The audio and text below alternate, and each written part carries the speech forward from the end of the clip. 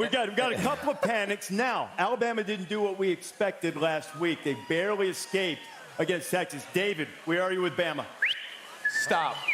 Oh, no. Yeah, well, that's fine. That's fine. I kind of wanted to stop in the middle there. No, I tell you what, I'm a little worried about what I saw with Alabama. I don't, offensively. Rightfully so. Who is they moved it? Exactly. They moved it for you. Yeah, see, I have the control over that. Yeah, I just went like that this was and nice. it swung back that way. That's beautiful. But I tell you what, offensively, they're not pounding the rock. Yeah.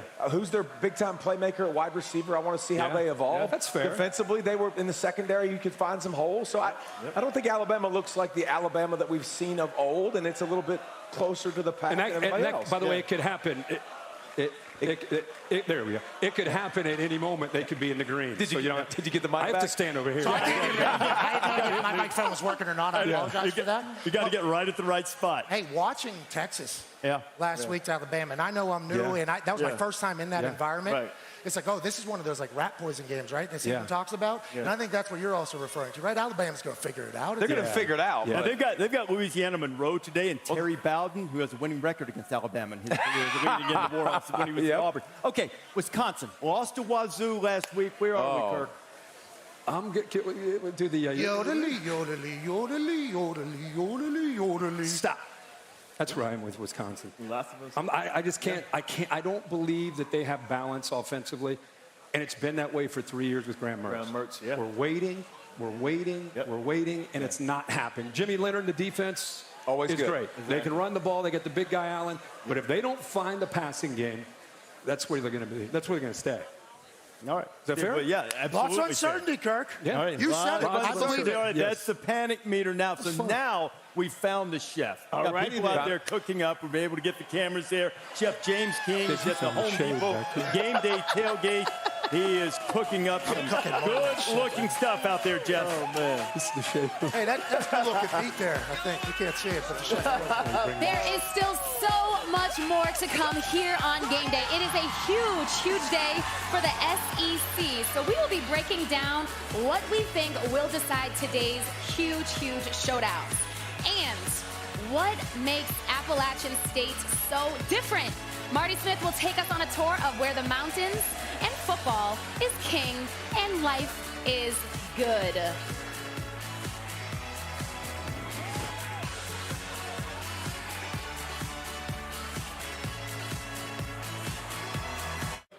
My crypto's down. No coiner. Trust. This'll move. Do their fragging seat. Rose, hit me. I got my ult. That's 472 horsepower and 395 pound-feet of torque.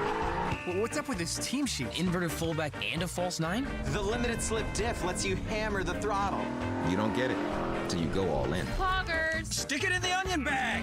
The Lexus IS, all in on the sports sedan. The new iPhone 14 Pro. It's amazing.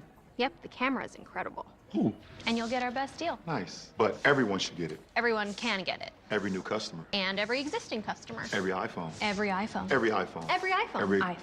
Okay, my work here is done. Everyone gets the best deal on every iPhone. It's amazing. Everyone gets AT&T's best deals on every iPhone.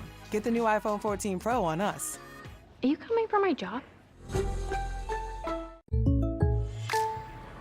Okay, Jake from State Farm, I really want that personal price plan, so here it goes.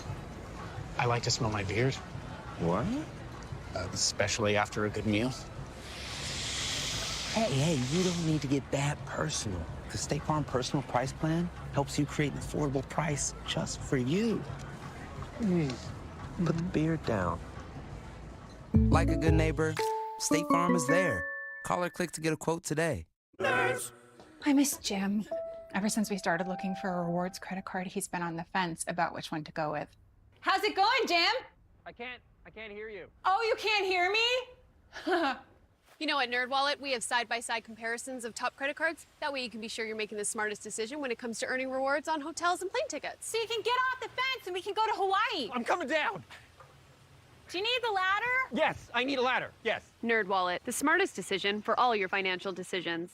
On a Fansville Homecoming by Dr. Pepper. Surprise! CJ, we weren't expecting you. Hey, buddy, what are you doing here? Hey, go State. You replaced me with star quarterback Bryce Young. We could never replace you. Here's your Dr. Pepper, Mom. Mom? It's just a silly nickname. You came up with bad for me. Here you go, kid. Huh? They're my family now, CJ. Next time on Fansville. Hey, brother. Get out of my room! Dr. Pepper, the one fans deserve. People who come to Cricket stay with Cricket. With my Cricket plan, everything is consistent. It's always going to be the same price. No worries. Cricket is easy, it's affordable, customer service is top-notch. That's why I've been with them for so long. I got my phone from Cricket and it's amazing. As a journalist, I use it for basically everything. Great phones, great deals. Now that's a story. Smile, you're on Cricket.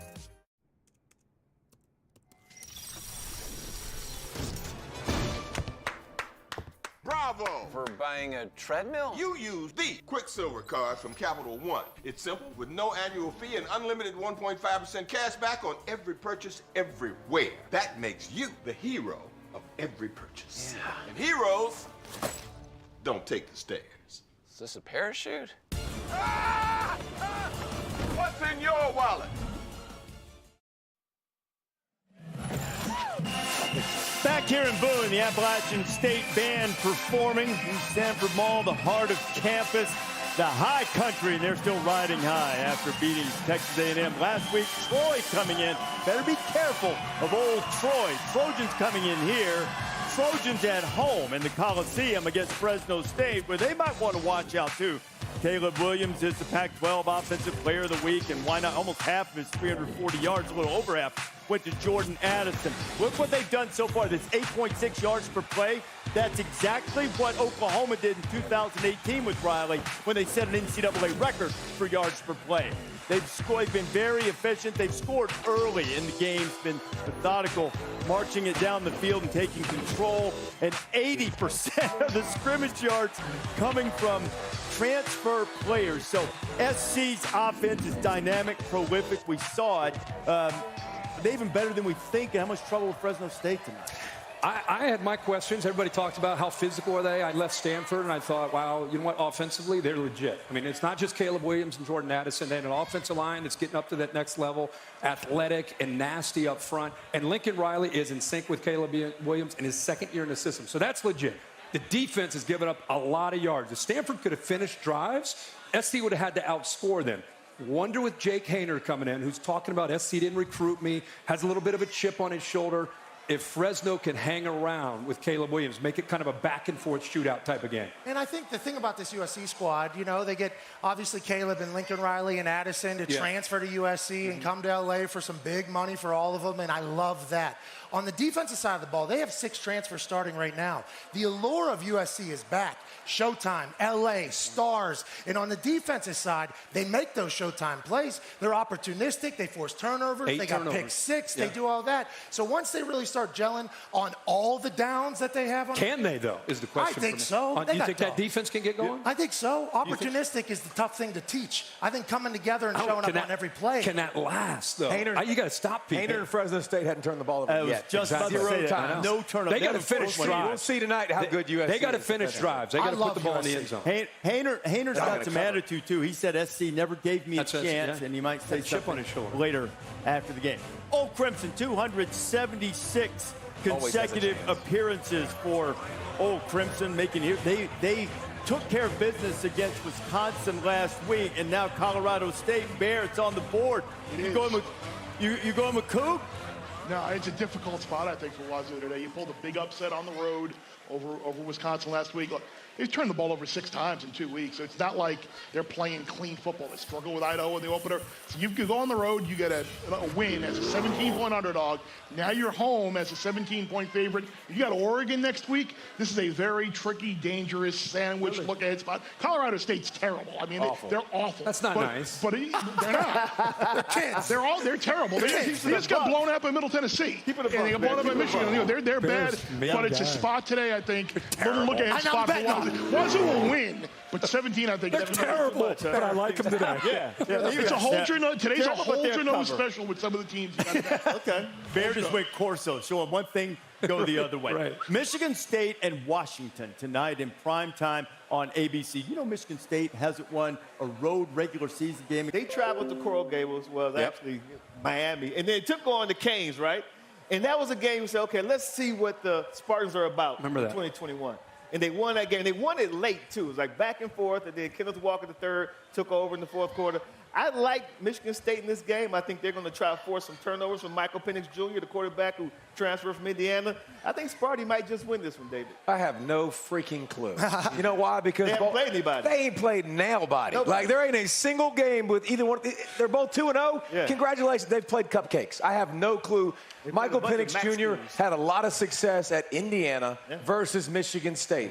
I think he can pass the football. I like the new offense with Washington. So I think they'll score enough points. I'm curious to see if this Michigan State defense is for real. The cool thing is we're going to learn today. Now, so this is what these early games are about. Done. Yeah, and Penix is going up against a defense that was 130th in the nation last year. That's dead last in the entire country in pass defense. The entire offseason and getting better in that area. Today, we find out if it is, in fact, better against Penix. You know, last time Sparty saw Michael Penix, he beat him 24-0. A couple of touchdown passes against them. Washington's got a little buzz about Penn State, Michigan, and Michigan is coming up. What is the anatomy of winning on the road? Are there secrets there?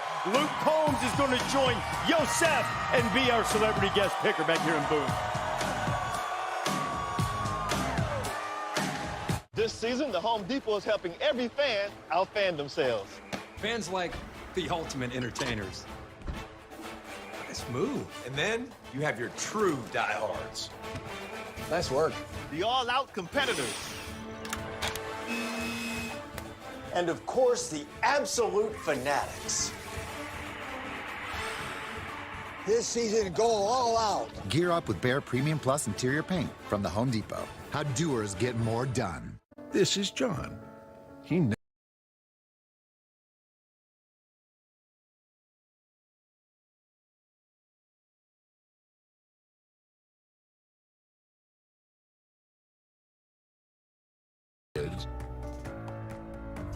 one heart attack, and 18 passwords that seem to change daily. With Leqvio, John can lower his cholesterol, and so can you.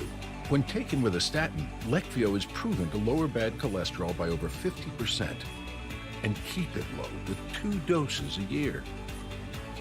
Common side effects with Leqvio were injection site reaction, joint pain, urinary tract infection, diarrhea, chest cold, pain in legs or arms, and shortness of breath.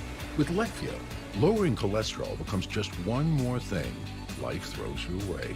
Ask your doctor if Leqvio is right for you. Lower, longer, Leqvio. True loyalty doesn't come around often.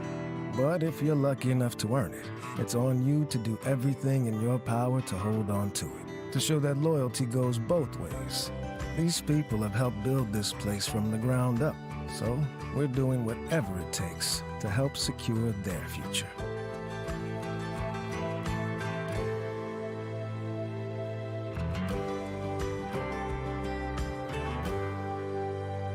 So, it's Friday night dinner. All of a sudden, boom, boom.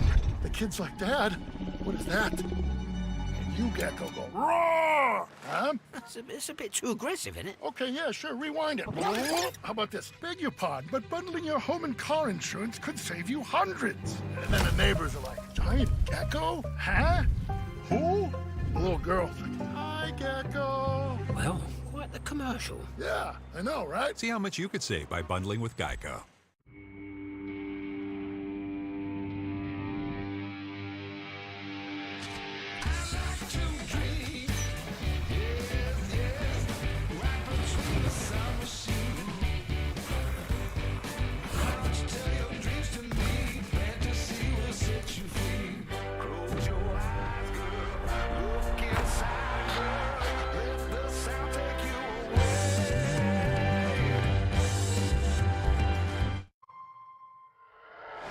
Has been choking us. I found someone I think can help. From the creators of Rogue One, Cassian Andor, comes the next Star Wars event. How do you know about me? You won't want to miss. Time has come to force their hand. At what cost? Everything. Hang on! Star Wars Andor 3-episode premiere streaming Wednesday. you're traveling with 3 kids and pretty much everything they own, Hi, guys. Welcome. it matters where you stay. Hilton for the stay. College Game Day, built by the Home Depot, is brought to you by DoorDash. Get more from your neighborhood. And Champion, giving women the confidence to play by their own rules. Sign game is strong. Is that Danny DeVito? I love the random ones. They're competing too. Best sign decided by Appalachian State. They get Look at Yosef. They get tuition, which is not quite $1.5 million. Maybe they're taking it out of the Texas A&M check. Jimbo Fisher should have played Michigan. Everybody in North Carolina is here. Appalachian. I don't know if I've ever said Appalachian. Appalachian. Just say App State. App State. Everyone goes home happy. App State, everyone goes home happy. That reminds me, Marty Smith is going to join us a little bit later on, too. That reminded you of Marty? What's that all about? Oh, I don't know. I was just saying. Fun Belt, Appalachian State won as an 18-point dog last week. Marshall and Georgia Southern did it, too. I think you guys are happiest about the Mountaineers, but our good friend Ryan McGee tells us that the Sun Belt is always the Fun Belt. Remember when the Sun Belt Conference was just a happy little Saturday Twitter ditty? Hashtag FunBelt. A bunch of quirky former FCS squads that we watched at noon. A conglomeration of funky offenses. Going back to Jakes. He walks in. Teal Fields and .com bowl games played during holiday brunch. While we were chuckling, the Sun Belt was working, growing, leaning into regional rivalries by recruiting members with long histories and bad blood. They're led by the first black FBS commissioner. And oh yeah, they're winning.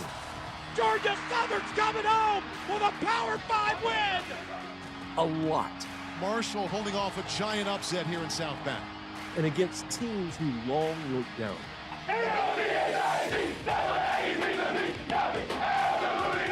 Behold the Sun Belt. College football's hottest. We are the premier conference on the Group of 5 level. And coolest conference. Hashtag FunBelt, indeed. There's the commissioner of the Sun Belt, Keith Gill. They've done a great job embracing regional rivalries. You see the excitement here and anticipation for Troy. The Trojans historically have been terrific. All right, Jen Latter's joining us now. And Jen, the great American college football philosopher David Pollack once said, the toughest thing to do in the sport is win on the road. I don't like saying that David Pollack is right, as you know, Reese, but it sounds like he's on the right track. In the first 3 weeks of the season so far, there have already been 16 road wins against Power 5 teams. And I'm trying to figure out where that ranks on the scale of rude, right? Walking into somebody else's stadium and stealing their celebration. It's kind of like using speakerphone in public or deliberately driving in the left lane slowly. But you know what I think it's most like? I think it's like walking into somebody's house, sitting down and sticking your feet up on the table like you own the place. This one's going to save the Tigers in Aggieland. In Clemson, South Carolina, just a few feet from the indoor facility, each of these headstones highlights a very specific moment in program history. What a scene here in College Station. The elusive and often electrifying road win. Everybody's pulling against you. It's hostile. All you got is each other on the sideline. Go when they trap, take they trap. And the Kentucky Wildcats come into Gainesville and knock off the Florida Gators. 26-21, Marshall wins it at Notre Dame. Road wins are special because you beat your opponent, you beat the opposing crowd. It's a really satisfying thing to know that you prepared. Kind of like medieval times when you go to like stick the flag in the middle of their camp. The road is supposed to be rough, Hostile, unwelcome, intimidating, impossible. Sure, tell that to these guys. In 1984, Doug Flutie and Boston College strolled into the Orange Bowl and stunned Miami, the defending national champs. Caught by Boston College. I don't believe it. It's a touchdown. The Eagles win it. In 2012, Johnny Manziel rattled off wins at Ole Miss and Auburn and Mississippi State before leading the Aggies to victory in this environment. Manziel, he fumbled the ball, he got it back, now he's throwing end zone, wide open, touchdown, touchdown! It was really deafening there, and the thing that I do know is when we ran off the field at the end of the game, it wasn't near as loud. Road dubs get remembered for the momentum they spark and the legacies they create. And in the case of unranked and underestimated Appalachian State in 2007, a big win at the Big House propelled the program to infamy. Appalachian State has stunned the college football world. Then, 15 years later, the encore. For the first time since 2007, App State has knocked off a top 10 football team. And once you step on that field, it's just football. But maybe the best thing about getting a W on the road? Deflating an entire stadium full of fervent fans. I think the silence is the best. When the crowd goes quiet, that's the coolest feeling in the world. I'll tell you what, guys, a few more big wins from this program. We're going to have to change the term from upset to app-set. It's only appropriate, right? I got a little bit of trivia for you, Reese, okay? Since the FBS-FCS split in 1978, which team has the most true road wins? All right, Jen quizzed me on this last night, and I missed it. So I know the answer, so you guys got to guess. Most road wins since the split? No, I have no guess. No idea. Oh, let me think. It's your old buddy, BYU, Lavelle Edwards getting I'll be done. Val Edwards. 159 of them.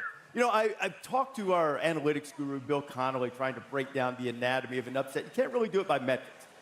You've upset a lot of teams. You've been in those types of games. Yeah. What's the biggest thing about putting together an upset? Key factors in an upset is the game plan. On offense, you come out smoking and take a chance. On defense, you blitz, force turnovers. Then you try to get ahead by 14 and hang on. Hang on because the favorites are coming back. And number two, get lucky. You got to be lucky to get a big upset. Coach, couldn't have said it better myself with that. And getting lucky, I think that also revolves around the third aspect of the game, which is special teams. I'm obviously speaking from experience. I was a part of one of the largest upsets in the history of football, and it was mostly because of my doing in special teams. If you're going to get a big upset, special teams has to be special and make a big-time play, or be absolutely devastating and show up in the opposite direction. That is what upsets really cook around. First, let's say something. Okay. When you win, you say little. When you lose, you say less. Yeah. Well, we lost. I said nothing for that. Let's get one thing straight, though. The game you're referencing, there were 5 fumbles. There was a quarterback I don't remember injury. any of that. But it really is. You watch Jen's piece there. It was incredible. You see a punt operation. Corey Lynch for App State blocked against Michigan, that field goal. Last week, a blocked field goal. There's always something special. In that case, in a lot of cases, it's going on the road to win. Like, you know, in your case, you guys are trying to go on the road, and it was a home upset. I think it's more psychological than anything. And I think if you add in home game for the heavy favorite, and you go early kick, that's key. And then you have a heavy favorite that's on regional TV. It used to be Jefferson Pilot, now maybe an ESPN Plus game. The players show up flat. So all Lee's stuff about technique and game plan, out the window. To me, it's showing up disinterested and not respecting your opponent. That's how you get upset. It starts with a belief. Before a game plan or anything, you saw Dabo Swinney. He said, listen, when everybody's against you, it all comes down to the people in that room with you. You all have to believe. And the flip side is the opponent, they probably don't even take you seriously. That's what I'm saying. So it's all about the belief that you have in your program and your players and each other, and then what your opponent, how they view you too. You know, one of the amazing things in special teams you talked about last week, A&M was the one that had the big special teams play, and they still got beat. They still got beat by It was a lockout. So where will the upset be today? Here are some huge candidates in terms of double-digit underdog. Maybe it's right here, and Troy, Tulane, Kansas State, a Bear may have that on the board. You see some candidates. Desmond, where's the big upset today? I mean, you pointed out Troy. I mean, you come to Appalachian State, you come down here to Boone. You know, they have been celebrated all week long. They just took down the Giant, Texas A&M. People have been patting them on their back all week. Wow. They have game day here. Wow. It's just the perfect recipe for Troy to come in here and pull an App State. I'm just saying, you better be careful, baby. This is the recipe for upsets. Might happen. One-on-one, you look at it as one that's it's not on the board. There's Kansas versus Houston. Can they have points the underdog? Kansas is hot. It's the first time in its 15 years they've been ahead of the conference standing. Okay. Hey, watch it. Kansas upsets Houston in a big, major upset. Didn't even make the board. I have two that fall into my category of being a home favorite, local TV. Tulane, Kansas State, and Manhattan. ESPN Plus, Kansas State. Do they show up interested in Tulane? And my man Chip Kelly playing the Jaguars of South Alabama. Can he get his team to say, who? We're not playing Alabama. We're playing South Alabama. They are favored by 15, Bear. Be careful for Chip Kelly playing South Alabama today. I agree. South Alabama blew out Central Michigan last week as well. But I'm with you 100% on the game in Manhattan today. Kansas State has Oklahoma next week. They're talking Big 12 title game. Dark horse, that's the game they're worried about. Tulane's got really good special teams. Yeah. Like you've been talking about, an experienced quarterback and Michael Pratt. Remember, they went to Oklahoma last year and played really well. Then their season kind of came apart, losing a bunch of close games. This is not going to be an easy game, I don't think, today at all for Kansas State. So I'm going to take the points of Tulane today. Hey, that's the first time you've made a pick today without saying, well, those kids stink at football. Because you did that Colorado State earlier. I like what you're thinking of Tulane, but I want to kind of add on to what Coach said about Kansas. This Kansas team, now Houston's gone back-to-back overtime games as well. Those have been thrillers. David Pollack talked about it earlier. Kansas beat West Virginia by 13 in overtime last week. It's a whole new team, whole new squad. I like Kansas a lot for the upset today. Okay. Man, I tell you, Lance Leipold's doing a great job. Really so too is Chris Kleiman. Boy, I don't know if I'm going against him. Can he get him to show up? Yeah, right? give us the athletic trivia question and the answer. Well, we've been talking about upsets. Today's athletic trivia question was, since 2017, we're only two coaches to pull more upsets than Justin Wilcox 13. I gave you the conference with one of them. I said Tom Allen, you said Pat Fitzgerald. Yeah. Jim Harbaugh. P.J. Fleck. I just said Some of them obviously were Western Michigan, but Minnesota. And the other one, Rick Stocksell at Middle Tennessee, who, by the way, got a contract extension. Yeah, I got one of the big win over Colorado. I love that guy, that second guy. But the row the boat. Row the boat, man. I like PJ. Rick Stockstill is like the second or third longest tenured coach in FBS somewhere. Just got an extension, too. Been there forever. Played Florida State quarterback. Florida State. Yeah, ties it always comes back to this. Big win last night. Big win last night. Pick those upsets. Remember, you can make picks along with us to use that flow code you saw earlier during season. Great to be back with the fans. Scott Little from Concord, North Carolina is the Home Depot Tailgate Pro of the Week. It is a new day in Lincoln, Nebraska. Former Huskers quarterback Mickey Joseph is the interim coach. Scott Frost fired after losing to Georgia Southern, another one of those Sun Belt victories last week.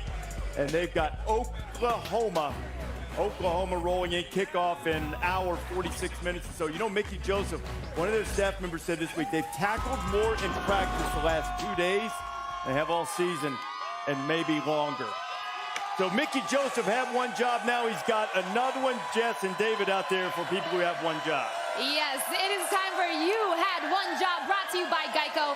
Are you ready for this, David? Yeah, it's a lot cooler this week. I'm ready to roll. I mean, App State had one job, and it was to have better weather than Texas, and they already got it. So let's see. Up first, we got Iowa State and Iowa rivalry game last week. But look, the lines got a little bit blurred, David. Oh, look at that. He said on the low, like, shh, don't tell her. I'm with her. This could go bad. But he represented. I like that. That's how I would do in my marriage. Well, then we got Arizona, Mississippi State. So Arizona's QB, Jaden DeLauro, was killing it. Look. What?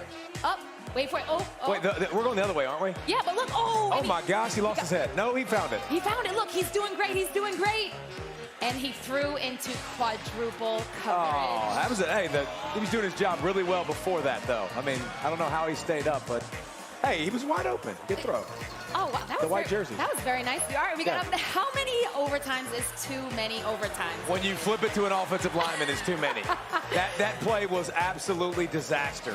It wasn't like he hit it running. It was into the boundary, by the way. I don't like that. That's ungood. But that's that very is ungood. I have to agree with you there, but they did make it to 7 overtimes and pulled out the win. Okay. Now, food, my favorite topic. Okay, so how many fans can share a cougar tail at BYU? Well, we're at 3. I like that some people bite straight off and some people use their hand, by the way. That's pretty... Only one used their hand. Look at that. How about that? No germs allowed. What number did we get to? I think it was 7, 8. 7? I don't believe in germs either. You don't, so you would have eaten it? 100%. Number 8? I don't give a dang. Disgusting. I would have taken it. I wouldn't have said no. I would have broken off the piece and eaten it. But Reese. Broken off the piece. Reese, how many would you have taken a bite though? Seriously, Reese. Cougar tail, Reese. Yeah, probably. Yeah, probably. Yeah, you would. Would you have taken a bite or would you have ripped it off? No, I ripped it. I would have ripped at the other end. Pollock's a 3 technique. He just goes, dang right. Give me that right Pollock through it. would have eaten it off the floor. That's the thing. If you see Pollock reaching into any of the bags in the office, you do not want to eat out of that bag again after that. All right, Sooners and Huskers, they renew their rivalry, so where will it go after this as they turn the corner after the Scott Frost era? And Marty Smith with everything you need to know about Appalachian State, and also Marty's expense report might have a certain suit involved. I'm Marty Smith here with Touchdown Yosef, and my suit's in a trash bag. Coming up on College Game Day, find out why. It might just be because today I gave my all for Appalachian State. All right, Marty. How about Marty? Don't go anywhere. Much more to come on College Game Day. Right now, a quick word from Pizza Hut. Delivery for a... Home Street? No, actually, it's for... I accept all the deliveries here. It's part of my job. Interception. No one out-pizzas the Hut. She's not Kat Medina delivering pizza in her 2003 hatchback. She's Kat Medina, bringer of sustenance, provider of all things greasy and caloric.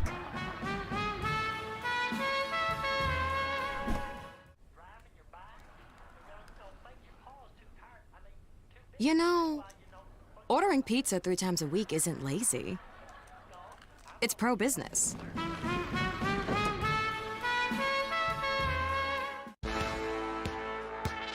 Hey man, is that the original hoodie? Yeah, that's nice. We invented that. And his.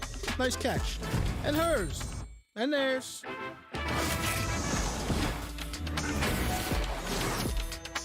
Even yours. Champion invented the hoodie. But you make it your own.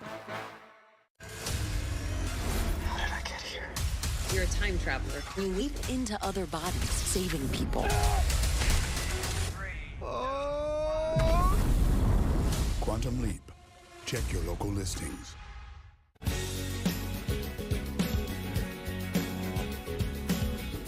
Discover is accepted at 99% of places in the U.S.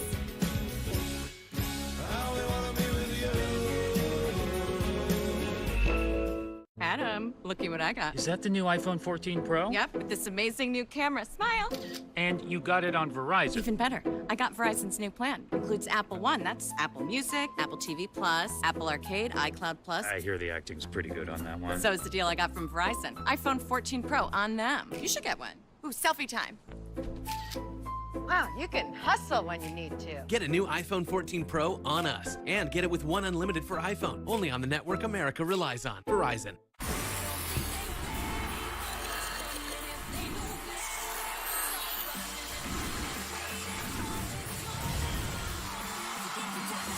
Las Vegas versus Connecticut, Game 4, tomorrow at 4 on ESPN. Everyone is ready for a double dose of Monday Night Football. First on ESPN, Tennessee heads to Buffalo. Plus, on ABC, the Vikings take on the Eagles. People who come to cricket, stay with cricket. I love how cricket has no projects and video calls, super easy. Switch for the speed, stay for the savings. Smile. You're on Cricket. Well, well. Heard my baby sis is buying a car. You'll need my secret weapon. Gross. No. Anyway, I already used Capital One Auto Navigator. It was awesome. I found my car online and I got pre-qualified instantly. Bet your credit score went. Wasn't affected at all. Then I got my real rate and monthly payment, had an amazing test drive at the dealer, and made this purchase. What? Hold on, check it. Yeah, that's pretty cool. What's in your wallet? Everyone is ready for a double dose of Monday Night Football. First,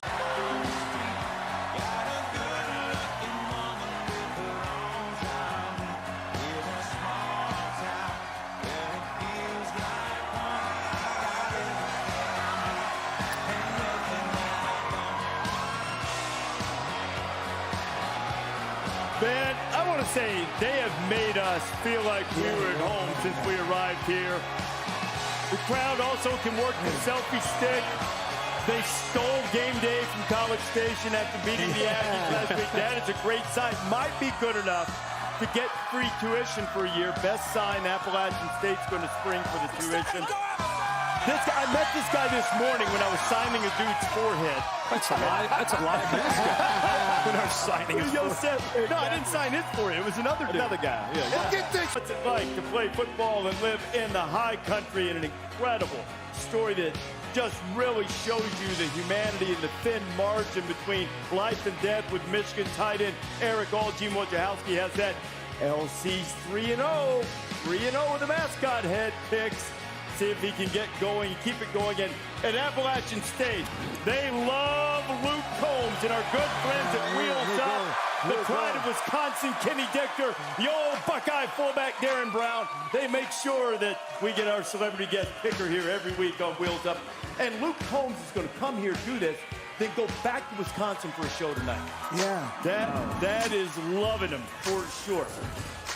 The loyal Nebraska fans, 385 consecutive sellouts they'll reach today. Their team when they've been able to play. Gene Wojciechowski on the fading battle of the Big Red. A game to decide who is number one. A football classic that's been building for weeks. There was a time when college football revolved around the bright red and crimson suns of Nebraska and Oklahoma. If it wasn't the game of the century, it was at least the game of the year. Now, it stands in line with everyone else. Conference titles were decided by it. National championships were influenced by it. And he is going gone. Legends were created by it. It was a rivalry built on respect, not hate. Sadly, it wasn't a rivalry built with rebar and concrete. After 71 consecutive meetings, the annual games between Big Red and Sooner Magic ended in 1997. Nebraska joined the Big Ten in 2011. OU is headed to the SEC. The rivalry has become a mirage, a courtesy. The characters, the moments, the power of that rivalry burned hard. Oklahoma and Nebraska will play again in 2029 and 2030. The question is, will it still matter? That's a sad thing for those of us of a certain age. The Scott Frost era is over. Former Husker quarterback Mickey Joseph, the interim coach. You know, he has some head coaching experience at Langston. You know, in the game against Oklahoma, he was injured, broken leg, on a dirty hit by the Sooners out of bounds. Now he gets to lead the Huskers in today and spend some time talking with our Andrea Adelson. Obviously, this has been a challenging week for the entire team here. Can you just describe what this week has been like for both you and the players? Well, and we understand that the ball's going to kick off tomorrow.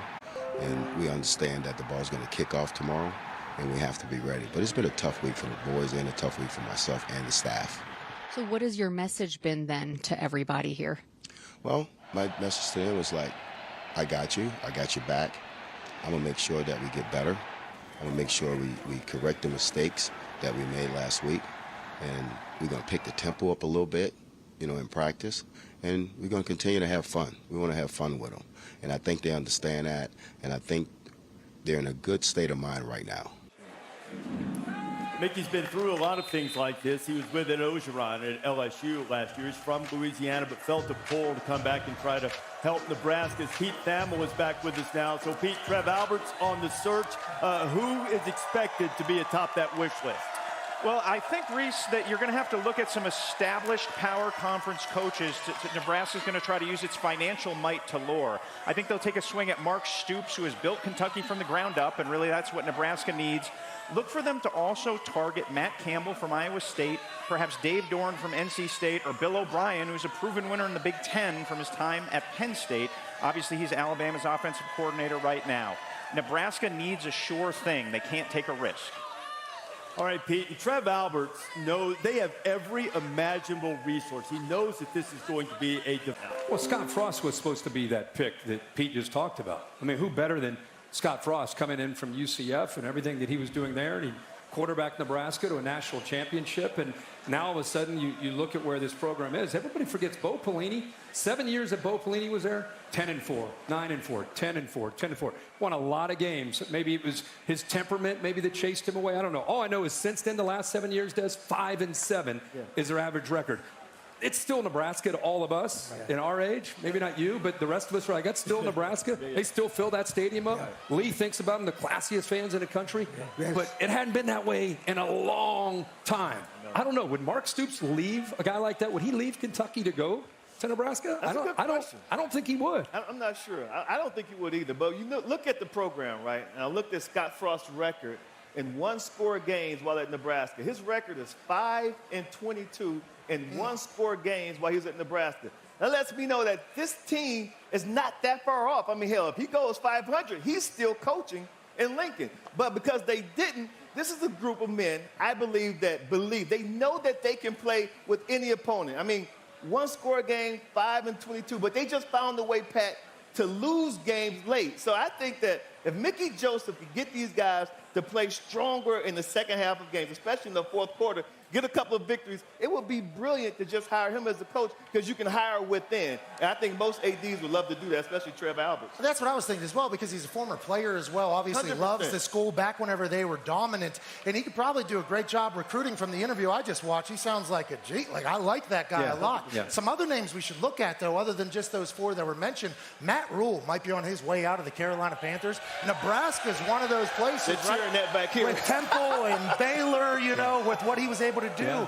If you give him all the resources, maybe they go there, Coach. I mean, I think a lot of coaches will want to take that job. Nebraska fired one of their heroes, Scott Frost. Yeah. I want to give credit to Nebraska the way they handled the situation. All right? Listen to this. Nebraska will pay Scott $16 million because they fired him before October the 1st. If they had waited 3 weeks, he'd only owe him $8 million. Wow. That's an $8 million switch to Nebraska. I appreciate Nebraska and the way they handle that situation. And I was saying, I'm speaking from example. I got fired when I got a phone call from my wife. You got fired from your call from your and I didn't get that much money either. What we all live in fear of is that we're actually going to get fired by our wives. That's our job. True. The thing is, to your point about the contract. Yeah. Trev said Nebraska lives up to contracts. Right. They didn't want to just leave it twisting in the wind, and not pay Scott what they agreed to in the contract. Have you got a little gambling tip on that? I'm just saying, like my good friend Patrick Everson just sent out a tweet. He likes to send out tweets about money. You know who the most bet team is today in terms of money and tickets? Oklahoma. Be careful today. Yeah. Be careful. Be careful. Yeah. Keep your eyes It's a perfect spot for Nebraska today. It really is. I agree with you. I agree with you, Bear. The other thing, too, is Brent Venables taking a team on the road. This is going to be a crazy environment for Dylan Gabriel, who you guys know how much I love him, but I lean on Children of the Corn today, at least with the point. Interim head coach can bring a whole new sense of energy, too, and you got to prove yourself again. And a lot of guys probably feel like, I got a new opportunity with a new coach. Maybe they go. You're 100% and right. they may like him better than the guy who just left. Remember, Nebraska's in the Big Ten. Yep. When they were great, they were really in the Big 12. They were. And Big 8 before that. There's a hell of a lot of difference playing who you're playing. With all that being said, Oklahoma big. Hey, this is cute. Nebraska wins at halftime, but Oklahoma big. Texas plays Texas San Antonio today, UTSA, and the Longhorns have all kinds of trouble at quarterback right now. Quinn Ewers is hurt out 4 to 6 weeks. Famil has reported that. Hudson Card has been limping around. The Roadrunners come in, about a double-digit underdog, and they've got the nation's leader in total offense playing quarterback for them in Frank Harris. I can't help but go back to last year. We were kind of excited about Sark. He was 4-1. They went into the big game against OU and came close. Here's some of the situations that they're dealing with right now. Reese, you got Quinn Ewers, who is out. That was a nasty hit. He's out for a while. Card is limping around with that ankle. But I go back to last year because they were 21st in the country. Remember, they were up in the first quarter, 28-7, and then Caleb Williams came in and became Caleb Williams, and he ended up winning in a close win in a shootout. They lost 6 straight. They got into a tailspin because they never recovered from that. Now, Sark spent the entire offseason with mental toughness and handling adversity. Here we are again. This is the week, in my opinion, we learn where Texas is. I know it's at UTSA. We're going to find out the maturity and the mental toughness they have and how they handle that. I saw them live and in color. And Texas is for real. Their squad looks like a good team. They look good. They look very good. I'm telling you, the quarterback position is hurting. But I'm telling you, the Big 12, Texas is looking better at my pick. Yeah. My pick, I picked them to win it. Okay. And if they hadn't heard that quarterback, they'd have beat Alabama. 100%. I think that is one thing about that Texas team getting to get some eyes on them. Sarkisian's going to come in and try to put in a little bit more sophisticated offense, try to change the entire game plan. And for that first quarter when Quinn was balling, and if you think about maybe an official or two last week, it's a whole different ballgame. But now, if Texas loses here, you're going to have to start wondering about what everything's going to Just like last year. This game is bigger than the Alabama game. There's no doubt about that. But I tell you what, I love the way the quarterback was playing before he got hurt. But the defense really jumped out at me last week against Alabama. The way that they pressured the quarterback, Bryce Young, and stopped the running game, I love their defense. But they can't stay on the field for 4 quarters. Their offense got to be productive, Coach. One thing that I wanted to remind everybody. They looked the part. They did this year, boy. Yeah. They definitely looked the part. They were great on defense for sure. You can see that on the Longhorn Network tonight at 8 o'clock Eastern Time. May see young Charles Wright in there if Hudson Card is not able to go. Great morning here in Boone. They're just ready for old Troy to come in. And our good friend, Marty Smith, takes us around Boone and tells us what it's like here in the high country. Boone, North Carolina, a mountainous welcome mat that provides a rare, open invitation to be exactly who you are without judgment. To find its soul, I began the day at the Dan O'Boone Inn and ran into some townies who know a thing or two about culture and country ham biscuits. Describe Boone, North Carolina to somebody who's never experienced it. Well, the first thing I would say was God's country. And it's the most beautiful place in the world to live. And I think it's part of the Appalachian Mountains, the hardworking people that love Appalachian State and love their football program. And they're genuine people, and we're one of them. And that's why they embrace us so much. I'd heard enough about App State to know this is a place I wanted to grow and kind of finish out my career. From past experience here, I know Boone has spectacular coffee and delicious cold beer. It's only 9 a.m. Let's start with the coffee. How do you describe the soul of Boone, North Carolina? It's rich and vibrant, and we're not hillbillies, and it's not a narrow stereotype of people who aren't uneducated, because that's just one thing that people say and really run with when they talk about Appalachia, and it's absolutely not true. Time to hit campus, see what the students have to say. Boone, North Carolina. Who are the people? What is the culture? It's beautiful. We got a great diversity up here. I mean, a ton of great people, a ton of great food. The mountains are obviously beautiful. It's good to be outside. We just fill time. That's why everyone's so happy. It's easy to smile when you walk outside and see mountains all around you. My advice is don't wear tight pants.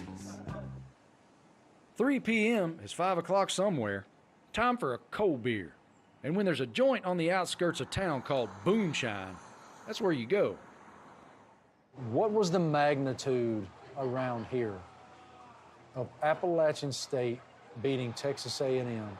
It was really cool because after the game, I told my wife, I said, watch this. We opened the door and I said, now listen. And you could hear gathering on King Street. You could hear it happening. You could hear it growing. You could hear car horns blowing. The scene on King Street was straight out of Braveheart. Two testosterone-charged mountaineer armies on a collision course. In the middle of Boone.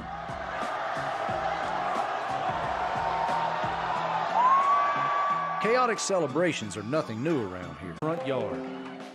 Last Saturday, after beating the Aggies, they figured a duck pond dive made sense, reminding the world one thing about Boone.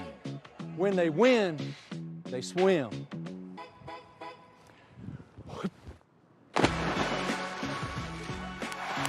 Hey! Atta baby Marty! Oh! Let's all clap for Marty.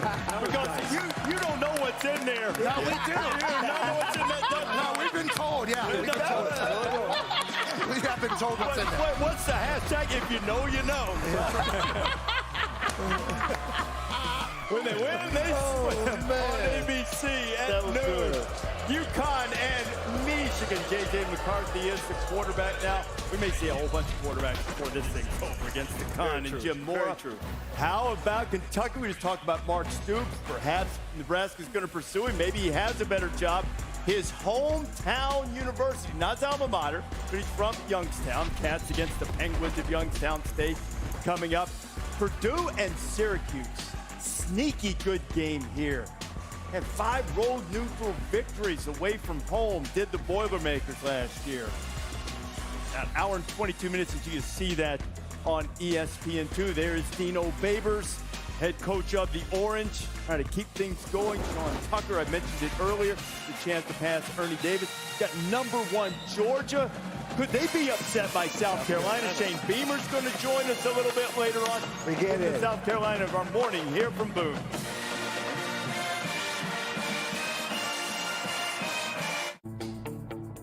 Today's pros need today's tools, and the Home Depot is here to help. With job site delivery to keep you on site and on schedule, and equipment rentals to make sure you can take on any job. Plus, when you join Pro Extra, you'll earn perks on every dollar you spend. Earn perks 4 times faster when you join. Register and use your Pro Extra credit card. New tech, new tools, new ways to grow your business, all at the Home Depot. How pros get more done.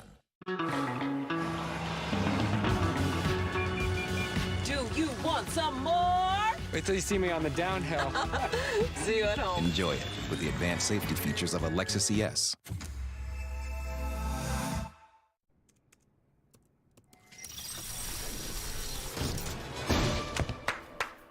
Bravo! For buying a treadmill? You use the Quicksilver card from Capital One. It's simple, with no annual fee and unlimited 1.5% cash back on every purchase everywhere. That makes you the hero of every purchase. Yeah. And heroes don't take the stairs. Is this a parachute? Ah! Ah! What's in your wallet?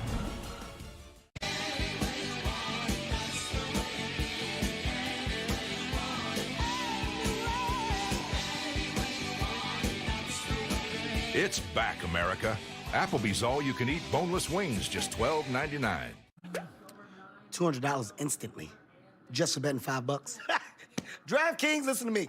You listen good. I appreciate you for recognizing how valuable my time is. But instantly, stop. You're not gonna make me sweat a little bit? Feel some extra bumps in my chest while the game is going on?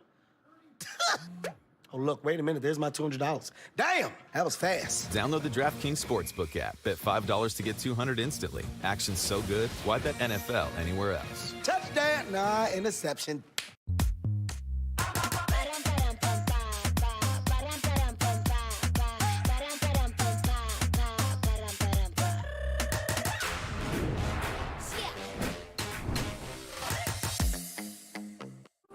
A great story has magic, power, and every once in a while, it has miracles. As luck would have it, that's our story.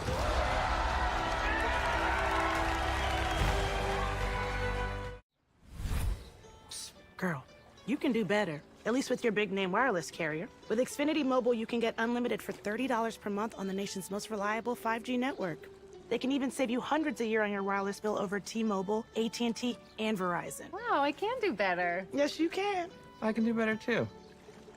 Now, you really can do better. Switch to the fastest mobile service, Xfinity Mobile. Now with the best price on 2 lines of unlimited, just $30 a line.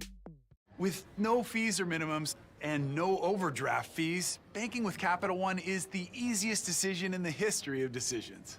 Even easier than this. We need a clutch hit. Derek. Derek Jeter.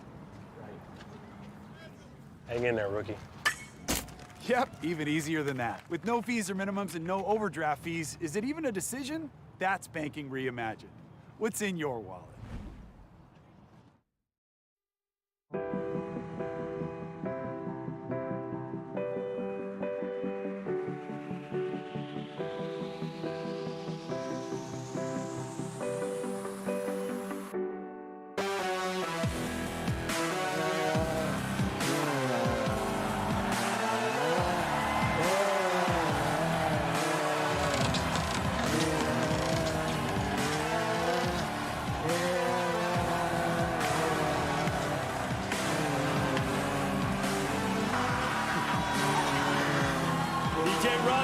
Keeping this crowd energized all morning. Great job over there, DJ Rob.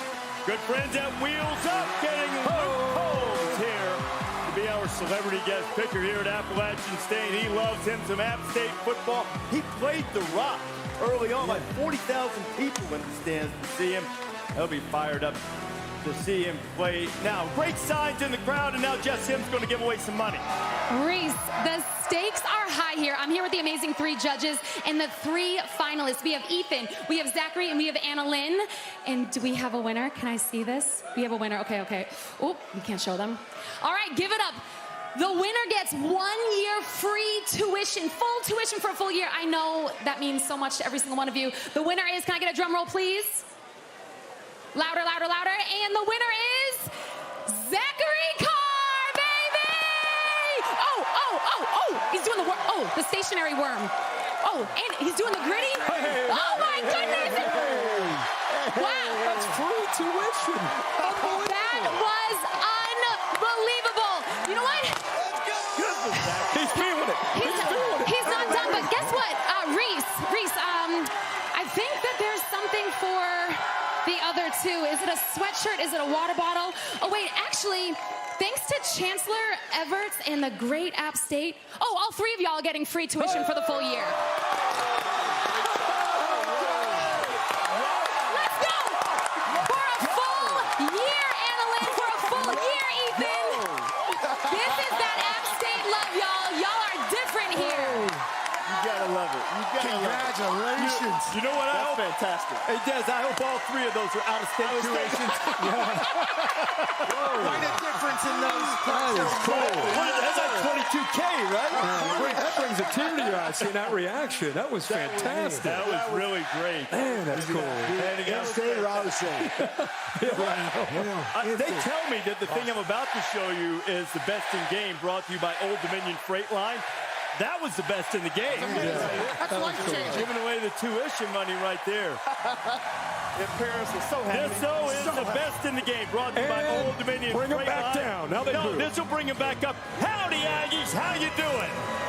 Things haven't gone well for Aggies on the field, but the recruiting classes have been tremendous so far. You see the number of ESPN 300 commits that they have, and so far they haven't been able to, with the exception of the COVID year, they had a 1-loss season only to Alabama. So, you know, you start wondering, LC, as they get ready to play Miami tonight on ESPN, when's it going to click?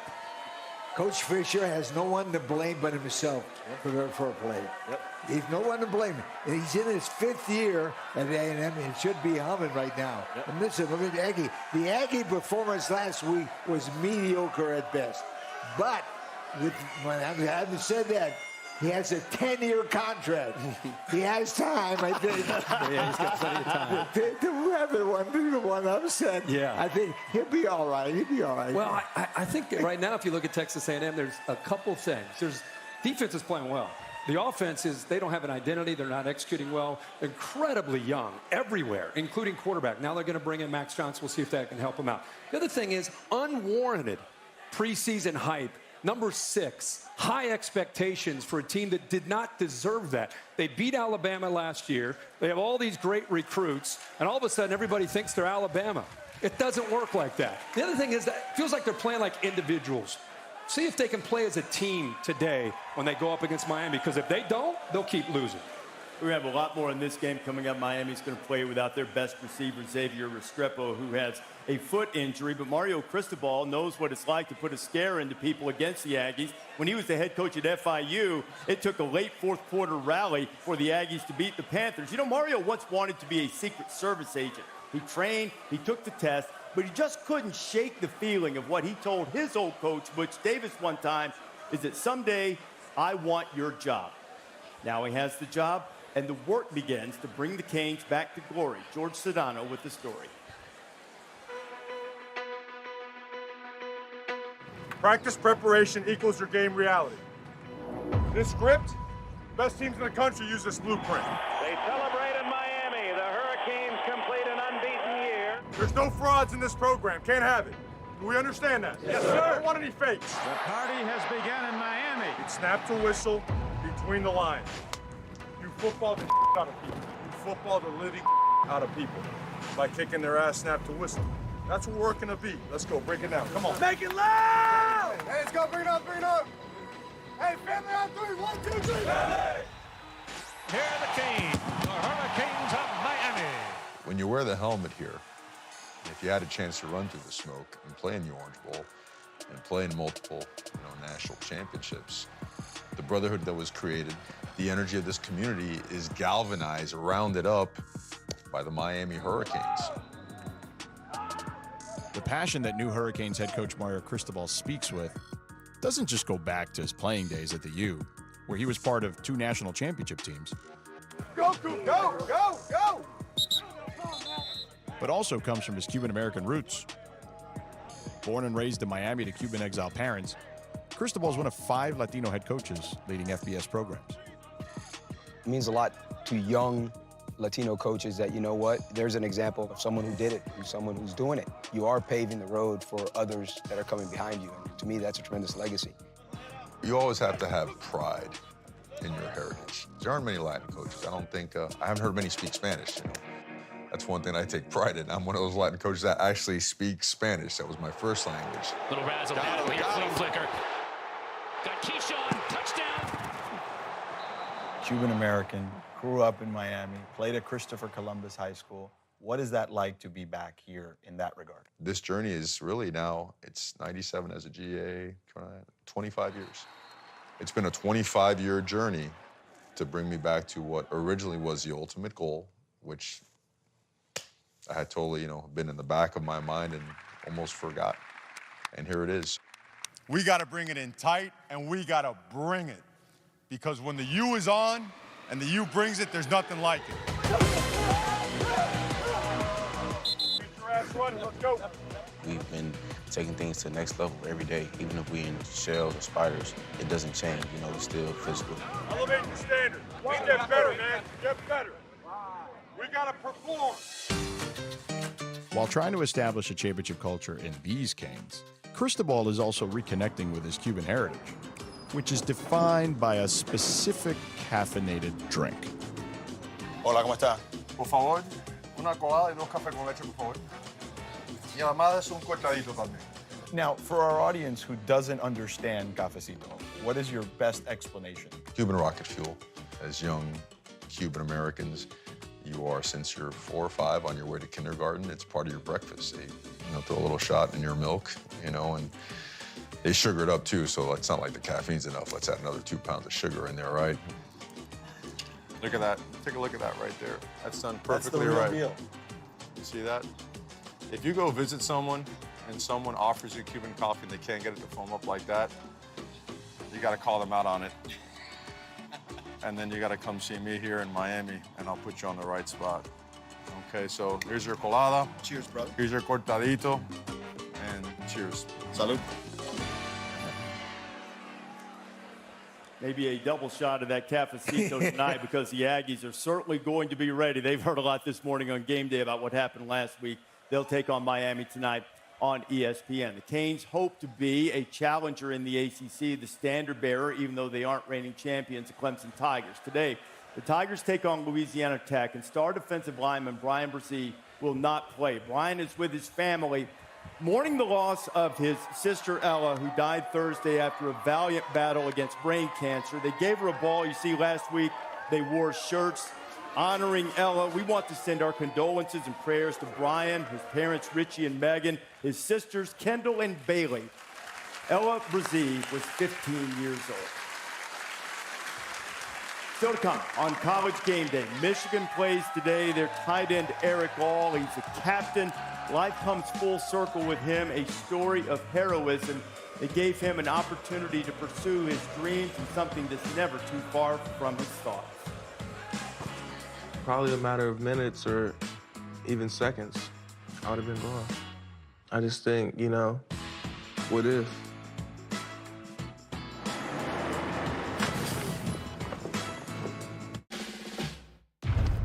When safe drivers save up to 30% on their auto insurance for not answering their phone while driving, they feel like a pretty big deal.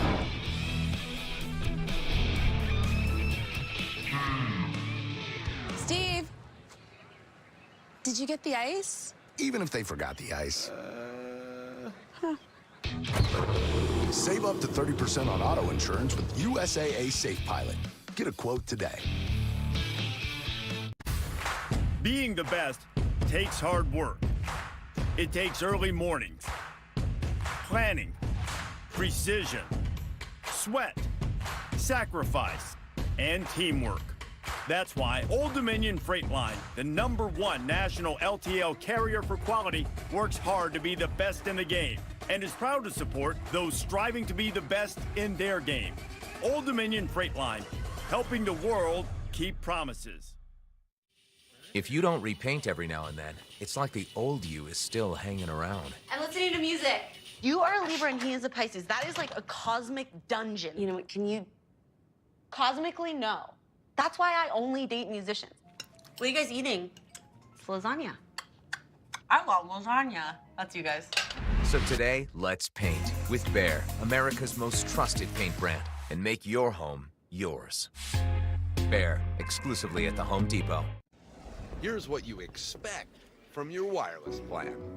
But at T-Mobile, this is what you get. And so much more. Like a free Samsung Galaxy Z Flip 4 and Netflix on us.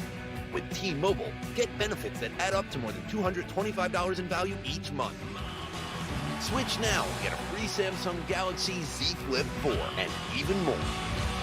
Only at T-Mobile. It's the all-new Subway Series menu. 12 irresistible new subs. The most epic sandwich roster ever created. It's Subway's biggest refresh yet. What do we want delivered every month? Clumping litter, salmon pate. Love that for me. Choose the frequency and ship it. I feel so accomplished. Now you can pet me. Great prices on everything pets want. Chewy. People who come to Cricket, stay with Cricket. I love how Cricket has no hidden fees, no hidden charges. It's just predictable. With Cricket, I can stay in touch with my grandson as much as I want without being concerned that my bills go up. The 5G is like fast. It makes sharing photos of our projects and video calls super easy. Switch for the speed, stay for the savings. Smile, you're on Cricket. One day you might realize going to grandma's doesn't count as vacation. When you decide to go to that amusement, No. When you decide to go to Hawaii, aloha. Turns out you're beach people. I think we're beach people. Whoa, slow down, boys. We know you love it. And did you know they like ceviche? And best of all, the hotel has babysitters, so you have a date night. Remember those? With Amex, it's never a question of if vacation will actually feel like vacation. It's when. Don't forget Sunday NFL Countdown. Get your Pro Football Sunday starting 10 a.m. Eastern Time. Rams trying to bounce back, go one-on-one with Matthew Stafford. Randy Moss ranks the best catches from today's college football games. NFL Countdown, 10 a.m. Eastern Time on ESPN. Jordan-Hare Stadium on the Plains. First time ever, a Big Ten team is coming into Auburn, and it's Penn State. Great environment in Happy Valley last year with the wideouts. We take a look at today's road test presented by Goodyear. They've encouraged Auburn fans to orange out the stadium. They're not wearing the orange jerseys. We checked on that. You see Sean Clifford, his QBR, Drew Allard, the youngster, is a guy that a lot of the Penn State fans are very excited about. Looking forward to seeing him go, but it might be the ground game that really keeps Penn State going today against Auburn. I think it is. When you look at Penn State's offense, you understand what you got at the quarterback position with Sean Clifford. I mean, he's been there for like 6-7 years. He's a dual-threat quarterback, probably a much better runner than passer. But when they need him to throw the ball, he comes through at times. But Nick Singleton, the freshman running back, he averages 10 yards per carry. He gives the offense the juice. When I look at him on film, he's the guy.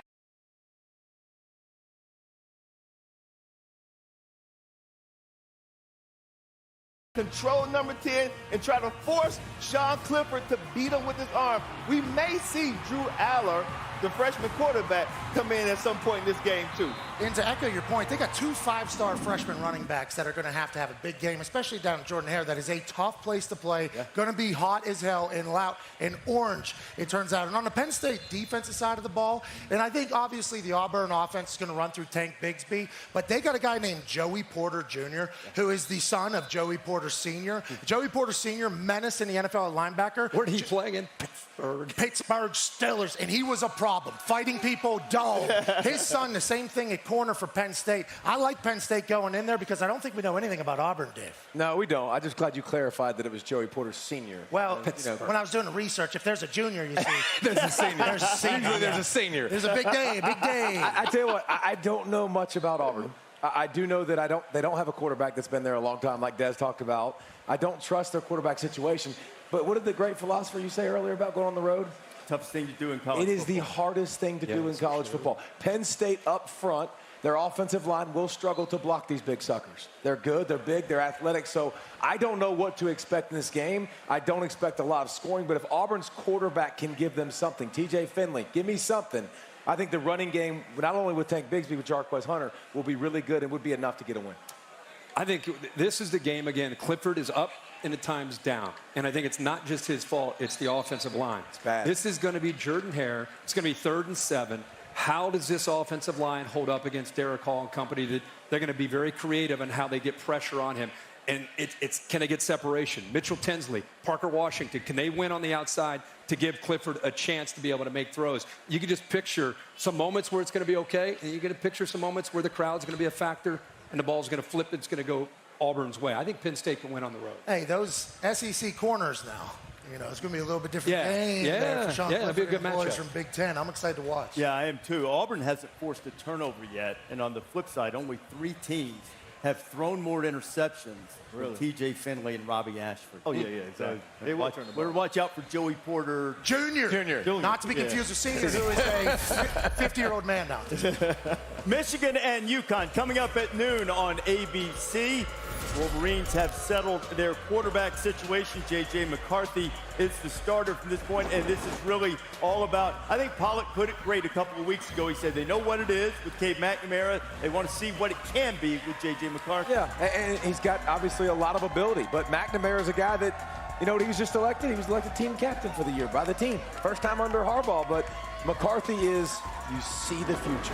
You see what he could do. So. But this, to me, is important, how J.J. McCarthy handles this. The ceiling is higher. There he is, locking in, getting ready. The ceiling is higher. The guy can run and he can throw.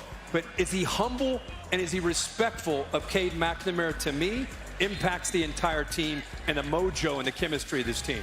Visualizing success. And Eric All is also a team captain. Quarterback drama has enveloped Michigan so far, but there's football important. And there's life important. Gene Wojciechowski is with us. Gene, for Eric, he certainly understands the difference. Well, Reese, Richmond, Indiana is located only a few miles away from the state border of Ohio. People in that town, they root for Notre Dame, Indiana, even Ohio State.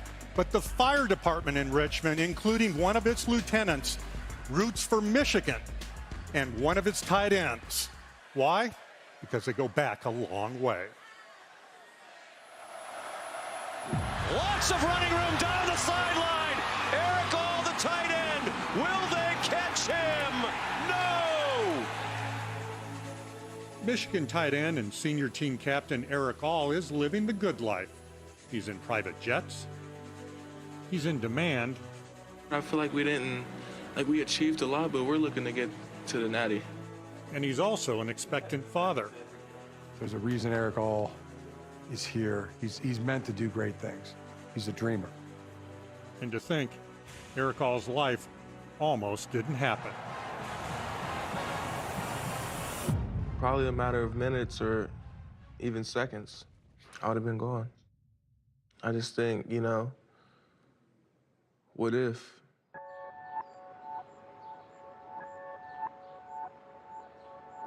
February 13th, 2001 is a day that I'll always remember. It was a day that I almost lost my kid, my son. 21 years ago, 5-month-old Eric All lived here with his young parents in Richmond, Indiana. His population of 36,000 would barely fill 1/3 of Michigan Stadium. It was in this blue-collar town, in this little white house, that life and death almost collided. So I definitely will never forget that date. February 13th, 2001 was the day of the fire.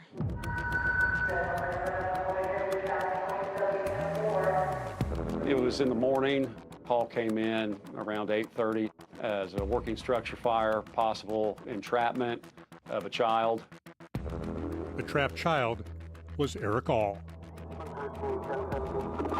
By the time firefighters arrived, the infant's father, Eric Sr., and a Richmond police officer had attempted a rescue, but had been blocked by blinding smoke. Fellow in the yard who ran right up to me and was like, "My son's in here," pointing to the window. He's in this back room. He's in the playpen on the floor. Like, get to him, please, please, please, hurry, hurry, hurry. If you break the window, you can see all the smoke come out. It was just like a black crown that colored the sky. Like, it was so black and the smoke coming out, and that's when I lost it. I thought he was gone. We were waiting, waiting, and waiting, and I'm just sitting there thinking, there's no way he's gonna be able to survive this. You just have to do what you have to do. I had to find that kid. You can't see anything, and it's getting really hot, and you think this baby laying there, and he's got no protection, and I know he can't breathe. Every second seemed like a minute, every minute like an hour.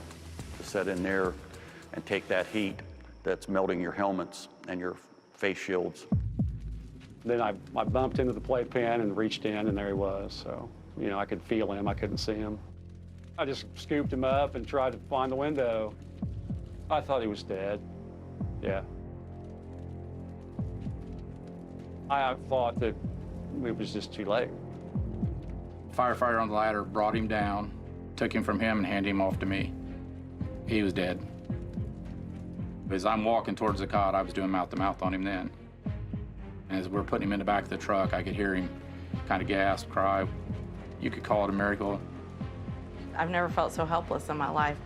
When they did pull him out and they said he was breathing, the next thing my mind moved to was, but is he okay? Did they get him out in time? Eric All spent 10 days in an Indianapolis hospital. But with the exception of a scar and skin graft on his left arm, he suffered no permanent physical damage. The first responders had saved his life. Now, it was up to him to live it. When something like that happens to you, you just live life in a different mindset. I think about that like a lot. It makes me appreciate life more. It makes me attack each day. Years later, after the Alls had moved from Richmond to the Cincinnati area, Eric met Sean Phoenix, the EMT who had performed mouth-to-mouth resuscitation. As for the firefighter who had rescued Eric, Tom Broyles never knew what had become of him until when the University of Michigan made the playoff. I was here at the station, another fireman, he had a picture, we pulled it up online. He said, "Hey, you know who this kid is?" He's like, "That's that kid from 5th Street." I said, you're kidding me. It was amazing, you know. I mean, it was like unbelievable. Have you ever talked to him since that day in February of 2001? No, I've never met him. I've never talked to him.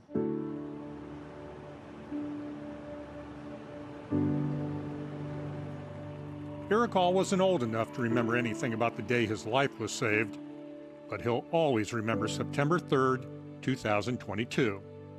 It was the day his life came full circle. Eric All's son was born at 7:30 this morning. That's awesome, man. Baby boy, 8'4", right? Yep, 8'4". That's great. Eric All was a proud father, a proud Michigan man. Looking, scrambles out of the pocket, fires, caught, Eric All. And afterward, proud to meet the man who helped make it all possible. Oh, yes.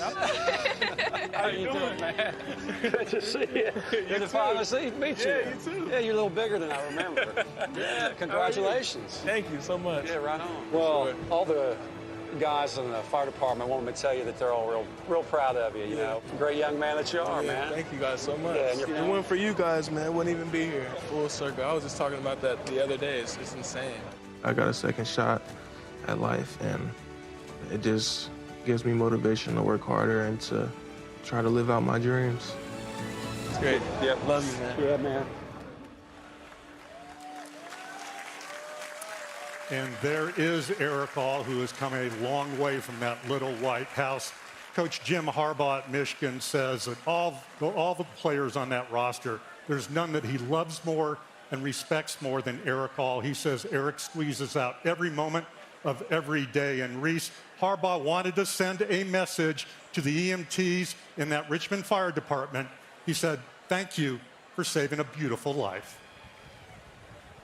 What a remarkable story, Gene, and what a great job by Eric All to take that life. He's a Michigan captain now. Great player for them. You can see him coming up in just a little bit. Well done. Awesome. That was just an amazing, amazing piece of work there. Man. And all these people here were so appreciative of it. They were held wrapped while that story was playing on the Jumbotron. We'll break down the Miami-Texas A&M game tonight. Go X and O, how the Aggies look different. New quarterback Luke Combs is coming home back here to Boone and Appalachian State. He'll be our celebrity guest picker. Our guys, wheels up, making that happen. And we'll have game picks. LC still perfect. How about Luke Combs? McAfee up here with LC, headgear. Oh, Tez, Kirk. No way to get things started here. We're going to watch a show here. Yes, sir. And might we see an upset in Williams-Brice Stadium? Shane Beamer's going to wear a wire and a mic, and he'll be with us when you come back.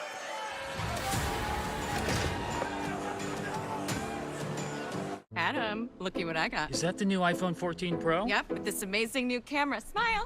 And you got it on Verizon. Even better, I got Verizon's new plan. Includes Apple One, that's Apple Music, Apple TV Plus, Apple Arcade, iCloud Plus. I hear the acting's pretty good on that one. So is the deal I got from Verizon. iPhone 14 Pro on them. You should get one.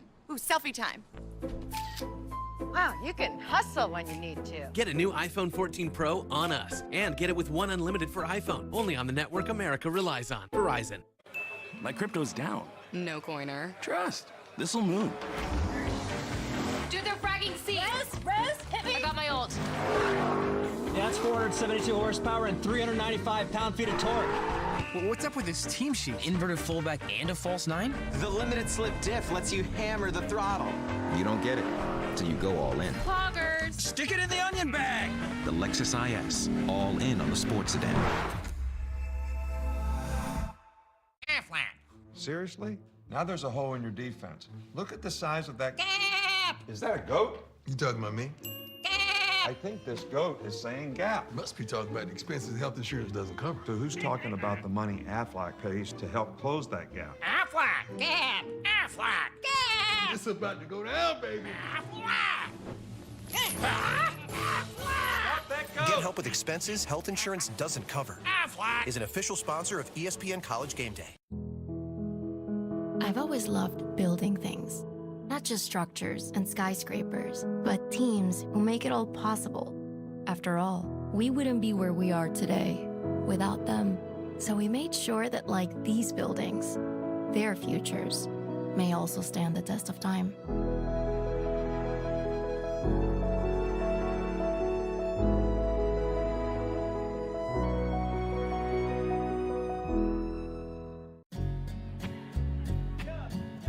Oh, this feeling illegal as hell. She sent me all them pretty pictures, I done screenshot it. Like, don't be sending me the kitty if you ain't about it. Get off my car now. Oh, my goodness. I watch Criminal Minds, and I know when someone's up to something twisted.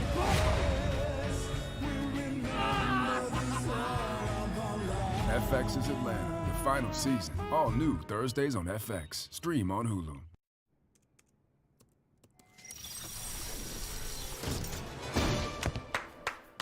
Bravo! For buying a treadmill? You use the Quicksilver card from Capital One. It's simple, with no annual fee and unlimited 1.5% cash back on every purchase everywhere. That makes you the hero of every purchase. Yeah. And heroes don't take the stairs. Is this a parachute?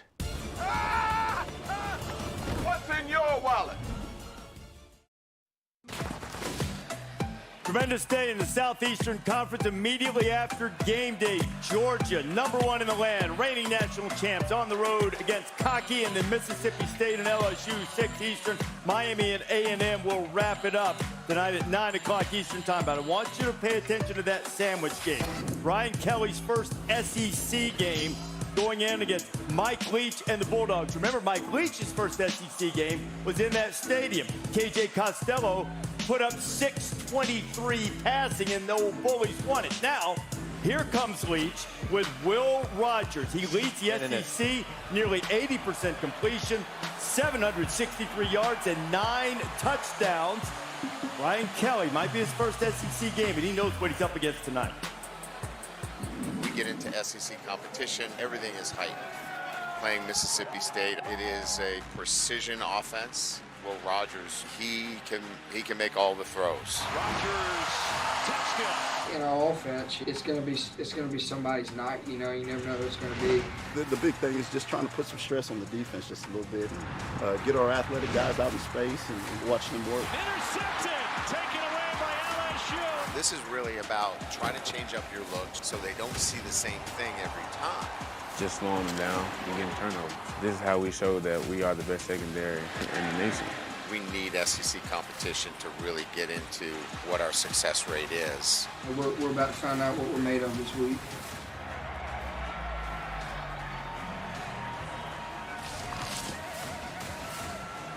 There you go with Appalachian State. Pleased with their success against the SEC. Vanderbilt hasn't had a lot. Neither has Troy. LSU is expected to get the pass rusher B.J. Ojulari and running back John Emery Jr. back when they take on the Dogs tonight. It's a big deal. Brian Kelly told you, SEC competition. ACC competition didn't work out real well against FSU. I'm interested to see where the buy-in is with LSU because Brian Kelly's coming in. He's trying to change the culture. He's a different bird. The offensive line is an absolute mess up front. I mean, they might start 2 freshmen, a freshman at right tackle, freshman at left tackle. I think if they go 0 or if they start 1 and 2, I mean, this could be interesting because recruiting has gone well for Brian Kelly so far, but there's a lot of pieces, and they got to buy into this team. It's a weird feel right now, at least at this stage in the season. And again, we always get caught up in the bigger names, but Mississippi State is an underrated team this year with a quarterback who is in sync with his play caller, Mike Leach. Pat, I mean, we're talking about LSU, and we should. I think we need to start really paying attention to what Mississippi State's doing, not just with Mike Leach's offense. That defense gets after it as well. Yeah, I think the defense is fantastic, but to echo your point about the offense, Mike Leach, obviously the air mastermind, we know him.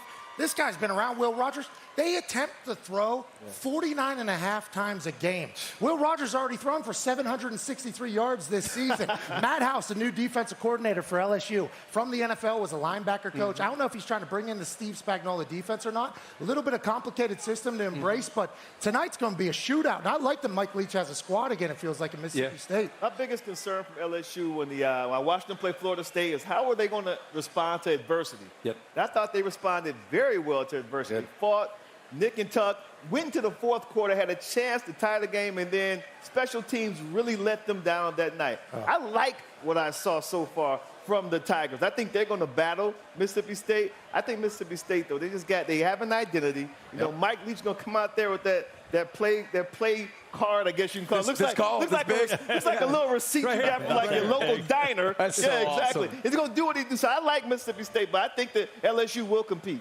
I think that defensive point about State was a good one, too. Zach Arnett out of the Rocky Long Tree. They've been pretty good on defense as well. State. See how they got State tonight? Yeah. I did too. I like him a lot. Brian Kelly, bad for the family, but it's going to be a rough start with what Mike Leach got. He's got to fit in there, right? You know who's fit in like a glove is Shane Beamer of South Carolina. They hope to pull the biggest upset of the season. Number 1, Georgia is coming in. That's immediately following College Game Day. Gamecocks more than a 3-touchdown underdog with 2-point conversions. Spencer Rattler put up some passing yards against Arkansas last week, but it was mainly in a valiant comeback effort. Razorbacks handled that game. Rush defense has been a problem for Cocky. 43 minutes until we kick off there. And most pleased to be joined by the head coach at South Carolina, Shane Beamer, who's wearing a mic for us as he goes through warm-ups. Shane, we talked earlier about the anatomy of an upset. What do you have to control to pull an upset in this game today? Where do you want me to start? For us, we've got to play a whole lot better than what we did against Arkansas last week. You got to win the turnover battle. We did not do that against Arkansas last week. We had a chance to win the game, and we turned the ball over 3 times in the 4th quarter. That's not a recipe for winning football games, pulling upsets, but our guys are confident, our guys are excited, and I can't wait to watch them compete today. Hey, Shane, it's Kirk, man. Thanks for hopping on here with us. Just wanted to ask you about the line of scrimmage. I know every SEC game, it's about that, but especially against Georgia on both sides of the ball. When there's a clear advantage for them, how do you negate that? How do you try to level the playing field? Yeah, there's no question about it. It's a line of scrimmage league, and nobody does it better than this team we're about to face. And I like our guys up front, offensively and defensively, on the line of scrimmage, but we got to be a lot better. And frankly, we got pushed around last week, our defense versus Arkansas, and that was really, really disappointing to see. So, one, we've got to coach and play a lot better than what we did last week, but certainly to me, we've got to be a little bit more multiple. We got to be more creative with what we do. To say that we're just going to line up and 4 down and play base coverage probably ain't going to fly. And we've got to commit more guys to the box. And at the end of the day, there's no magic scheme, as you know, Kirk. It gets down to somebody's got to whip another man and win your one-on-one battles, and we didn't do enough of that last week. Hey, Kirk, it's Desmond Howard, and I wanted to ask you about the role you see special teams playing in a game like this. You know, I know you really respect special teams. Pat McAfee and I, we were talking about it earlier. What role do you see special teams playing in a game like this, especially if you're going to pull off the upset? Yeah, we're going to have something, a big play on special teams. You know, we commit so much time to it, but I spent 2 years in Athens working for Kirby. I know how much time he puts on it. And they got really good players out there on special teams, as do we. But we've got to make a play, whether it be trying to steal a possession. We blocked 2 punts in our first game. We commit a lot of time to it, and that's got to be an area that we win today, along with the turnover battle, no question about it. Coach Beamer, this is Pat McAfee. The last time I seen you, we were both on a private island. I'm happy to hear that you're living well down there in South Carolina. Whenever we chatted then, you were just getting the job. Now, all the questions are, you got to upset Georgia, upset Georgia. It's the SEC. It's a problem. What do you got to do with your program, you think, to take it to the top, Shane? What are you looking for out of your team to take the next steps? Yeah, I appreciate you saying that, Pat. You know, we've got 5 starters out on defense today, so there were times this week where I was wishing I was on that private island back with you in Florida, like we were a couple years ago. You know, but for us, our guys believe confidence isn't an issue. We got really good players, and we've been telling our players that all week. We got some guys out, but you know what we got? We've got a really good SEC football team, and we went on the road last week. We didn't play great. We got it to the 4th quarter. We had a chance to win it, and we didn't get it done. So, you know, there's no win one for the Gipper speech or shock the world with us. Our guys believe, and they're confident as they should be. Hell yeah. Shane, we wish you luck, man, and I'm really sorry about the first world problems you and McAfee have on private islands. But good luck today. Thank you so much. Thank you so much for doing this. Yeah, thank you guys. Love what y'all do. Enjoy watching you. See you, brother. All right, we'll see if anybody's going to pick the Gamecocks, because coaches who do that are undefeated. Now, 20 years ago, one of the great moments in the Georgia-South Carolina game. 4-7? 4-7? David Pollock making a play. No, look at this. 270. He got him as a outbound. Just look at the man. You were 270 right there? Hey, I was doing a little He's a eating. bad man. Doing a lot of eating there back in the day. Eating and squats. Hey, squats. 270 pounds, 38-inch vertical, this dude. Freak. Absolute freak show. Saw him dunk at basketball last week. He's got problems. Yeah, well, he's going to be competitive. I don't think Georgia's going to have many problems today. Speaking of problems, we got a problem right here. Uh-oh. She fixed it. She fixed it. Tonight on the SEC Network. What it is, baby. If you don't know why we're talking about this, Missouri State and Arkansas. Missouri State led by Bob Petrino. The former Arkansas head coach comes rolling back in on family weekend at Arkansas. And a hush comes over the crowd. He's, Bob is he went to Louisville, had some run. It went sideways there, but he's turned Missouri State around. They had a tremendous run before the motorcycle accident. He's going to get a greeting from the students today. Some of it's going to involve the neck brace and the motorcycle wreck. He's ready for it. I will say this. If there's a guy prepared to handle slings and arrows, it would be Bob Petrino, I would think. Absolutely. How about Chase Bryce? Transfer quarterback in his second year now as the quarterback at Appalachian State. Boy, what a ride Chase Bryce has had. Hype me up. He is a crowd favorite here. They're talking to their coaching staff yesterday at practice. They said you can have really mature conversations with him. They're severe career-defining games. Remember this? This is Clemson's national championship year. If he doesn't complete this pass, Syracuse wins the game. And not only does Clemson not win the national championship, they don't even go to the playoffs. And last year against Western Kentucky, he set an Appalachian State single-season record with more than 3,300 yards passing. This was after a quick stop at Duke. And then he was great on third down last week. 7 of 9 on third down to keep drives alive. They held it for 41 minutes in beating the Aggies. Now, Chase started playing football as a 7-year-old. He and his center once mishandled a snap in one of his early games. They both just stood there looking at it. His dad was his coach. He said, "Why didn't you pick it up?" He said, "Well, I didn't drop it."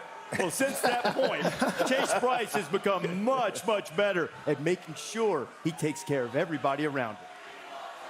For the first time since 2007, App State has knocked off a top 10 football team. Offensively, they're all good. Their O-line's really good. I think you can't be one-dimensional in college football anymore. I do believe you have to run the football to win championships. These backs we're about to play, they're the real deal. The back half got to, handle their business back there too, because they will kill us over top.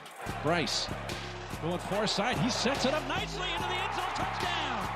I'm spreading the ball around to, 6, 7, 8 different guys. I mean, all types of tight ends or receivers or running backs can touch the ball, can score at any moment. Chase is throwing dots everywhere. We got the most talented receiver group I've seen in a long time. There's a reason why they beat Texas A&M, because they're good. We've got to identify what's our formula to win the game. You're a really good football coach. You got really good players. And to get the ball in the playmakers' hands and have some explosive plays is what's been exciting for me so far. Just like we said with Texas, in some ways this might be a more important game. In their facility, they're calling it a ring game because it's a conference game trying to win the conference title. They've beaten Troy the last 3 times. They've blown them out on average and outgained them by nearly 300 yards. And we're getting some late word. It doesn't look like Carlton Marshall, the great defender for Troy, is going to be able to play. But the real big concern is, will there be a letdown? Yeah, I don't know if there can possibly be a letdown. You're talking about thousands and thousands of people camping out all night. Luke Combs at a concert last night in Wisconsin. He's hopping on a plane to come here. Then he's flying back to Wisconsin. The entire mountain wants tonight to happen. They want Troy run off the field. And Chase Bryce seems like a mature enough guy to handle the situation because he's been there, done that in the past, Dave. Man, you are making all the reasons why they do have to worry about it. Game day and the big win against A&M. But I tell you what, if you don't like this Appalachian State offense, App State offense, you're not watching, because this is one of the best offenses offensive lines in college football, they make no bones about who they are. Who they are first, they're going to pound you in the face. They are going to run the football. Watch this, the offensive line move A&M, all these 4-star, 5-star guys off the football and pound you. You know what else they do? They gamble. 4th down means we're going for it. That's what App State means. We use all the downs. On 4th down, Chase Bryce's feet becomes a big deal. They're going to pound you. They're going to pound you. Now he can pull the rock, and he can run it because he's a better athlete than you would think he was. Really good athlete, gets the 4th down. And then I think Chase Bryce's playmaking ability. Look at this. This just extends the drive, helps you eat clock. It's dead. There's nobody to throw the football to. Nobody's open. He scrambles around, about to get whacked. Throws the ball, gets another 1st down so they can do what they did against A&M. Eat the clock, pound the ball, Kirk, and waste that clock, shorten the game. They'll do it a lot better against Troy this week. And haven't you been impressed with, you get into the North Carolina game, of course they scored 40 in the 4th quarter, but they have that ability to get into that game and compete, right, Des? And then last week against A&M, it's a totally different style of game where they had an 11, 12-minute drive to, at the end of that game. So they can play whichever way you decide to go. I think that that versatility is important for them. This just feels like one of those games where Troy is like, we're just showing up. Game day's here. Thousands of fans been patting App State on the back all week, telling them how great they are. They just took down one of the giants in the SEC. Troy's sitting there. Troy's like, just little old Troy just going to show up and get slammed. So, this seems like it has a great recipe for an upset. But the culture here is different. I think that's the only thing that may give App State an advantage in this situation. But I'll tell you, it smells like an upset coming. They should have let you finish. Right? Their culture was, right? Exactly. I wonder, though, Chase Bryce, his sister Beth Ann, has 700,000 TikTok followers. We'll be a happy TikTok after the game tonight for Appalachian State and the Bryce. I don't know what that means for 700,000 followers, but I know App State's going to beat Troy. I'm 100% sure of that. That will happen. App State, huh? Yes, okay. App State will win. All right. Bear, are you a follower on TikTok of Beth Ann Bryce? I do not have TikTok downloaded. I'm not a TikTok guy. No, I'm not either. I drew the line on Instagram. Okay, well, who's going to win the game tonight? I think Appalachian State will win, but I don't think it's going to be easy. John Summerall coming from that Mark Stoops mentality at Kentucky, very, very good defensive team. Appalachian State will win, but I think Troy will hang in there for a while. He picked A&M last week. Remember, he picked A&M to beat y'all's face in. Smack you around. That guy. Yes. You know what Bear did? Bear gave him motivation. He got him Dang right. He did it to get us here. That's what we do. We motivate teams up We here. do that. Yeah, motivated a lot of them last week. That's right. Exactly. There's some manipulating going on for the side of College Game Day. Yeah. Bear's got a plan for everything. He does. He's way smarter than us. He's always ready. Always 2 steps You can ahead. see Appalachian State and Troy tonight or this afternoon. See it on ESPN Plus. In the Arkansas game, Bob Petrino returning to Fayetteville. That's on ESPN Plus. And Arkansas Pine Bluff against Oklahoma State. Old Cowpokes putting up numbers with Spencer Sanders, sort of just lying there waiting for Big 12 season to start. You can see it on Big 12 now on ESPN Plus, 7 o'clock Eastern time tonight. LC is going to try to keep that record perfect with the mascot head. Been some great moments at UCF. What do you think about that? He discarded Tiger. What will he do with the Mountaineer? And now the chef, James King, owners Jeffrey and Kathy Garrett. Now we're talking. Willie Bolton Barbecue. Dad's got his own tray. Here's food. Oh, yeah. Right down there in the end. Hey, finally somebody pays attention. Right here That's with what I'm the talking velvet about. cake. All the meat. All the meat. We got banana meat. Right here. Thank you. Pollock, here's a Vegetables. Thank That's you a very much. vegetable. I There agree. you go. What is this? There you go. You said you'll eat anything, anytime. Okay. The cake looks delicious too. Oh, wow. Des, what are you going to do with all that? I'm going to see if I can take it on the plane. Hey, give him enough time. He'll get all that down. Oh, Give him all the meat. meat around here. Mountain. Where's your belt? No belt this week. On an urgent Fansville by Dr. Pepper. Hurry! It's almost kickoff. I am. Oh, they logged me out! What's the password? Okay, it's P23XR ampersand. Dude, the caps lock is on! How much time we got? I miss basic cable. Here we go. What was there? What was there? Oh no, I got the spinning wheel! Fanstown by Dr. Pepper. This commercial. Game hasn't started. They play these too much. Dr. Pepper, the one fans deserve. It's time for the spectacularly fun. It's dazzling. Now we're talking! Delightful and magical for the whole family. I can't think of anything more wonderful. Disney's Pinocchio. Rated PG. Now streaming.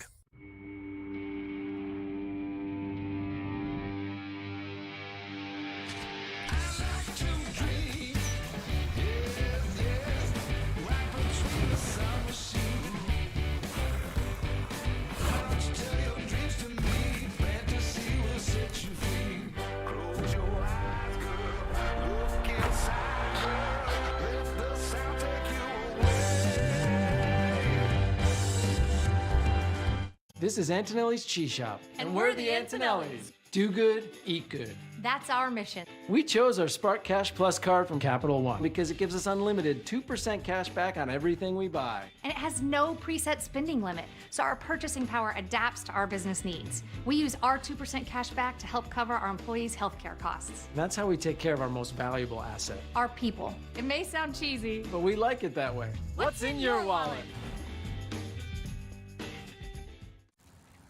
Ah, the fresh scent of delivering love in the morning. Plus, the extra cash for Drew here doesn't smell bad either.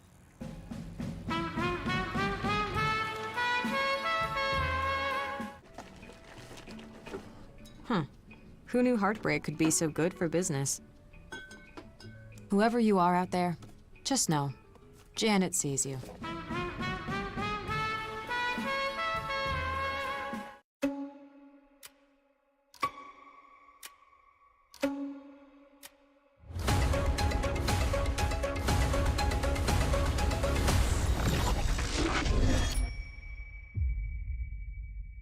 The new iPhone 14 Pro. It's amazing. Yep, the camera is incredible. Ooh, And you'll get our best deal. nice. But everyone should get it. Everyone can get it. Every new customer. And every existing customer. Every iPhone. Every iPhone. Every iPhone. Every iPhone. Every- iPhone. Okay, my work here is done. Everyone gets the best deal on every iPhone. It's amazing. Everyone gets AT&T's best deals on every iPhone. Get the new iPhone 14 Pro on us. Are you coming for my job? Here's the problem. Nobody knows what Hulu Plus Live TV is. Yeah, it comes with over 75 live channels with sports like NFL games, plus Disney Plus, plus ESPN Plus. What if we call it Hulu Plus Live TV Plus Plus Plus? That's dumb, but we're gonna go with it. The new iPhone 14 Pro. It's amazing. Yep, the camera is incredible. Ooh, And you'll get our best deal. nice. But everyone should get it. Everyone can get it. Every new customer. And every existing customer. Every iPhone. Every iPhone. Every iPhone. Every iPhone. Every- iPhone. Okay, my work here is done. Everyone gets the best deal on every iPhone. It's amazing. Everyone gets AT&T's best deals on every iPhone. Get the new iPhone 14 Pro on us. Are you coming for my job? Time now for the AT&T 5G Game Day Checkdown, keeping everybody informed on things going on in college football. I mentioned Carlton Marshall. He's probably going to wind up the all-time leading tackler in the history of the sport. Don't know if we'll see him at the Rock this afternoon against App State. Pete Thamel back with us. He's been tweeting all morning. Pete, what else do you have? Well, Reese, Boston College is 0-2. They play Maine tonight. They'll be down 3 offensive linemen who they thought they'd have coming out of the spring, and also a starting tight end. Kevin Klein is out for the year with a torn ACL, the latest setback for BC. Keaton Slovis, the USC transfer, is going to be a game-time decision in Kalamazoo as Pitt plays at Western Michigan. Also, keep an eye on Nick Patty, the backup. He was hobbled in the late stages of that overtime loss to Tennessee. We obviously saw Jordan Travis injure his left foot or ankle last night. He was in a boot and in crutches in that win at Louisville. They're going to have an evaluation of him. We should know in 24 hours his status for the 3-0 Seminoles. All right, Pete, he was really playing well before he got hurt, and then Tate Rodemaker came in and played brilliantly also in that Florida State victory on the road. A big win for Mike Norvell, man. No question about it. He's had a couple of tight ones they've gotten. Now, can BYU go on the road and get one at Oregon? Ducks have won 20 straight at home. You know BYU was handed a $1.1 million check just for showing up. They don't have a lot of those guarantee games going to the Big 12 soon. They're hoping to be as rude a visitor as Appalachian State was last week, but the stakes certainly exceed the paycheck for the Cougars. Oregon hasn't had to write checks, but they've paid with pounds of flesh in their last 4 matchups against ranked opponents. They've been outscored in those games 172 to 52. And they've been every bit the blowout that the score would indicate. Now, not all of that's from that Georgia game, but it sort of seems like it. This week, BYU sounds ready. They say they're not jealous of anything Oregon has except the uniforms, and they want to prove a point tonight. Takes a shot into the end zone. Yes! When everybody's questioning what we're going to do, players stepped up. Hall does a great job of distributing the ball. He throws a good ball, understands their offense, but also has the ability to run. He's a quarterback that looks to throw it and keeps his eyes downfield. He can do stuff with his legs. He can make any throw on the field. Great arm strength, and we got to go out there and help contain him. The way we're playing together is going to produce a lot of sacks for us overall. One of our traits is being relentless, being violent. That's something that's going to be pushed every week. BYU was almost a de facto Pac-12 champion last year. They didn't lose against the Pac-12 team. They beat the team that ended up winning it, their arch rival, Utah. And now they go in against Oregon. I mentioned the struggles that Oregon had against ranked teams. They've got a little something to prove, and BYU goes in with a big-time quarterback. They really do. I like Jaren Hall. When you watch him on film, the more you watch him, the more you just love this kid. His moxie, his grit. He's a dual-threat quarterback, but he loves to throw the ball vertical. Let me show you what you're going to see when BYU is on offense against the Ducks. First, Jaren Hall now, he understands the situations right before halftime, 13 seconds on the clock, gets everyone lined up, signals the plays. Then he understands, look, it's going to have to be a touchdown or an incompletion, and he throws a Thelma from Good Times dime right there for a touchdown right before halftime in a big game against Baylor last week. He's also a dual-threat quarterback I mentioned. You're going to see the left tackle, right guard go up to the linebackers. This is a speed option. And he's going to option off the left end.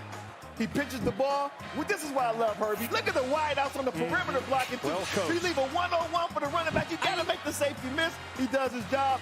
A big run for Brooks. And then you want to see the guy go through his progression.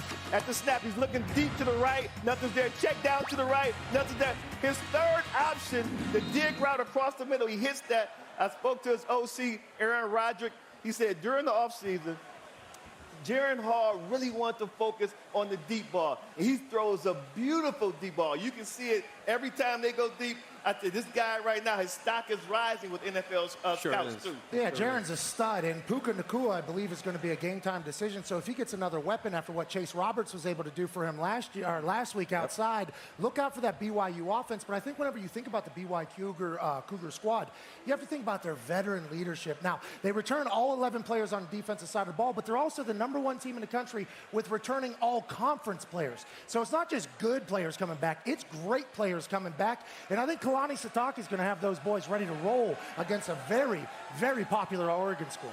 Poor old Oregon. Yeah. Oh, no. Poor old Oregon. Feels like it, doesn't it? Poor old Oregon.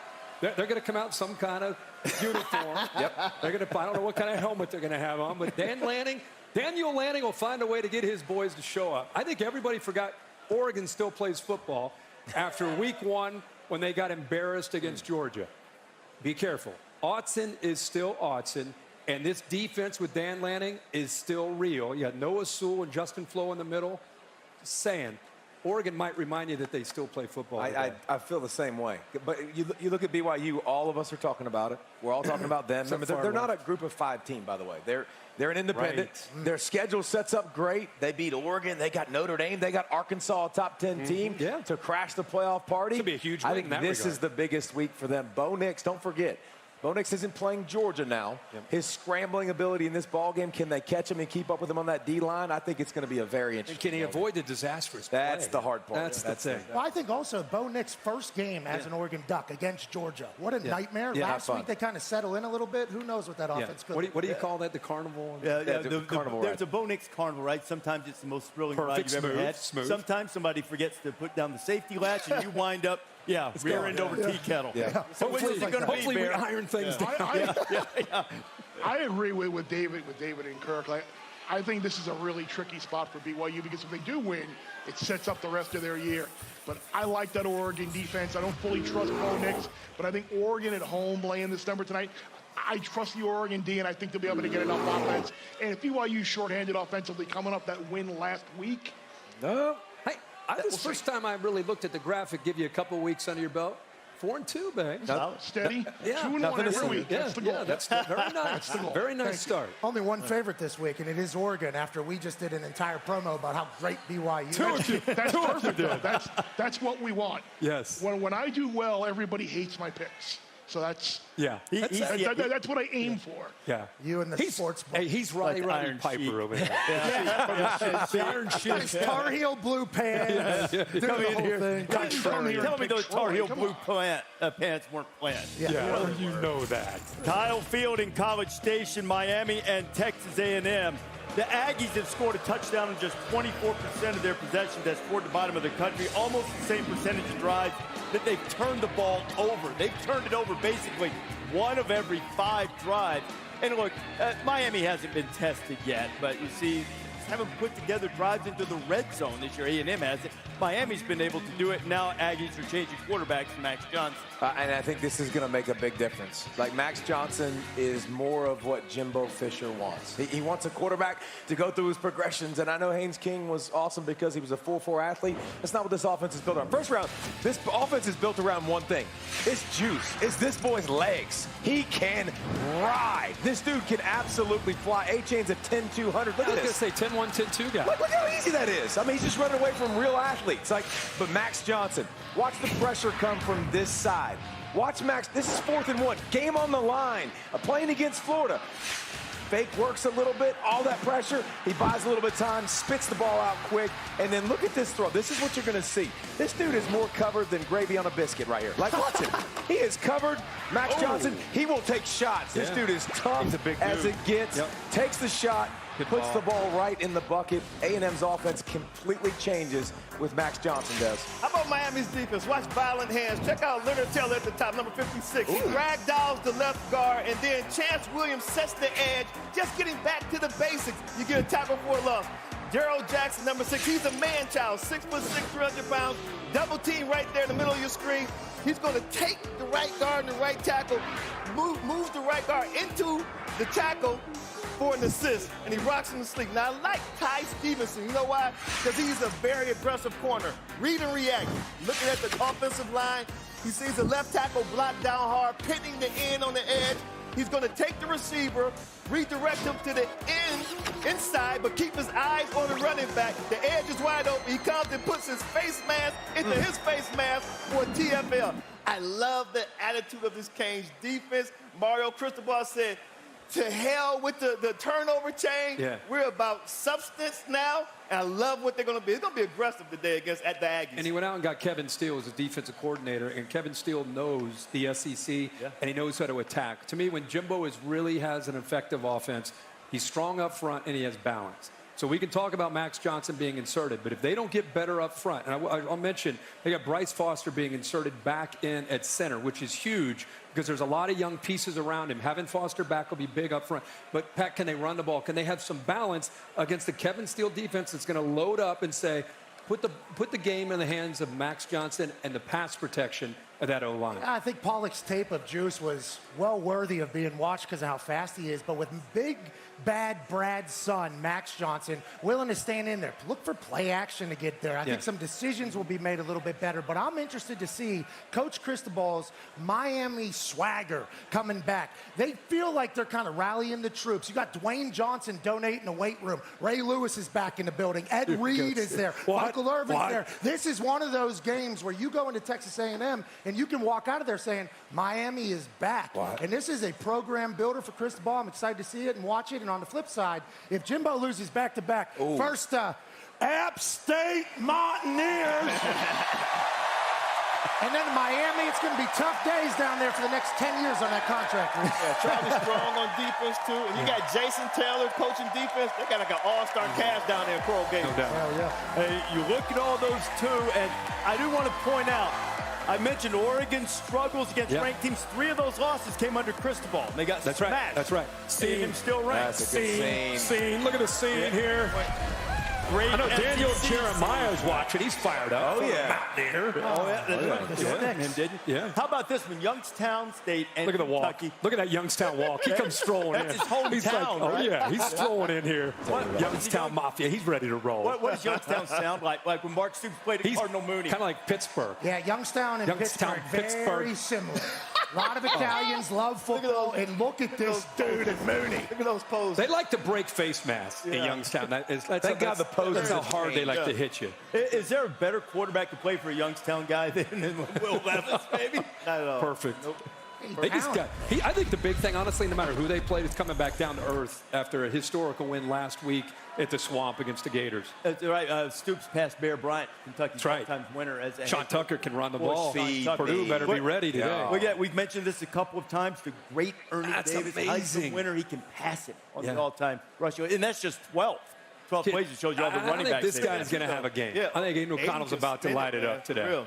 Maybe a shootout. Yeah. Inside 13 minutes until they kick it off on ESPN2 between Boiler Up and the Orange. And Jess Sims has a very special guest with her. Jess?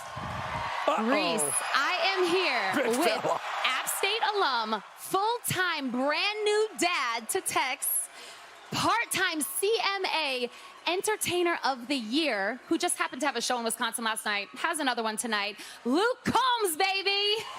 Luke, we are so happy and honored that you are here. Tell us how it feels to be the guest picker, where you went to school. Oh, man, I mean, it's a feeling of a lifetime to be here, you know? I mean, I feel like every part of me grew up in these mountains, in and around here, and this place shaped me, so I wouldn't be anywhere else, man. If I was in London, I would have been here today for this. I wouldn't have missed it for the world. Well, that is commitment, and we talked earlier about how you asked, has anyone been undefeated in their picks? And I think now's your chance. So get up out there. Let's go, Luke Combs. We got guest picking happening right now, baby. Let's go. Y'all, this is going to be a good one. I'm telling you, he knows his P's and Q's. Let's get it, Luke.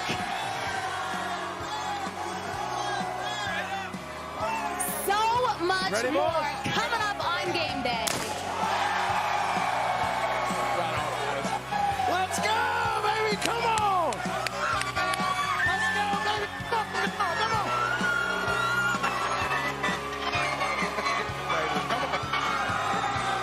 Let's go.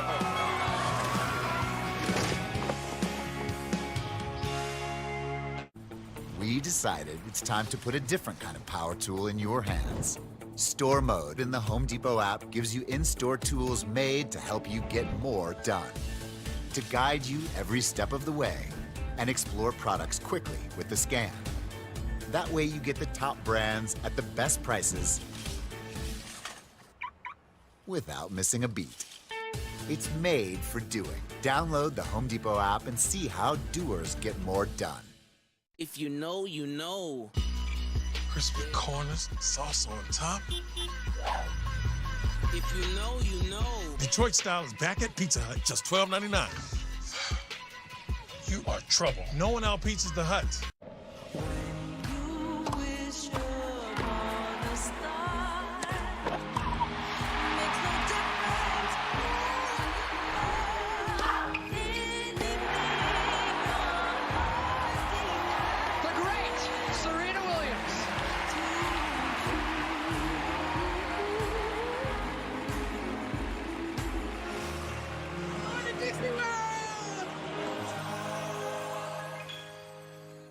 All right, Limo, give me a socket wrench, some pliers, and a phone open at libertymutual.com. They customize your car insurance so you only pay for what you need. And a blowtorch.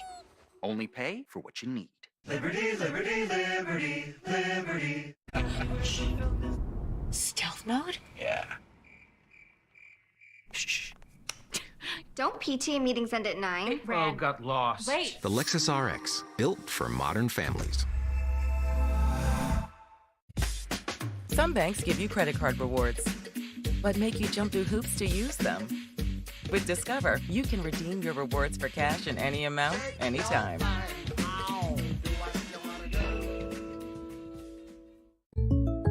I like to smell my beard after a really good meal. Dude, you don't need to get that personal to get the State Farm Personal Price Plan. It just helps you create an affordable price. Like a good neighbor, State Farm is there. Call or click to get a quote today.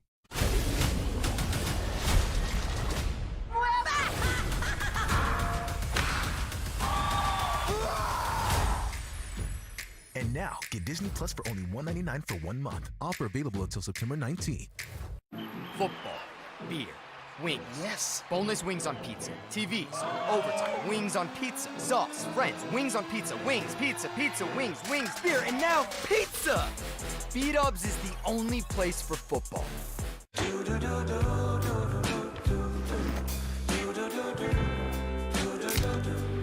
I've got that blue sky.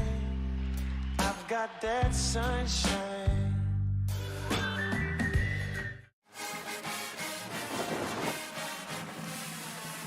College Game Day is built by the Home Depot, celebrating 20 seasons of building College Game Day. And in part by Pizza Hut. No one out-pizzas the Hut. And the Walt Disney World Resort 50th Anniversary Celebration. Our buddies at Wheels Up got Luke Combs here. I saw the sign that said, is this the line for Luke Combs tickets? They'll have to hop on Wheels Up and go back to Wisconsin after the show with him. They get those tickets. Luke's joining us to be our celebrity guest picker. It is time now for our Superdog standings fueled by Pizza Hut. Oh, well, looky there. Herb Street back on top. Well, what do you know there, boys? What do you know? Not football league, please. Not football league. All right, LC. You start your Superdog here. Who you got? Miami plus 6.5. These teams last played 78 years ago. I don't know who won, but I was only 9 years old then. Miami's defense is the difference. And Miami upsets Aggies in college season. Upset number 1 for me. Wow. I'm going to stick in the old Sun Belt. You know, you're looking for an upset. You're looking at Sun Belt. UAB better be careful. Clay Helton. Georgia Southern, big win last week. Got Scotty Frost fired. Can they keep that momentum going? By the way, I'm getting 12 in that game. Hey, you know what? I tell you what, we know one thing about Alabama. After you played Alabama, you're physically and emotionally drained. So I'm going UTSA, Texas. Oh. It was 13. Now it's 12 and a half. No, it's 12 and a half. Okay, so anyway, I'm still going UTSA. Frank Harris, one of the best quarterbacks in college football. This is my Superdog, baby. Those point spreads seem to be a question every week. I thought I won last week. I did not. I'm going to win this week. That's little Huddy right there. That's a dog that Old Dominion has been using as their pseudo mascot. Virginia says you're not allowed on the field if you're not the actual mascot. You're just a service dog. So here I am on College Game Day in Boone, and I'm saying that's a service Superdog, cuz. I tell you what, I was going Kansas. All y'all loved Kansas so much, I switched mid-show because of the love for Kansas. E.J. Warner, I'm getting 18 with Temple. I'm going Temple. We're going to get an outright dub. Wow. Got Stan Drayton, too. Yeah, across college football. I'm going with Western Kentucky, getting a touchdown at Indiana. Austin Reed's won a D2 national championship. Their running back, Davion Irvin Poindexter, started 3 games for the Hoosiers. He goes back home. Reese is proud. He's proud of man. This is your favorite part of the show. I love this. You know what? The fans can vote. You know whose Superdog they liked? Who? LC's. Better than anybody else's. You know whose Superdog they hated here at App State? Yours. Georgia Southern. But you're winning, I like it. That's right. Say nothing. Hey, Luke Combs was up here riling up the fans against your Superdog pick. How about this? Our celebrity guest pickers have done great. Jack Harlow was 7-3. Hangman was 8-4. Now Luke's got a little pressure in front of the home folks. Low pressure coming up here. You ready to go? There he is. There he is. I'm nervous. I just want to know real quickly, did you ever have to use Joseph's musket when you were a bouncer at a bar here or not? I did not, man. I didn't have access to it in those days, man. I didn't have access to it. Let's do some Saturday selections for today, brought to you by Coors Light. And let's start with another powerhouse can knock off the big boys, the Bison of North Dakota State. Win the FCS every year, and they're taking on Arizona. Tell you what, I think Arizona will push North Dakota State, but I think too many turnovers by Arizona is going to lead to their demise. I'm going North Dakota State. The Bison are an NFL factory. Trey Lance is in the news on the internet for sure right now. And for that reason and that reason alone, I'm taking the Bison in North Dakota State. Yeah, baby. Hey, Arizona's a young team, man. North Dakota State, I know a thing or two about a former FCS powerhouse in Appalachian State University. I'm taking North Dakota State all day, all day. Well, there's a nice pick, but not so fast. All three of you guys. Really? I got Arizona because they're at home, and it's upset number 2 for me. Okay. Wow. You're going against the Bison that was named after you. I didn't know that was even possible. Who cares about that? I'm going with the Bison as well. They're just too consistent. Yeah. Hey, 2/3 of the fans think Arizona's going to win that game. Shows you the warm-up from Purdue and Syracuse. Who you got? I'm going with Syracuse. I like the quarterback, Garrett Schrader. I think he has a command of the offense. 3-0 for Syracuse. I like the Cuse in this game. Okay, Robert and I from Virginia, offensive coordinator, got Garrett Schrader balling for Syracuse. Give me the orange. Dude, I got the Boilermakers, baby. Too much steam, Midwest power, dude. Taking them over. I'm taking Purdue. Go ahead. It's a terrible pick. Last time these guys played a game, Purdue beat them 51-0. Not this year. Dome. Upset. Cuse number three. Number three. Cuse at home is dangerous, but also conducive to Aiden O'Connell to spin it. They're one-dimensional. They don't run the ball much, but I think Purdue and O'Connell will outscore Syracuse. I think they win. Purdue's former quarterback, Jack Plummer, leads Cal in against Notre Dame. Manti Te'o leading the walk, the green jerseys. Yeah, man, I think they're going to force Jack Plummer to a couple of interceptions. It's going to be all about Notre Dame's defense. The defense and special teams is going to be the order of the day for the Fighting Irish. I'm going Notre Dame for a small victory. And I heard right before the game, the entire world is going to apologize to Manti Te'o for that entire situation that unfolded on.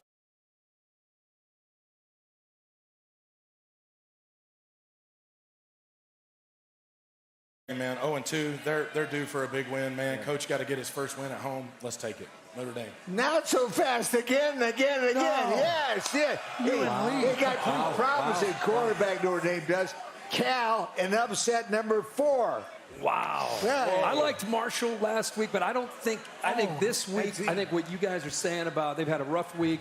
They're embarrassed by what's happened. I think they circle the wagons. I think this defense is able to get it done. And I think they're conservative, but it's not going to be pretty, but they're going to get a win finally from Marcus Freeman. Man, we heard Joey McGuire's speech. Texas Tech, NC State. Texas Tech early. They're going to get some yards through the air. They're going to make an adjustment. NC State will. NC State's going to pull it out late. They're going to hate this here. Give me the Wolfpack. No chance, man. Oh, come on. Red Raiders come in there, man.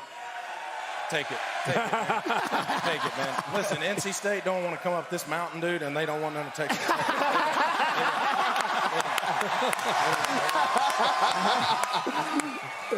I don't know what you said, but it must have been funny. North Carolina State wins this in the shootout. Take you over 55. You guys are disagreeing on pretty much everything. This could be fun to see how that gets settled. NC State, I'm going to pick them, but they're going to need a lot more than just Devin Leary throwing the football. Their defense will be tested in a big way by Texas Tech. Joey McGuire's got a team that believes. Be a good showdown. Yeah, they had a big win against Houston. That's on ESPN2 at 7 o'clock Eastern. First time a Big Ten team has ever gone to Jordan-Hare, Penn State, and Auburn. Defensive struggle. I think Nick Singleton's going to be the difference. I'm going Penn State. I like Penn State as well. Look for Joey Porter Jr. to have fingerprints on this game all night. I like Auburn at home, man. It's hard to go against the SEC at home, man. I mean, I'm going Auburn. I'm either going to be 0 for 13 or 13. I'm going for it, baby. I'm all heart. Let's go. This team beat an SEC team at home last week. Yeah. True. That's true. You disagree again, Lee? I don't know where you got your information, but I'd forget it. Penn State wins because of defense in the passing game. Penn State. Did you guys get together on this? No, we're terrible. Just decide to disagree on everything? We did. I'm going Penn State, but, this is one of those games, week 3, you're going to learn a lot more about both teams. We just don't know. I trust Penn State a little bit more than I do Auburn's offense. That's why I'm going to go with Clifford and the balance of Penn State to get it done. All right, let's pick up a little tempo here. Kirk's not picking this game because he's calling it Miami and A&M. Since this is Coach Corso's super dog, I have to go with the Aggies. All hell's going to break loose if the Aggies lose at home. Give me Texas A&M after a bounce back from App State. Listen, man. Jimbo, Texas A&M, I appreciate the $1.5 million donation to my alma mater. I'm riding with Texas A&M at home. Let's go, baby. I like Texas A&M. Let's go. Thank you. Gracious host. That was good. I'll tell you one thing. Miami, Superdog. Kane's defense is the key. They win an upset. Upset number 8. Upset number 5. 5. Bunch of them. Before that game on ESPN, Mississippi State and LSU, Brian Kelly's first SEC game. I'm going Mississippi State. I think too much offense. I'm going Bulldogs. Bulldogs going to throw the ball 60 times in a dub. I can't wait to watch Leach get all the way back with the Mississippi State Bulldogs. No, man, I'm riding LSU on this one, man. I got too many LSU friends that close. I would be burned at the stake if I didn't go LSU. I also think that LSU wins this game outright. I ain't doing it for my friends. I'm trying to win, baby. Let's go. I like Come on. Let's go. I don't think you're trying to win. I think you're trying to lose. The home team has lost 3 straight in this game. Make it 4 straight. State, the winner. Welcome to the SEC, Kelly. I'm going Mississippi State because I believe in this offense. I think Mike Leach right now has a quarterback that is executing incredibly well, and I think that'll be the difference. And the defense is playing good. I think they're a more complete team. All right, let's make these quick here. Oklahoma, Nebraska, quickly, everybody. This is for my brother Supreme and Pee Wee Boomer Sooner on Oklahoma. Yeah, I got Oklahoma as well. Who knows what happens in the future with Nebraska? Hey, first black head coach of any sport at Nebraska. They get the big win today. Upset win for their guy today. Big upset coming. Let's go, Cornhuskers. Big Red, let's go. I love it. Big Red, you're right. The Big Red leads at halftime. But forget it after that. Oklahoma covers. Oklahoma covers. A lot of talk this whole show about Nebraska, but I'm going with Oklahoma. Yeah. I think their offense will travel, and I think they play well. 94% picking Oklahoma. How about Sparty and Washington? Michigan State's going to create some defensive, some turnovers, and I think their defense is going to win the game. I'm going with Sparty on the road against the Huskies. The only reason why I'm picking Washington is because they're favored against the number 11 team in the country. Somebody's got to know something. Give me Washington and Michael Penix going on that thing. I'm going Sparty, man. I'm going Sparty on this one, man. I really think they pull it out. They look good this year. They pull it out. Nice pick. That's the best pick you had all day, right? Hey, look at Michigan State upsets Huskies. Upset number 5. I'm going to go, as you said, somebody knows something. This feels a little different. Penix's success last year, experience against Michigan State will help. Remember, Michigan State, dead last in the country in pass defense. They've worked to improve that. Today we find out how much they have. I'm going Washington. Okay, so that game's coming up on ABC at 7:30 Eastern Time. How about Fresno State and SC tonight? Fresno State is going to keep it close with the run, but then USC, man, that explosive offense with Caleb Williams, they're going to run away with it in the second half. I'm going USC big. Give me the transfers, the NIL deals, the Los Angeles. Give me USC to continue to figure it out and get a big win here. Yeah, I'm all Hollywood on this one, man. It's hard to bet against Lincoln Riley, dude. I mean, that team's looking stacked. So Fresno State, man, it's going to be a tough game, I think. Very, very good pick. That's because USC's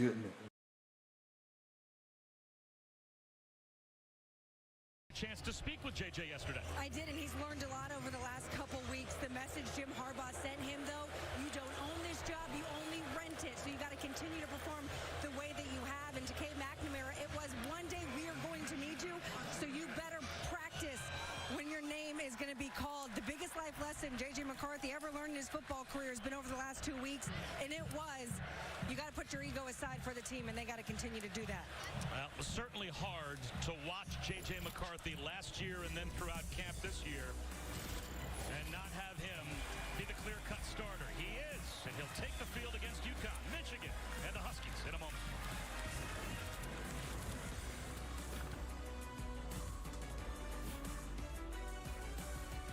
Hey, Mom. Hey, honey.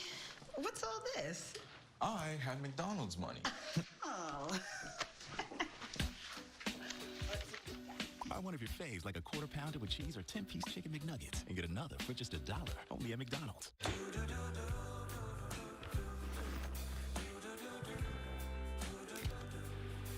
got that blue sky. I've got that sunshine. Team, it's been a grind, but I think I've aged you well. Some might say perfect. Who's ready to show who's the cheesiest? I woke up thinking of the cheesiest, coach. Cheez-It, official sponsor of the college football playoff. Wasn't it?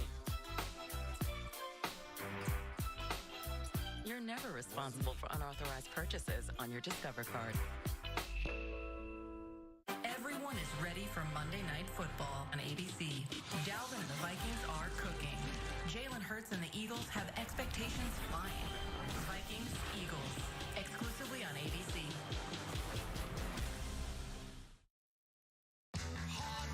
David Stanley Chevrolet. Big news, Oklahoma. Pre-COVID pricing is back at David Stanley Chevrolet. Save $5,000 off MSRP on a new Chevy Silverado Crew Cab. $2,500 off on a new Equinox. Plus huge pre-COVID used specials. Just $15,594 on Malibu Premier. $18,665 on Chevy Colorado. Pre-COVID pricing is back at David Stanley Chevrolet on I-240 in OKC. We make the deals. Summer is here, and Club Car Wash is offering unlimited wash plans for as low as $20 a month. Just $20 a month to wash your ride anytime you want. Plus, free towels and vacuums. Club Car Wash. Join the club.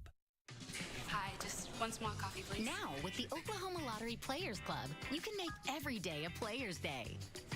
Sign up for convenient access to exciting lottery promotions. And earn points on every scratcher purchase for even more opportunities at awesome prizes. Nice! More winning, more promotions, more fun. The Oklahoma Lottery Players Club. Make every day a Players Day. Mathis Brothers' everyday low prices are now even better. Save up to 20% on price drops happening all over the store. Like this Lane 5-piece dining set. It was $797, now price dropped to just $638. With over $100 million of in-stock inventory, you're sure to find the furniture you need at the right price. You'll find these 20% off price drop alert tags on items all over the store. Save now at Mathis Brothers. Summer is here, and Club Car Wash is offering unlimited wash plans for as low as $20 a month. Just $20 a month to wash your ride anytime you want. Plus, free towels and vacuums. Club Car Wash. Join the club. Wake up with Jonathan Condor's exclusive What to Wear forecast. Welcome back to Michigan, and you're watching the Big Ten on ABC. Michigan wins the toss, and they want the football. They want to put J.J. McCarthy, their star quarterback, out there to see if they can set the tone.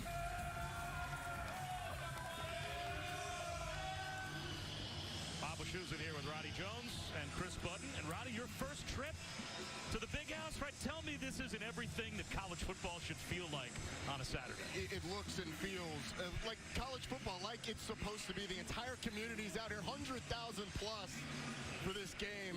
Fired up to be here with you, partner. Elway Rulis will send it deep for UConn. And Roman Wilson is back at the goal line. And the Flying Hawaiian will take it from the 2 and bring it out. And a pretty good return to the 28-yard line. Well, it was a point that you made all week. Players see. Players watch the throws that J.J. McCarthy was making, not just last week, but in practice. They know who the starter should be, and Jim Harbaugh said as much. And the snapshot that we got last week was incredibly impressive. 11 of 12 on the day, and throws like this, rolling to his left on the sideline, over a linebacker on the money. If that's what they're seeing every day in practice, and this decision was only going to go one way, and that's that J.J. McCarthy is the starting quarterback for the Michigan Wolverines.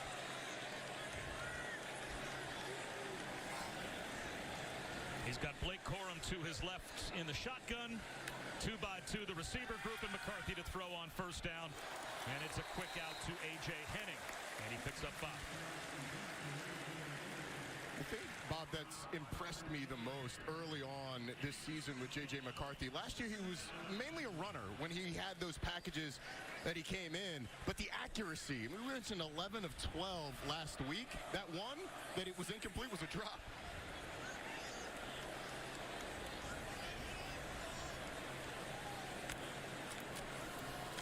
Play action. to Roman Wilson. Gets a block. Gets down the sideline. Wilson, tough to catch.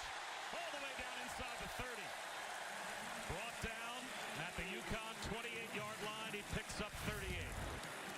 The most impressive, it's great blocking by the receivers. It's Eric All, the tight end, on the inside, and Cornelius Johnson on the outside. And then the speed of Roman Wilson, Ronnie Bell in there too. Unselfish play by those wide receivers, and Eric All, the tight end, a guy that can flex out, is a great blocker both in line and in space.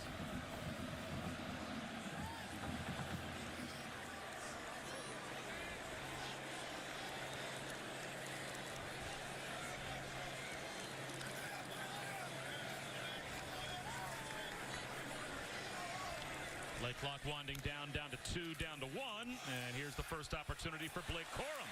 And he drives his way down to the 20-yard line and picks up 8. Speaking of Blake Corum, let's take a look, Roddy, at our impact players. Was an excellent player for them last year was Blake Corum, but played behind Hassan Haskins. It's his job this year, and I'm excited to see what he can do. And then on the other side, Jackson Mitchell. He's the leading tackler in the country, an excellent player. Jim Morris said that his preparation is as good as any linebacker that he's ever had. And this is a guy that's been the head coach of the Seattle Seahawks, the Atlanta Falcons, coached some really good ones at UCLA as well. He was in on that last tackle. And now it's Corum getting outside to the 15. Corum looking for the pylon. Touchdown.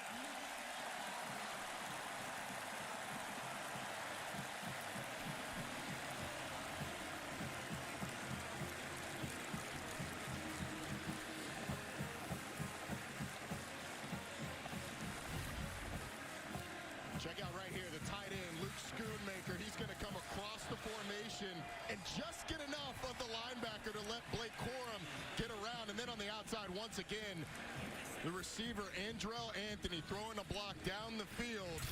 Michigan on the board for 6.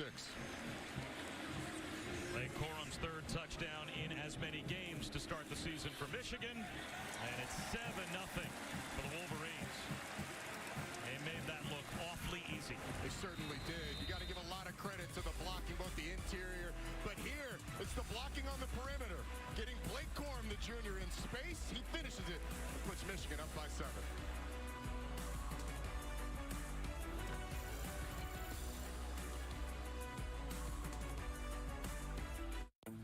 We decided it's time to put a different kind of power tool in your hands. Store Mode in the Home Depot app gives you in-store tools made to help you get more done. To guide you every step of the way and explore products quickly with the scan. That way you get the top brands at the best prices without missing a beat. It's made for doing. Download the Home Depot app and see how doers get more done. If you know, you know. Crispy corners, sauce on top. If you know, you know. Detroit style is back at Pizza Hut, just $12.99. You are trouble. No one out-pizzas the Hut. With DirecTV, I can get live TV and on demand together. Football, Housewives. Football, Housewives. Whoops. I just want to talk. Get your TV together. Call 1-800-DIRECTV to save up to $120. If you're always asking, where next? Capital One has the travel card for you. Venture X. Earn 10x miles on hotels and 5x miles on flights booked through Capital One Travel. Plus, receive premium travel benefits like access to over 1,300 airport lounges. Find your where next with Venture X. What's in your wallet? It takes fight to be a full-time fan. There'll be good days and bad ones. But when you love what you do, you'll never work a day in your life. Modelo, brewed for full-time fans. Brewed for those with a fighting spirit. This just in. A giant robot has landed downtown. Hey, Craig. Hey, guys. This is just my workout stuff. We know you're the Green Hawk. Everyone knows. What? That's bananas. You're still wearing your mask, dude. If you have a secret identity, you need to keep it secret. And if you want to save by bundling home and car insurance, you need Geico. I'm not the Green Hawk. Delivery for the Green Hawk? See how much you could save by bundling with Geico. I will bring it to him.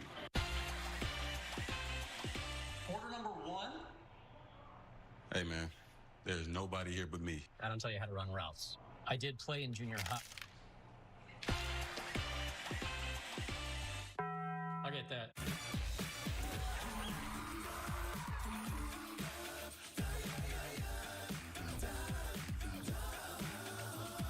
This feels amazing. I usually only get this feeling watching movies.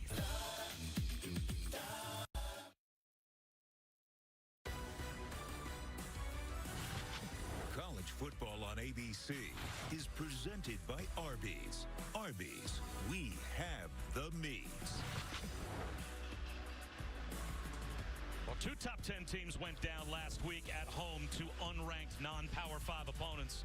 Appalachian State, we've certainly seen App State do it before. That got game day to head to Boone, and what a scene it was. And what a scene it was indeed. And good on game day, spotlighting a school that's not normally on the regular rotation of game day spots. DeRosa from the 2-yard line will call for a fair catch to bring it out to the 25. And Roddy, you'd have to think if UConn's going to have a chance to move the ball today, it's going to be Nathan Carter on the ground. Yeah, the country's third leading rusher, and he's a fantastic back. The balance, the short area quickness, he's got a little bit of burst and some long speed as well. He's a really competitive runner. Been really impressed watching him this week, and they're going to have to get him heavily involved with a young core around him that's really banged up. And those in the know in college football know who Nate Carter is. He's on the watch list for the Doak Walker Award. He has 4 career 100-yard games, 2 last year, already 2 this year. And a true freshman quarterback in Zion Turner to the air to begin. Tried to squeeze one into the sideline. Kevin Sklercius, the intended receiver, and it was broken up. Let's take a closer look at Zion Turner. 37-2 as a starter in high school, won 3 state championships in a row at St. Thomas Aquinas. And talking to Nick Charlton, the offensive coordinator, he said, look, when you play at St. Thomas, you play with really good players, but you also play against really good players as well. As Carter picks up a couple. So if there is a preparatory spot in high school football, Ronnie, for a spot like this, certainly playing against the best that Florida has to offer is a great jumping off point, and Zion Turner certainly did that in high school. Well, the UConn coaches were very quick to tell us, look, this isn't his first time on a big stage. He played on ESPN in high school, so the moment's not going to be too big for him. The thing for Nick Charlton, they've got to find something downfield so that Michigan can't just load up the box to stop Nate Carter. That's Robert Burns in motion on 3rd down. A wide receiver. Tunnel screen goes nowhere. Aaron Turner is immediately dropped. So it will be a 3-and-out to begin. That's a loss of 5. And that's Junior Colson that read that perfectly and came up to make the stop. It's almost a race to the ball carrier between Junior Colson and Jamon Green. He stopped defeating blocks on the outside, but Colson read it all the way. One of the best linebackers in the country able to make the play.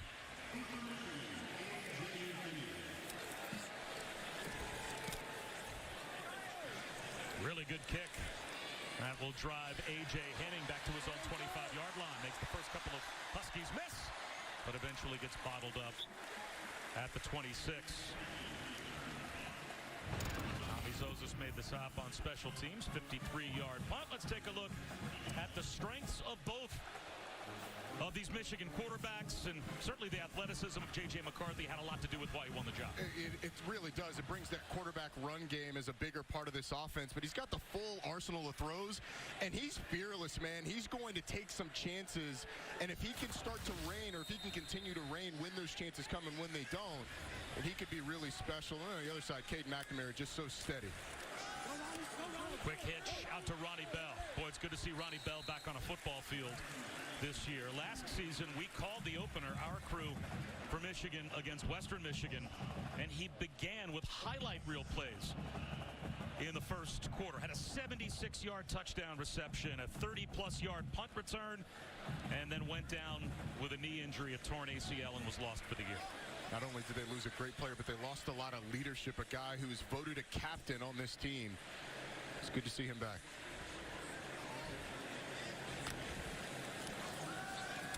McCarthy on second down and short. Long out, and his receiver fell down. And that was dangerous as Cornelius Johnson lost his footing. Down to Chris. Bob, when Ronnie Bell went down last year, he told me that it felt like he was looking through a tunnel, one really dark, long tunnel. And it wasn't until last week that he felt like he was on the other side of it. That's when he scored his first touchdown and gets in the end zone. He looked around and he goes, I just wanted to hug every single person. That's how excited and relieved I felt. It looked like he was going to be in the Heisman conversation last year based on how he played in the opener. So great to see Ronnie Bell back. He is to the far side left on third down. Pulling it down and getting tripped up behind the line is McCarthy. So it'll be a 3-and-out forced by the UConn defense as Brandon Boye-Randall made a 5-yard tackle for loss. I think J.J. McCarthy may have missed the read here. Boye-Randall, who was kind of playing in between. They're reading number 0. He comes down, then McCarthy keeps, but it seemed like he stayed out wide enough where he should have handed the ball off there. McCarthy maybe a little eager there early on. Show off the legs. So Brad Robbins on to punt for the first time. As Victor Rosa, the true freshman, is back deep to receive.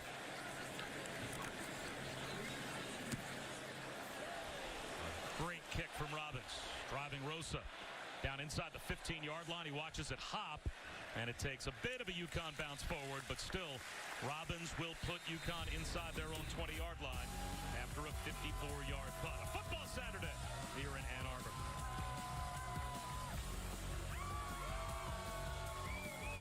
They say a good steak shouldn't be covered in sauce. That's why this prime rib is covered in fire-roasted peppers and provolone.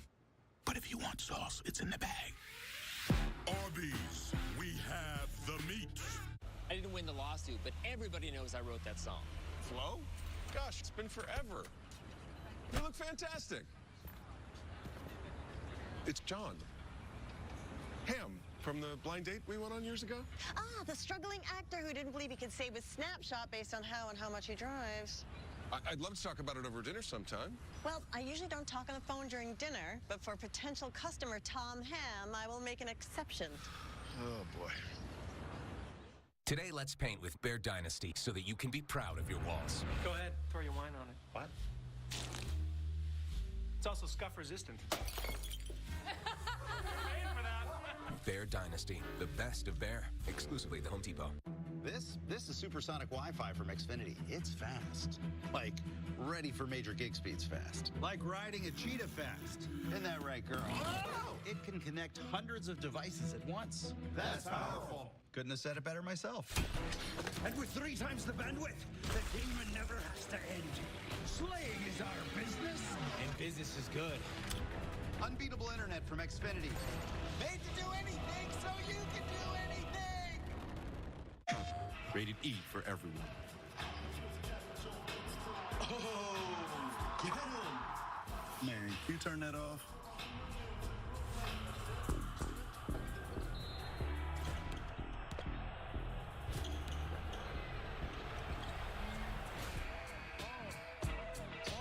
Guess game recognizes game, huh? Never lose, never choose to. Bruce, cruise, who? Do something to us. Talk, go through us. PlayStation. Took a while to get up here. We started out around 1959. Then we took a hard left in East Africa. A right at Baja. A 180 in the empty quarter. And that 65-degree incline at Hell's Revenge. But we didn't do all that just to get here. We did it to give you a truck that'll take you anywhere. This is the new Nissan. A 3-and-out for super senior inside linebacker Ian Swenson and the UConn defense. Swenson wore a microphone for us in the pregame. About that time, Huncho. Start getting locked in. We're all supposed to be here. Supposed to be here, too. I really like this field, though. It feels like... It's kind of like, it's not as thick as some turf. Exactly. You know I'm ready. I'm ready to go. Oh, yeah. Let's go, Huskies. Yes, sir. UConn country? Let's ride. Yes, sir, LBs. We going today. during pregame warm-ups here in the Big House. Yeah, like the affirmations, the positive affirmations, and then having a little bit of fun. UConn country, let's ride. Well, we got to work on the facial expressions. Russ did it a little bit better that way. And we already have a change at quarterback. The redshirt sophomore, transfer from Northern Arizona and UCLA, Cale Millen, son of Hugh Millen, former NFL quarterback, is in to run this series for UConn. And it's up the middle for 3 yards on first down. And now it looks like Zion Turner's coming right back in. Cale Millen, we saw him have packages in really every game this year. After the injury to Taquan Roberson, the starting quarterback coming in the year, much more of a run tell when he comes in. Only 3 passes thrown on the season. But Zion Turner, as you said, back in.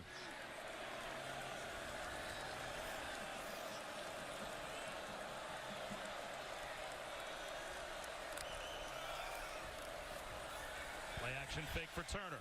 Out to the sideline. That's good for a first down. Zion Turner to Aaron Turner. And moving the chains, the Huskies a gain of 8. Aaron Turner had a big play for them last week to get play action going the other way. Turner is one-on-one with Mike Samer still, able to get open on a quick out. And it's a nice job by Jim Mora's team of picking up a first down. A little bit of momentum here for the Huskies. Jim Mora told us after what this program has been through, he really felt like he needed to come to UConn and just wrap his arms collectively around his team. He's done that. His energy is infectious. Dropping the ball and picking it back up and losing yardage is Turner. Samer still came through and made the stop. It's a loss of 4, so behind the chains, UConn after this mishap. Freshman just took his eyes off the ball as he goes to make the handoff to Victor Rosa, the running back.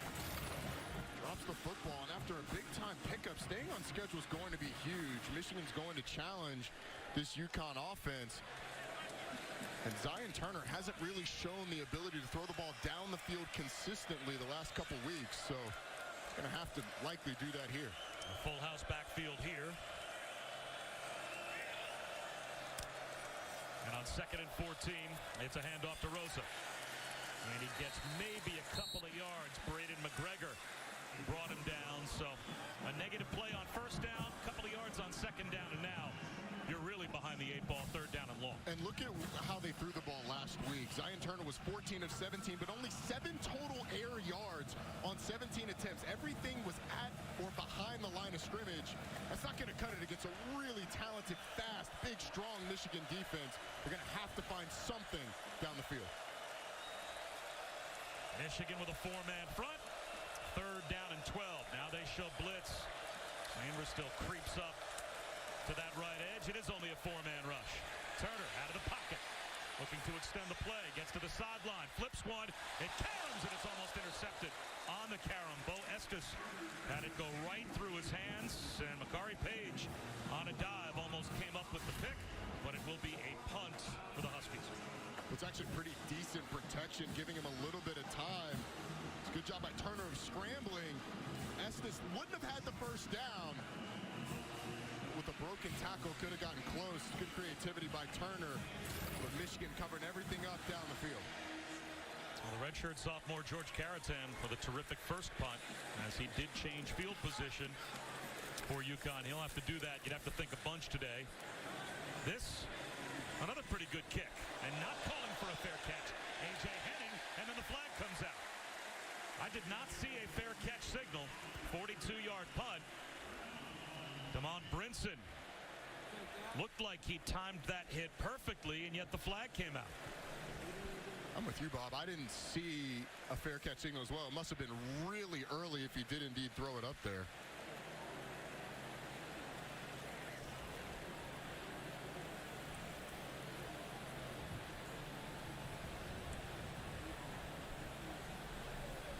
Let's see what the call is.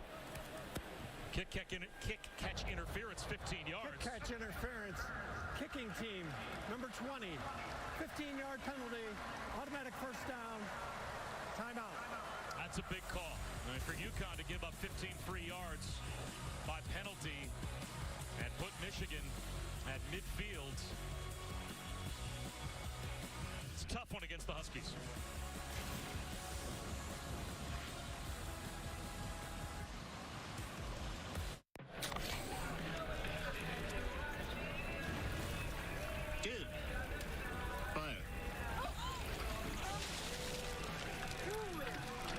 Trailmaster, huh? Burgers, better with Pepsi. Some banks give you credit card rewards, but make you jump through hoops to use them. With Discover, you can redeem your rewards for cash in any amount, anytime.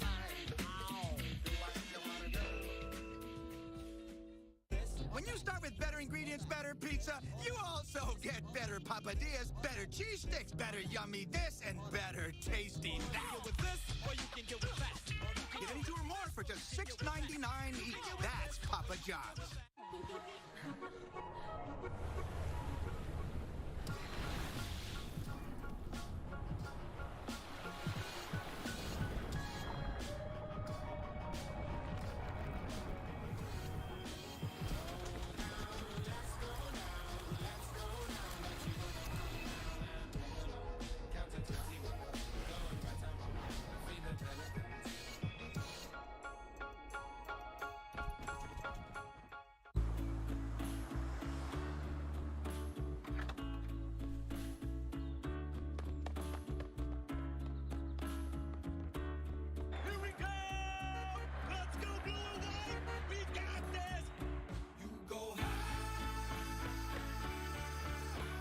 Has the fuel to keep your engine running at peak performance, because you never know where life is going to take you.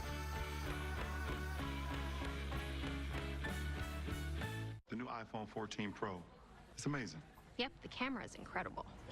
And you'll get our best deal. Nice. But everyone should get it. Everyone can get it. Every new customer. And every existing customer. Every iPhone. Every iPhone. Every iPhone. Every iPhone. Every iPhone. Okay, my work here is done. Everyone gets the best deal on every iPhone. It's amazing. Everyone gets AT&T's best deals on every iPhone. Get the new iPhone 14 Pro on us. Are you coming for my job? Enjoy 2 pancakes, 2 eggs your way, and 2 pieces of bacon for only $5. The 2x2x2 from IHOP. Hurry in and enjoy this deal for a limited time. Download the app and earn free food with every order. Seriously? Now there's a hole in your defense. Look at the size of that. Is that a goat? You talking about me?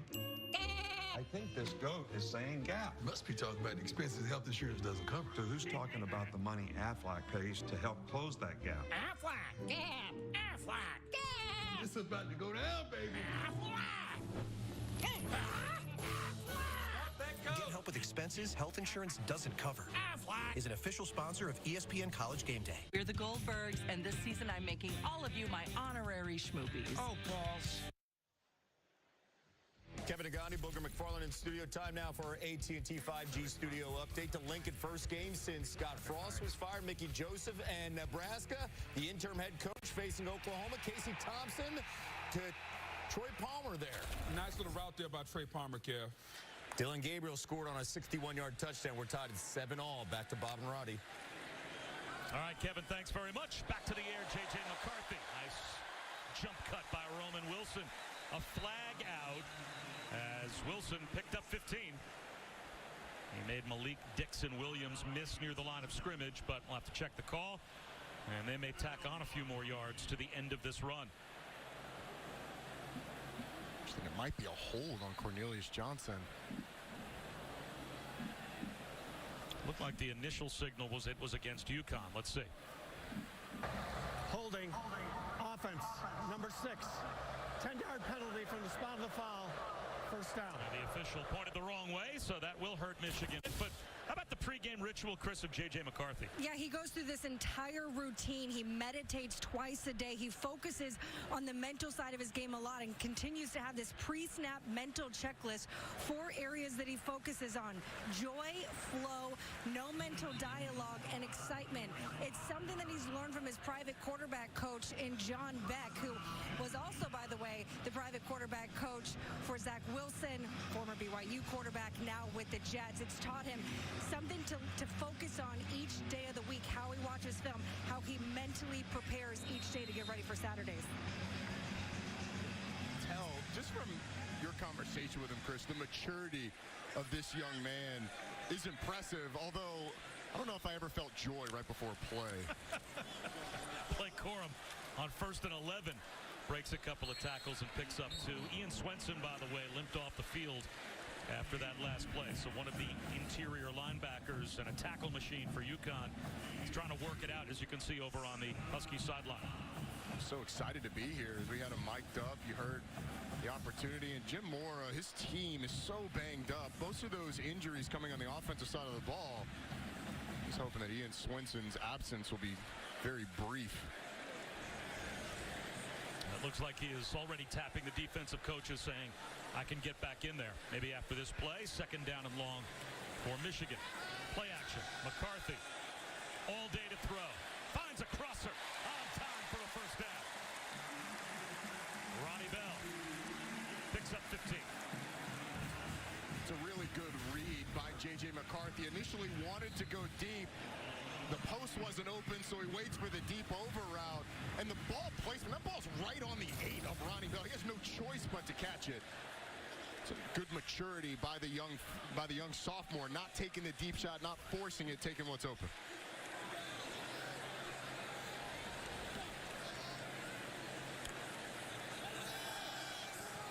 Another long throw to the sideline, this time A.J. Henning. He's got another first down for Michigan. Picked up 15 more. He's been throwing to a lot of open receivers the past couple weeks. But the fact that he's been putting the ball on the money and moving this offense consistently, the drive earlier today that he got stopped on, made a mistake on a counter read play, probably should have handed it off. But the decision-making process of McCarthy has been something that stood out early in his career. 7 tight ends can play for Michigan. They've got 3 of them out there blocking for McCarthy. And McCarthy does damage now with his legs. It's first and goal. And this is the part of the offense that's just not as prominent with Cade McNamara. I don't see J.J. McCarthy doing this a lot today. But when he gets in the open field, he can move. Number 82, Max Bredesen out front. You get blocking downfield by Andrell Anthony. And Jim Harbaugh told us that he's legitimately like a 4-4, maybe low 4-5 kind of guy. See, Cade McNamara had to be tough for him, but the talent of J.J. McCarthy just raises the explosiveness, the ceiling of this Michigan offense.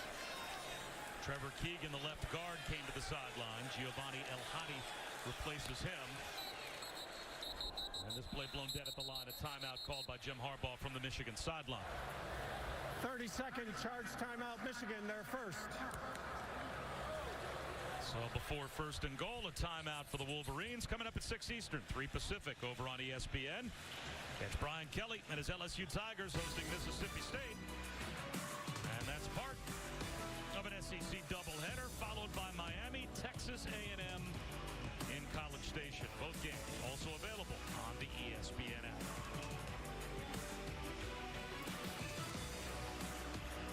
Miami offensive coordinator Josh Gaddis in his first season. Obviously, Michigan fans very familiar with his work. And it looks like he has really made a concerted effort, he and Mario Cristobal, to make Miami a physical running football team, something that they did some last year, but with a quarterback like Tyler Van Dyke, the pass game was sort of what they were known for a year ago, but they have really made a concerted effort to run the football. I'll be interested to see if they can do that against a stout Texas A&M front. Some starch taken out of that game with the App State win, of course, over Texas A&M. And the question again with Miami, are they for real? Blake Corum on first and goal down to the 6-yard line. And what do you think? Is Miami starting to creep back to being Miami again? They're a better football team. But when you say creep back to being Miami, they're not going to contend for a national championship this year and likely not next year either. But the momentum around Miami and the investment that they have in that program now, I think they're on the right trajectory. It's a big one tonight. That is huge. A season maker if they can get a road win at Texas A&M. Second down and goal for Michigan from the 6. Corum takes a hit, drives his legs to the 1-yard line. It will be third down and goal. Malik Dixon-Williams was able to make the stop for UConn. Blake Corum showing a little bit of physicality on this run. Driving into the end zone. Looks like it's a good call by the officials, just short. Michigan's gone big here. You've got an extra lineman in the game. You got 3 tight ends in the game. Make it 4 tight ends as Bredesen, one of those tight ends, lines up as the fullback. Corum again over the pop.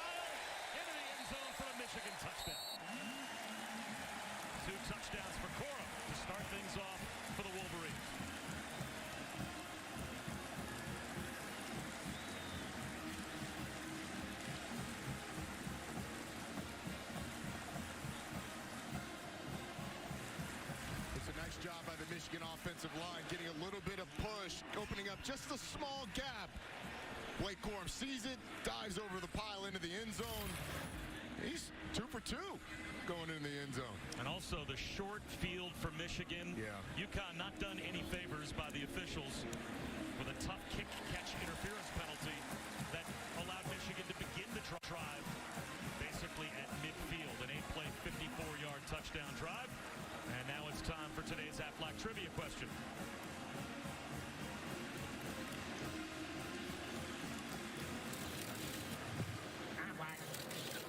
Michigan is in a 3-way tie with USC and James Madison for second in FBS at 53.5 points per game. Now, without going on Google, without looking at your phone, who right now leads the FBS? You know off the top of your head? I think it's Miami, if I'm not mistaken. Okay, we'll see. They put up 70 against Bethune-Cookman in week 1. They only put up 30 against Southern Miss, but I think it's Miami, although that wouldn't be, the math there doesn't add up now that I'm doing it in my head. Went to Georgia Tech. I know. This math I should have done the math before. Should have done the math before I started saying who I thought it was. Is it Michigan? Oh, they're second. We'll find out. I'm not telling you. Don't look to me for the answer. I'm not cheating. Roddy Jones, Chris Button down on the field. I'm Bob Wischusen. 14-0. Michigan on top of UConn. Give me any tells. And this will go into the end zone for a touchback and a chance once again to get an update with Kevin. Reminding our audience, week 3 underway, and take a look. Oh, we're going with the 6-box look here over on ESPN. You got Georgia in control against South Carolina. Syracuse 2-0 up 3-0 against Purdue over on ESPN2. Cincinnati and on ESPNU. ACC Network, that game, Virginia Tech up 20-0. That game started at 11 a.m. Back to you and Roddy. All right, Kev, thanks very much. A lot of college football across our networks. As you would imagine, busy college football Saturday. And let's see if UConn can get something going offensively, down by 2 scores now. True freshman and true freshman in the backfield. Zion Turner with a little zone read handoff to Victor Rosa. No gain on first down. Chris Jenkins, part of the group that held the point of attack for that Michigan defense. Junior Colson flowed that way as well.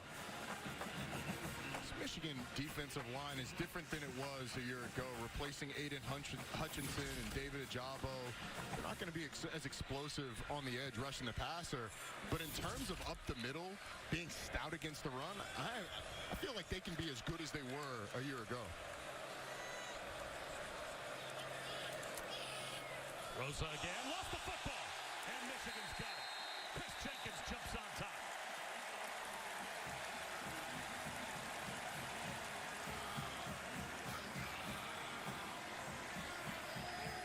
Check that, not Jenkins. George Rooks was able to find the loose ball behind the line of scrimmage. And Michigan gets a gift takeaway, and they're in business just outside the red zone. True freshman quarterback, true freshman running back, and Victor Rosa just doesn't secure it as a running back. Sometimes you get a little excited. You want to start to make your moves and start to read the defense before you have the ball secured, especially when you're in a big environment against a historic team, and it cost Victor Rosa there. So for UConn, 15-yard penalty on the last drive. Change of possession gives Michigan the short field, and now they drop the football and give Michigan another short field at the 22-yard line. McCarthy, a swing pass. A.J. Henning, speed down to the 10-yard line. And it looks like it'll be first and goal again for Michigan, a gain of 12. The amount of weapons that this Michigan offense has this year is really impressive. And honestly, the ceiling of this offense and how they use these guys is only going to be limited by the creativity of the 2 offensive coordinators.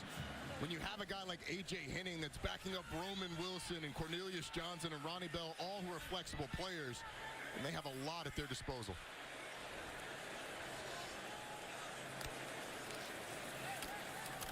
Up the middle goes Henning. He's kind of a Swiss Army knife player. They'll line him up all over. Sometimes as a receiver out wide in the slot, they'll put him in the backfield. That time acting as a running back, and Ian Swenson brought him down after a gain of a couple.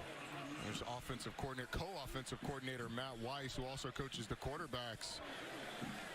He talked to us yesterday. Donovan Edwards out in this game, a guy who's another Swiss Army knife, but A.J. Henning slots right in behind him.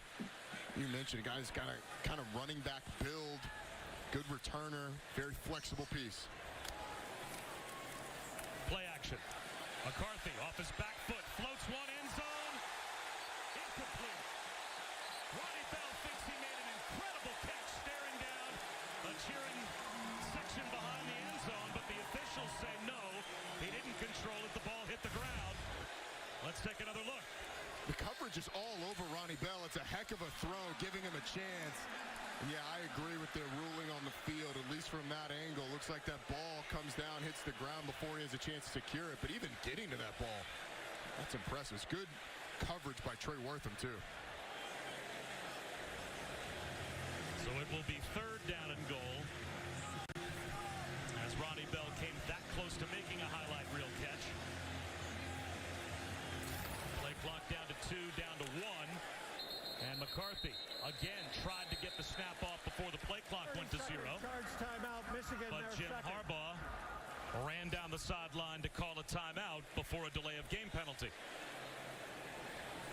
So now we have an opportunity to answer our Aflac trivia question. Michigan in a 3-way tie with USC and James Madison for 2nd in FBS at 53.5 points per game. And of course, Roddy Jones, serious ACC bias, as you would imagine, with his answer before. But of course, we're going to head to the Big 12. Kansas at 55.5 points per game. Not talking about Bill Self's crew, are we? This is Lance Leipold's crew, right? Bill Self's crew averaged about 78 a game, won the national championship.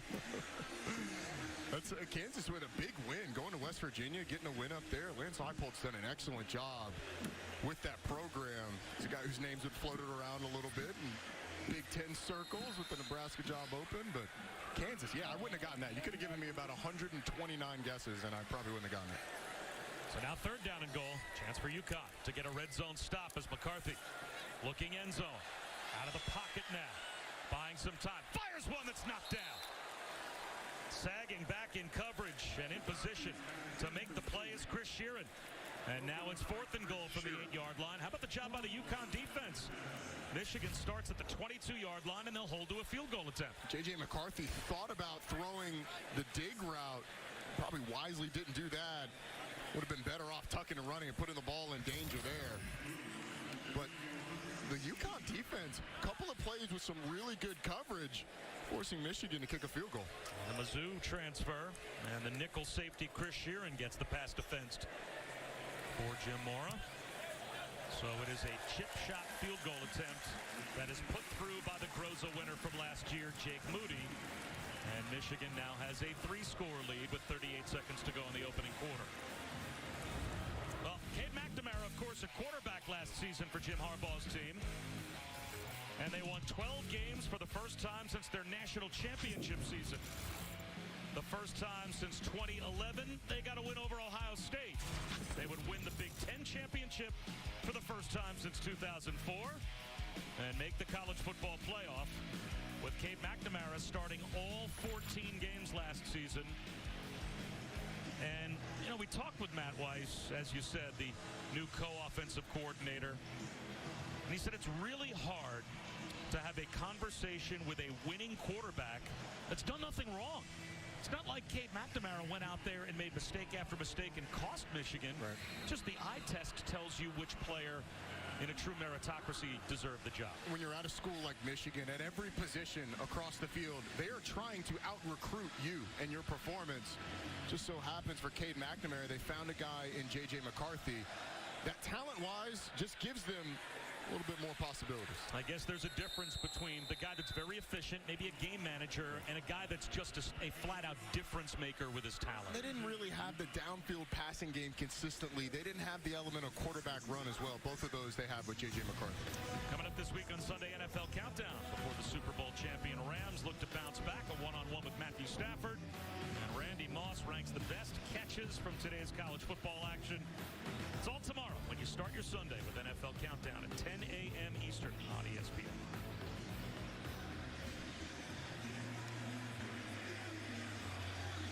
was watching a terrific documentary earlier today in the room that Jeremy Schaap did on Drew Bledsoe when he lost his job to Tom Brady back in 2001 as Zion Turner runs right and gets knocked out of bounds after a gain of 5.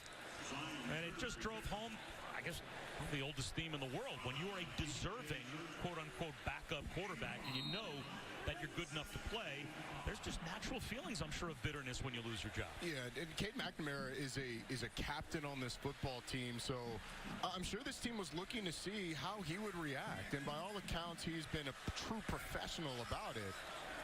But there have to be some of those feelings of disappointment when you're supplanted after having a great season a season ago. 2nd and 5, what might be the final play of the quarter. Victor Rosa brought down after a gain of 3. And there is a flag down near the line of scrimmage.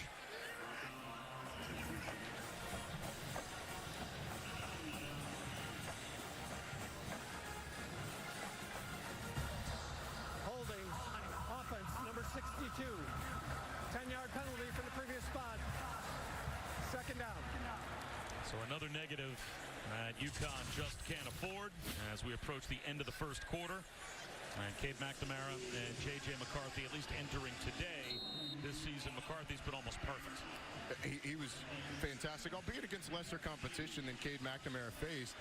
And that was sort of the point that the coaches told us. This wasn't based on one game. We saw a snapshot of what the coaches have seen for 29 practices in fall camp and 15 practices in the spring as well. That'll take us to the end of the first quarter. So Michigan, a couple of Blake Corum touchdown runs. They've got a 17-0 lead here at the Big House. And we'll come back after these messages and a word from our ABC stations.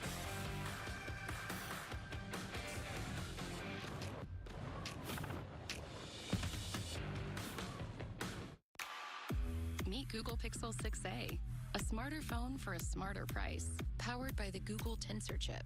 So your camera can see in the dark with Night Sight. Fix your photos with Magic Eraser.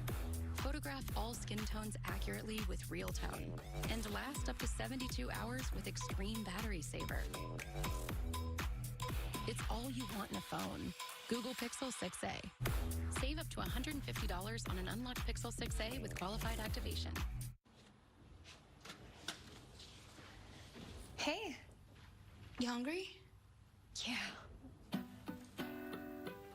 Buy one of your faves like a Big Mac or 10-piece chicken McNuggets and get another for just $1. Only at McDonald's. The Empire has been choking us. I found someone I think can help.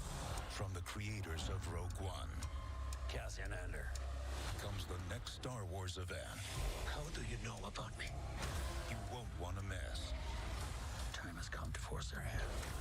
At what cost? Everything. Star Wars Andor 3-episode premiere streaming Wednesday. I love it. You got a dog.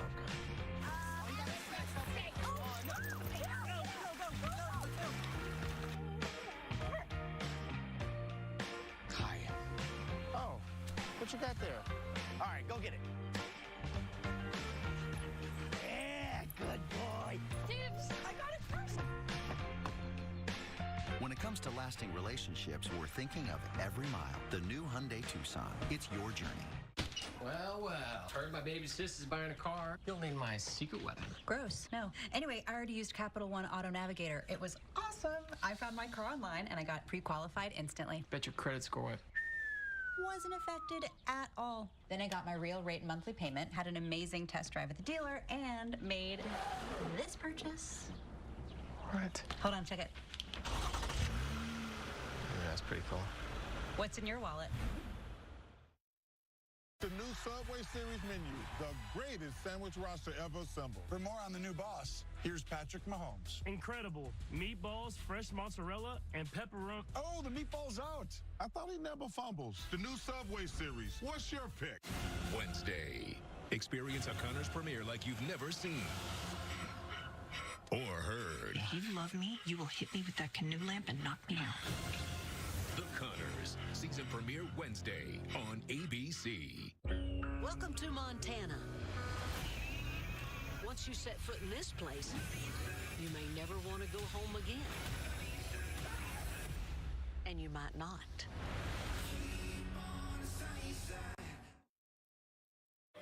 My crypto's down. No coiner. Trust. This'll move. Do their fragging seat. Rez, hit me. I got my ult. That's 472 horsepower and 395 pound-feet of torque. Well, what's up with this team sheet? Inverted fullback and a false nine? The limited slip diff lets you hammer the throttle. You don't get it until you go all in. Poggers. Stick it in the onion bag. The Lexus IS. All in on the sports sedan. Chief Meteorologist Damon Lane, only on KOCO5 News. Welcome back to ESPN College Football, presented by Arby's.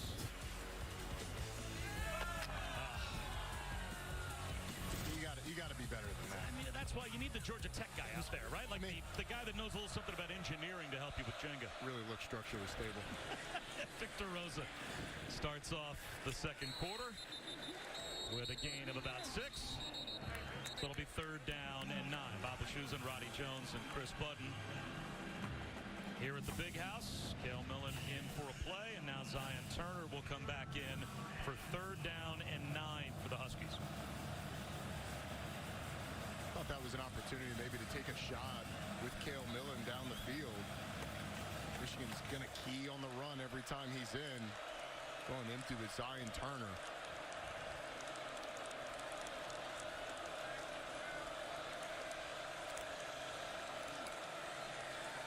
There's a slant, tipped up in the air. It should have been intercepted with a flag down as well. A couple of flags thrown.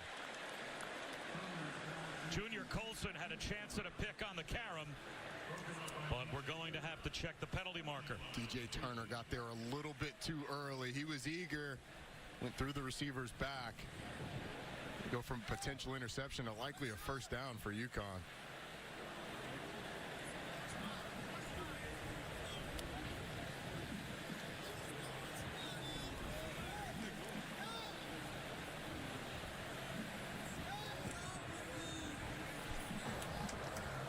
Interference. Defense number 5. Ball will be placed at the spot of the foul. Automatic 1st down. That's the first 3rd down conversion for UConn. They had 1 first down in the first quarter. There's number 5.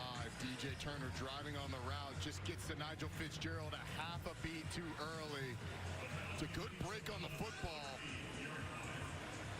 In that situation, you got to figure out a way to get around the receiver and bat the ball down, not going through his back, and it does give UConn a 1st down. A 4-yard penalty, but good enough, obviously, for an automatic 1st down. Robert Burns continues to act as the tailback. Little play, fake, and a swing pass by Turner that misses Dejon Harrison. It'll be 2nd down and 10. In a perfect world, Zion Turner would have liked to have dished that ball right away, but Jalen Harrell got in the throwing lane and prevented that. But Bob, we haven't seen Nathan Carter since early on in this game. It's been Victor Rosa and Robert Burns. This is already a thin group with Devontae Houston out, Brian Bruton out for the year, the 2 backup running backs. So we could be seeing UConn with their 4th and 5th string running backs in this game. UConn decimated by injuries as Burns gets tripped up near the line of scrimmage and falls forward for 3. Well, not only are they fighting through injuries already in this game, but they lost their starting quarterback, Taquan Roberson, to a torn ACL in the opener against Utah State. They lost Keelan Marion to a broken collarbone, their 2nd best wide receiver, arguably, on the first touchdown pass of Roberson's career against Utah State. They lost Cam Ross, who might have been their best wide receiver coming into the season, to a broken foot back in camp. They've been hurt on the offensive line as well. And you've got Zion Turner, a true freshman, at quarterback on 3rd down and 7. He's going to lob one-on-one to the sideline and complete. Sainristil, good coverage on Jacob Flynn. Nick Charlton told us it's going to come down to one-on-one matchups. Michigan's going to play man-to-man, challenge you down the field. I like Zion Turner taking the chance. Throw it up and see if your receiver can make the play. But Sainristil, the converted receiver, receiver who's been excellent at defensive back early in this season, had great coverage, and it forces the UConn punt.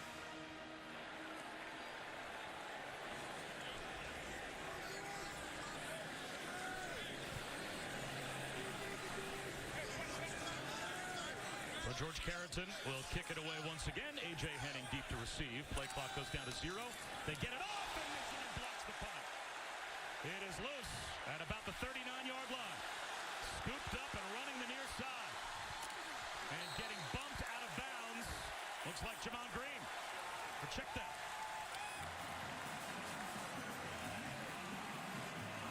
Blocked by Caden Colasar.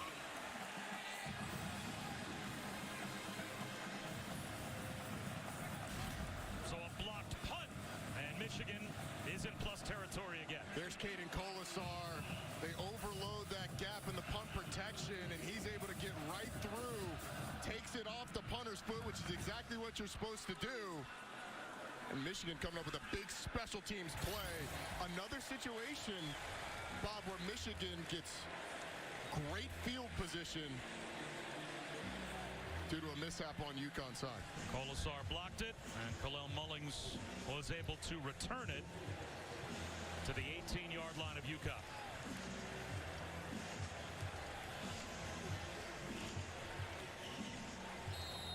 Honestly, the score 17-0 is not really indicative of how this game has gone. Michigan's had a lot of great field position so far.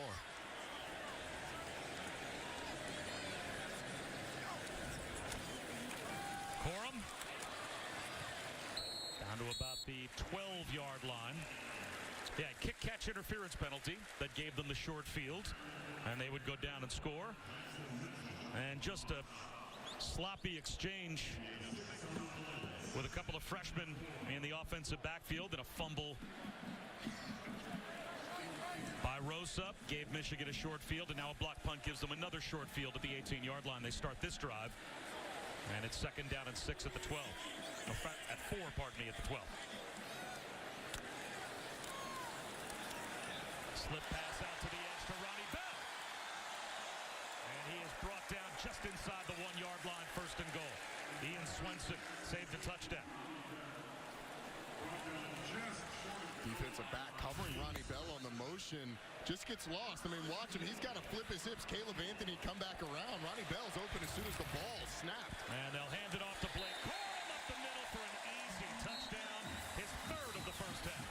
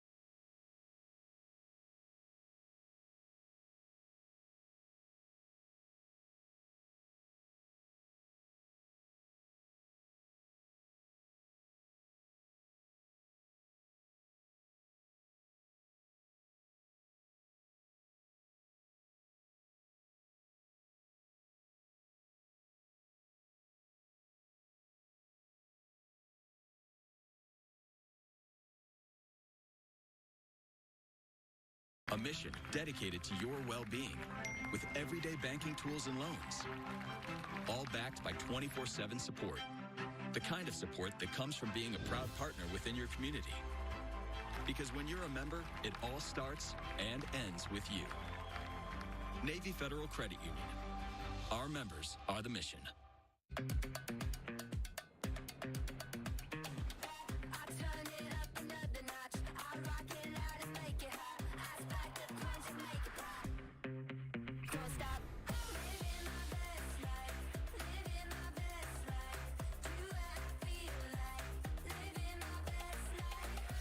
Introducing IHG One Rewards. 17 hotel brands, 6,000 global destinations. One loyalty program that lets you guest how you guest. Meet Zach. His work-life balance is anything but balanced. Right now? But when he gets on the bike, he becomes Zenzak. Zenzak exists outside of time. His heartbeat sounds like a mellow drum circle. It's cool, right? The only notification he hears is the sound of the ocean. So if you want to reach him, talk to the ocean. The ocean? And Zenzak rides with Geico, because saving money and getting great coverage is totally chill. Geico. Savings and service for both your sides. Being the best takes hard work. It takes early mornings, planning, precision, sweat, sacrifice, and teamwork. That's why Old Dominion Freight Line, the #1 national LTL carrier for quality, works hard to be the best in the game and is proud to support those striving to be the best in their game. Old Dominion Freight Line, helping the world keep promises. You hear that? This cheesesteak is so freshly grilled, you can still hear it sizzling. Listen. The sizzling, the chopping, the spatula. I can hear it too. Me too. Actually, it's the Cheesesteak? grill. Grilled right in front of you. It's a Jersey Mike's thing. A sub above. Let's do something fun. Hell yeah. Like every other family, we've had our ups and our downs. Let's do this. Don't worry, I'm still...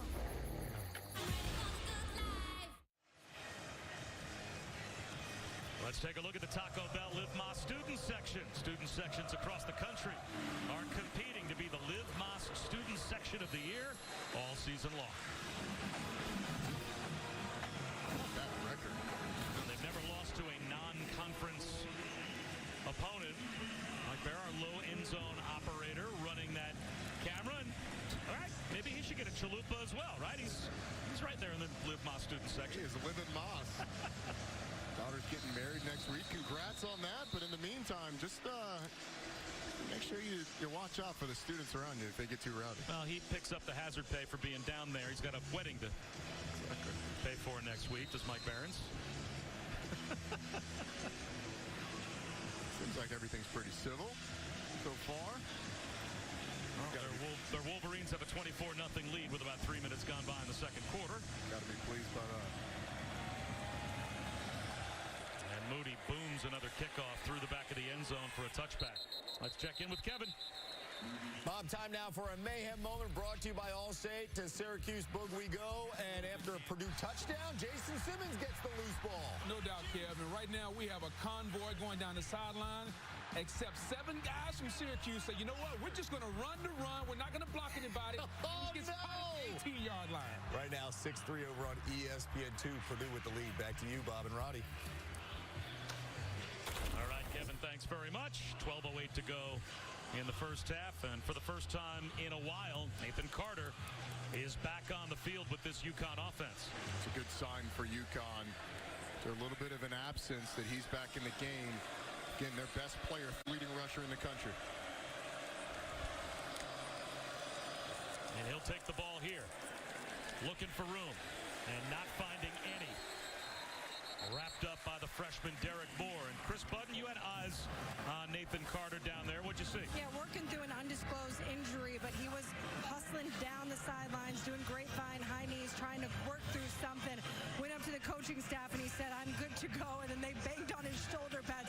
He is a guy that likes to play angry, and you can see that when he's out there. That was only his second carry of the game. Carried it once on their opening possession, and now he's back on the sideline again.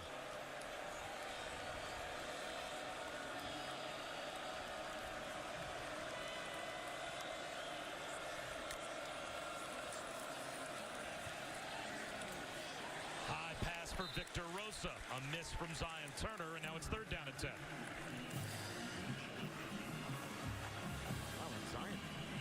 Zion Turner had a receiver open on the sideline.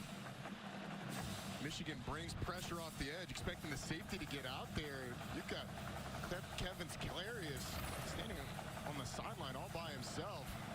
And Jim Morris got to be confused as to why they didn't get out there, but now they're in a 3rd and long situation again. Zion Turner 2 for 7 for 3 yards passing. What's the old saying about true freshmen? The best thing about freshmen is they become sophomores. Yeah. And maybe he'll just see it a little bit better the more experience he gets. Tunnel screen incomplete. Right through the hands of Jacob Flynn. That was a fastball thrown by Zion Turner. And Jacob Flynn had to go right through his mitts. And it will be a punt after a 3 and out. And that's why you can't miss the layups. It puts you in a situation where Michigan's going to have an opportunity to pin their ears back. So you go with a screen, a tunnel screen as a counter to it. And whether it was caught or not, I mean, Michigan was going to stop it. 3 guys right there. But if you're able to hit Clarcius earlier in the play, then maybe you get a 3rd and short. Colasar got the block on the last punt attempt by Carrington. This time he gets away a line drive spiral that Henning will make a fair catch on back at his own 28-yard line. 48-yard punt, back to the offense. Michigan when we come back.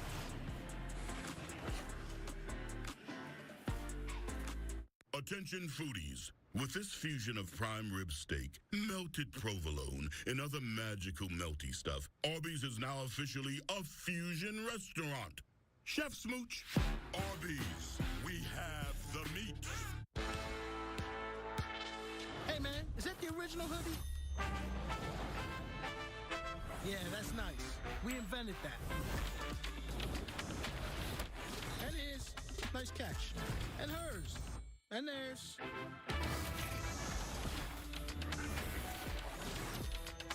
Even yours. Champion invented the hoodie. But you make it your own.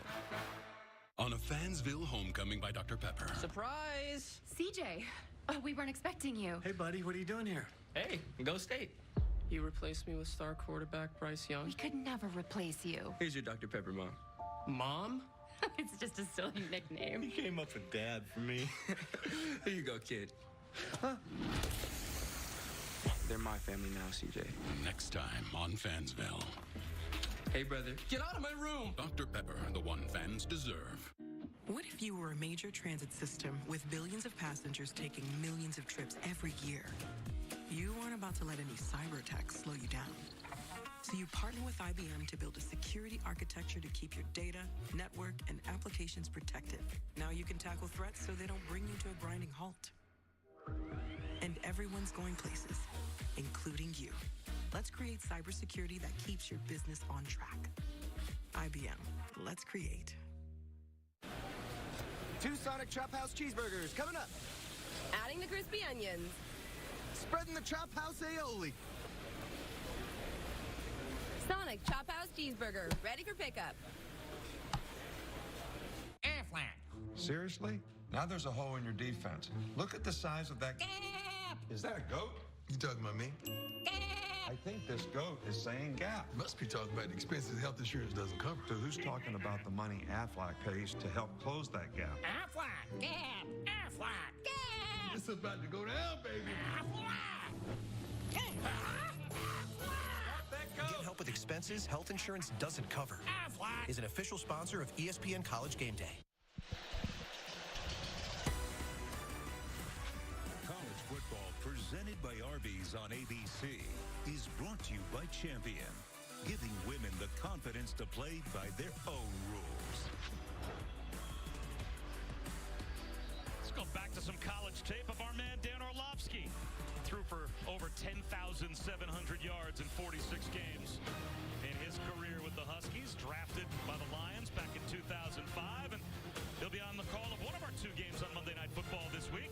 Buffalo take on Derrick Henry and the Titans, 7:15 Eastern, 4:15 Pacific on ESPN and ESPN Deportes. Then the second game with Justin Jefferson and the Vikings in Philly to take on Jalen Hurts and the Eagles at 8:30 right here on ABC as well as on ESPN Plus and ESPN Deportes, and a couple of pretty good pass catchers going head-to-head on Monday night. No kidding. The debut for A.J. Brown was as advertised. C.J. Stokes, a freshman right up the middle, plows his way for 11 and a first down. Stokes got they're really excited about. Great burst up the middle. And with Donovan Edwards out, he's going to get an opportunity to get some run here today. And Blake Corum's already tied his career high with 3 touchdown runs here in the first half alone. So J.J. McCarthy still in at quarterback. And this time Stokes brought down behind the line. Loss of a couple. Eric Watts with the tackle for loss. We'll see if we see Cade McNamara at some point today. And Michigan with Colorado State, Hawaii, and UConn, their first 3 games. It's almost, Roddy, like an NFL preseason for them. Able to work a lot of different bodies in and out of games until they get into the Big Ten schedule, which of course begins next week. And it's an opportunity for you to try some stuff out, whether it's packages, plays. You can put some stuff on film that make teams prepare for it, but also an opportunity to hold a lot of stuff back. Stokes bounces outside and gets bottled up. He loses 3 more. Boye Randall held the edge. Got some help from Jackson Mitchell. You know, I was really curious to see how this Michigan offensive line was. UConn defensive line is a pretty decent crew. They're big up front, and they play pretty well in their front over the course of their early season. And up to this point, Michigan's offensive line's done a nice job, but you can see there the talent that UConn has. 3rd down and 14. A lot of speed to the wide side of the field for Michigan. McCarthy out of the pocket. Still extending the play, looking downfield. And he'll be brought down. Brandon Boye Randall is there again. A loss of a couple more, and it will be a Michigan punt. There was just absolutely nobody open down the field for Michigan. J.J. McCarthy bought as much time as he could. The offensive line does a decent job, only rushing 3, but there's so many bodies clogging up lanes. And then Boye Randall, he's having himself a little game. I'm going to track down the quarterback.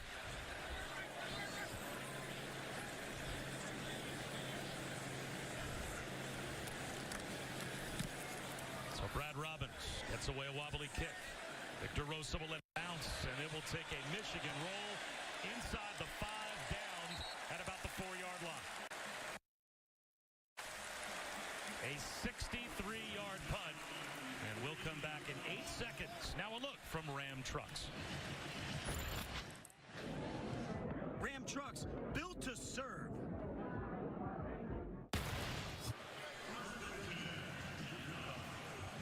So UConn's defense gets a stop, but then a mistake, you'd have to say, from Victor Rosa, letting that ball hit the ground. At the very least, call for a fair catch and field the ball. If you do that, you save your team about 20 yards or so of field position, and now they're up against it at their own 4-yard line. And they're going to have to be careful. We've already seen a fumbled exchange. We've seen Zion Turner have some trouble with a snap as well. This Michigan defensive line has really controlled the line of scrimmage when they've been on the field. Nate Carter is in as the lone setback. Straight ahead run. Now to about the 9-yard line. That's a good pickup on first down of 5 yards when you're probably anticipating run. And it's a good job by Christian Haynes, the right guard, of opening up a hole to the weak side of that offensive line. You're right. It's a run situation all the way. The ability to be able to pick up some yardage and cut the distance in half for a first down. It's a big-time play for UConn.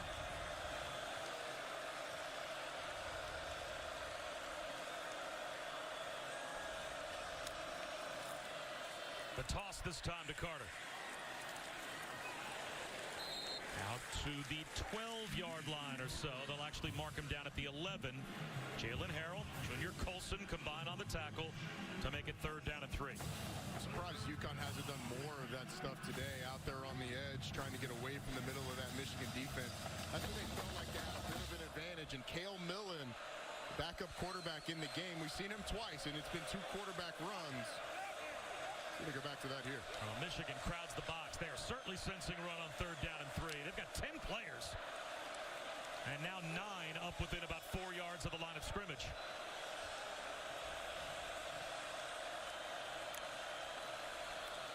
Millen will give it to Rosa. Rosa with a push short of the first down line to gain by a yard.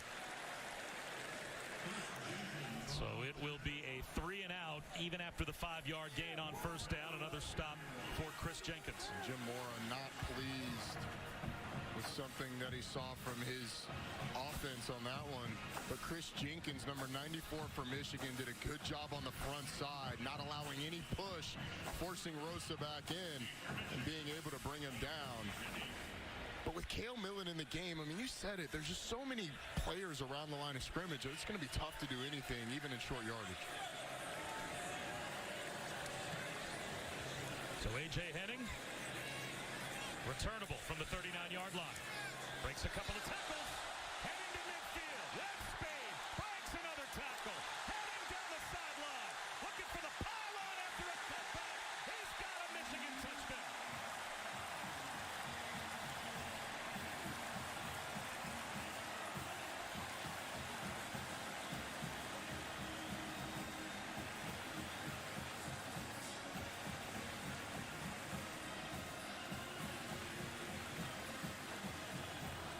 What an individual effort by A.J. Henning. Watch the number of missed tackles. 1, 2, 3 guys have a chance at him. And then when you get in the open field and you allow a punt returner like that to have space, it is bad news for a return team. 4 broken tackles by A.J. Henning. And another special teams spectacular play by the Wolverines. So Michigan dominating in all 3 phases, 31-0, with 6:05 to go in the first half. It's been all Wolverines here early. Gets a little bit of help down the field. He didn't need a ton of it, but A.J. Henning plunges into the end zone. Go up 31-0. Jim Mora looking for answers.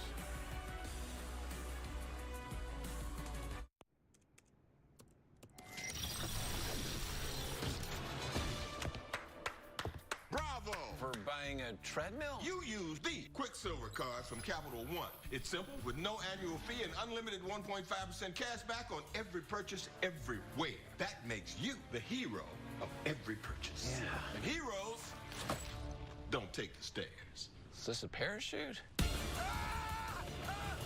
What's in your wallet?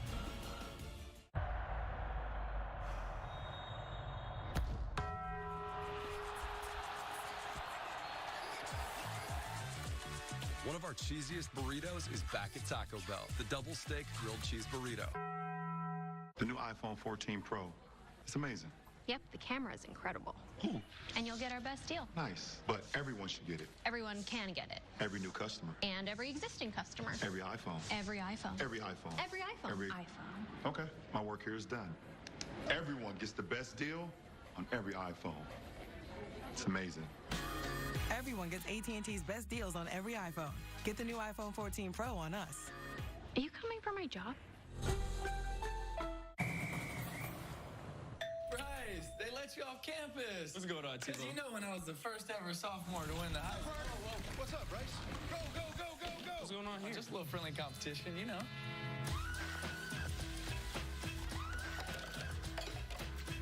That's cute, Derek, but the competition was reps. Just can't read this guy.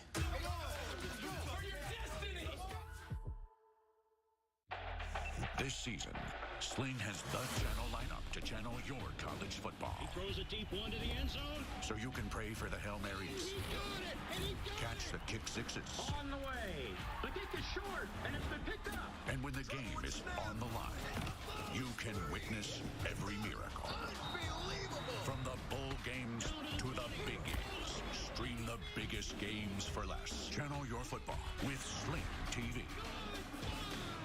Now that gas prices are so high, Domino's is giving you 20% off all menu prices when you order online for a limited time. So hurry and take advantage of these low prices. I mean, high prices, which mean low prices. You get the deal. 20% off menu prices on everything for now at Domino's. The Rookie Feds. Series premieres September 27th on ABC and stream on Hulu.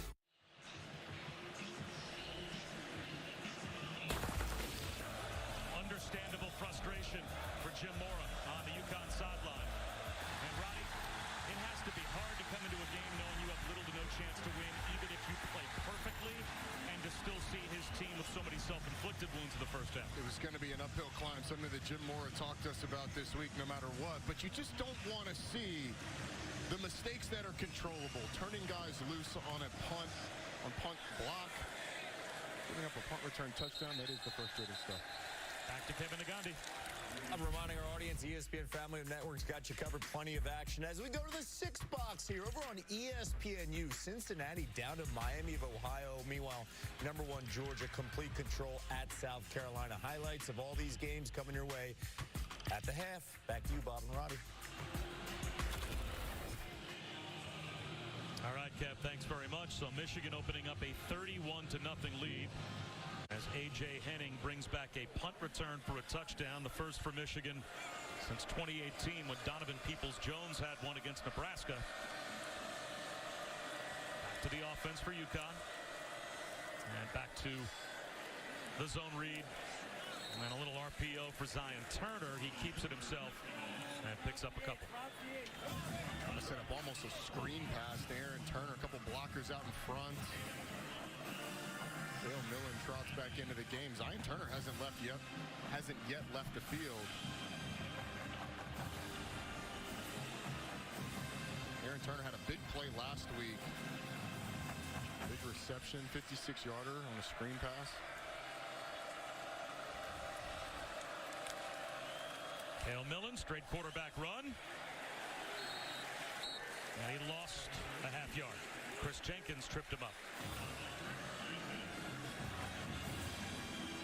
This Michigan defense has not allowed a point in the first half, and it doesn't look like the way they're playing right now. They'll allow one today. How about James Madison being the other one? Should get a look at Jesse Minter in his first year as defensive coordinator. Coming over from Vanderbilt, has been with Jim Harbaugh in the past. Been with John Harbaugh as well with the Ravens.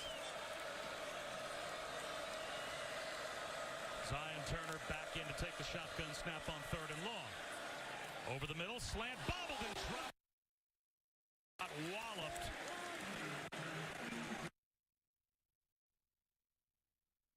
Now, with a big hit on Carter. Carter's one-on-one with R.J. Moten and has an opportunity. If he secures it, then you're able to turn upfield and probably have something for Makari Page before that hit comes. But because of the bobble, you're not able to gather yourself. Not only do you not catch the ball, but then you take the big hit. It's a tough one for the running back. If you're able to secure it, that's almost surely a first down. 6th punt already for Carrington. Henning brought back the last one for a touchdown. This one, a sliding fair catch at the 40-yard line. Beautiful day in Ann Arbor to watch a football game. And they are a happy group at the Big House. With DirecTV, I can get live TV and on demand together. Football, Housewives. Football, Housewives. Whoops. Get your TV together. Call 1-800-DIRECTV to save up to $120. I'm your football-obsessed best man, and I think you having your big day during the big game is the worst. What, are you kidding me? Physically, I'm right here, but mentally, I'm here. Yeah, I do. Come on, speed it up. When all eyes are on you, my eyes are glued to the game. Touchdown, yeah. And if you didn't bundle your home and auto insurance, well, all of this could be tough to tackle. So get Allstate and be better protected from mayhem. Like me. At Duracell, we're obsessed with bringing a better battery to life. Your life. New Duracell with Power Boost ingredients to power more when it matters. More life in your controller, so it's game over for him. More time powering her mobile. For the power nap you need. More from your headlamp at its brightest. For more brilliant memories. Engineered for you. Engineered for more. We're celebrating 50 years of Popeye's Signature Chicken with a deal you'll love. Now for just $6.99, takes 50 years of crunchy, juicy chicken we've been serving since 1972. Get the 5-piece while you can for just $6.99. Love that chicken from Popeyes. My crypto's down. No coiner. Trust. This'll move. Dude, they're fragging C. Rose, hit me. I got my ult. That's 472 horsepower and 395 pound-feet of torque. Well, what's up with this team sheet? Inverted fullback and a false 9? The limited slip diff lets you hammer the throttle. You don't get it until you go all in. Poggers. Stick it in the onion bag. The Lexus IS, all in on the sports den.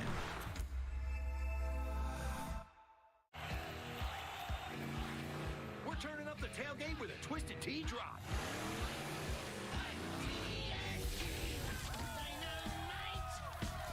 We're surprising real Twisted Tea fans who love the smooth and refreshing taste of Twisted Tea Hard Iced Tea with a 5% kick of alcohol. Twisted Tea tastes like real iced tea because it's made with real brewed tea. Twisted Tea Hard Iced Tea. Keep it twisted. You deserve a better credit score. Whoa. Chime can help no matter where you're at. Whoa. Because with everyday purchases and on-time payments, Whoa. things can happen a lot easier. Whoa.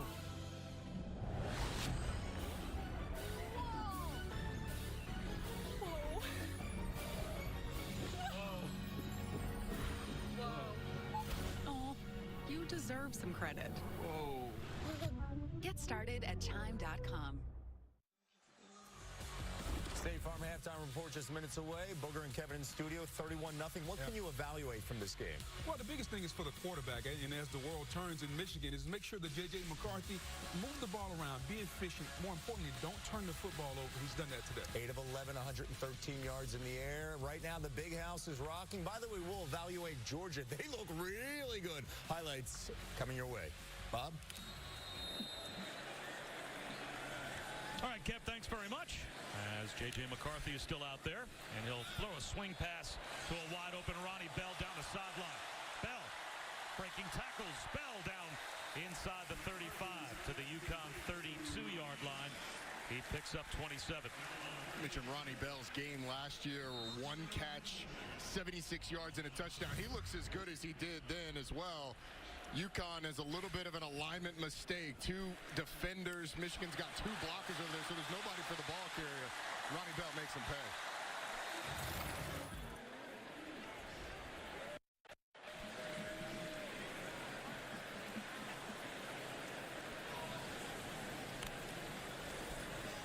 Play action on the rollout. McCarthy fires one across his body on the move, wide open. Down inside the 5-yard line goes Schoonmaker to the 1.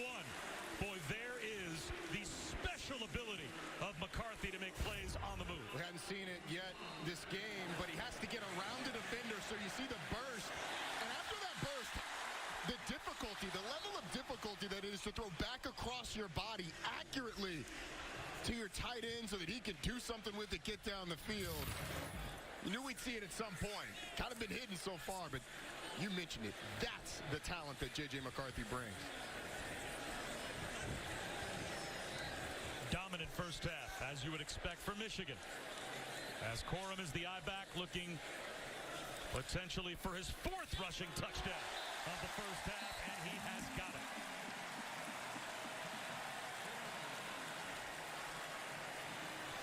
A career high in rushing touchdowns for Blake Corum, and we still have 3 minutes to go in the second quarter. The career high in the first half. I think the offensive performance, Michigan certainly has been helped by special teams, but you see drives like that where they're just so efficient. It's just a little snapshot. You have Ronnie Bell, who's a weapon. J.J. McCarthy out there on the perimeter, throwing it to Luke Schoonmaker, who's one of 4 tight ends we've seen today, and then Blake Corum plunging in the end zone. Full arsenal on display for Michigan. That's Roddy Jones. I'm Bob Wischusen. Chris Budden is with us as well. 38-0 for Jim Harbaugh's team. And, well, you just heard Booger and Kevin talking about the first half that J.J. McCarthy has played. Booger gave his assessment. What's yours so far and what you've seen from McCarthy now in person? I think it's been pretty good in terms of managing what this game is. I mean, coming in, one of the things you have to check yourself from doing is saying, hey, look, I'm going to go out there and be able to tear this team up, because you watch film all week and you know that UConn's going to be overmatched, but I think he's managed it. There had to be emotions being named the full-time starter. And I think we've seen J.J. McCarthy so far going the right places with the football and being able to deliver accurately for the most part. So I would give him a passing grade so far today. He's 10 of 13 for 172 yards. And obviously, Cade McNamara, we would expect to see him at some point in the second half. And we'll see after halftime how Jim Harbaugh approaches things. If he lets his starters go back out there to continue to play. Because this is, as you would have at the end of an NFL preseason, kind of that final dress rehearsal before their regular season opener here at the Big House next week against Maryland. I think I'd actually like to see J.J. McCarthy come out for a series in the second half so you could go in, make adjustments with your quarterback, see what that communication's like, and then go out and play at least a drive in that second half. You mentioned it. Treat it like it is that last preseason game before you get Maryland next week.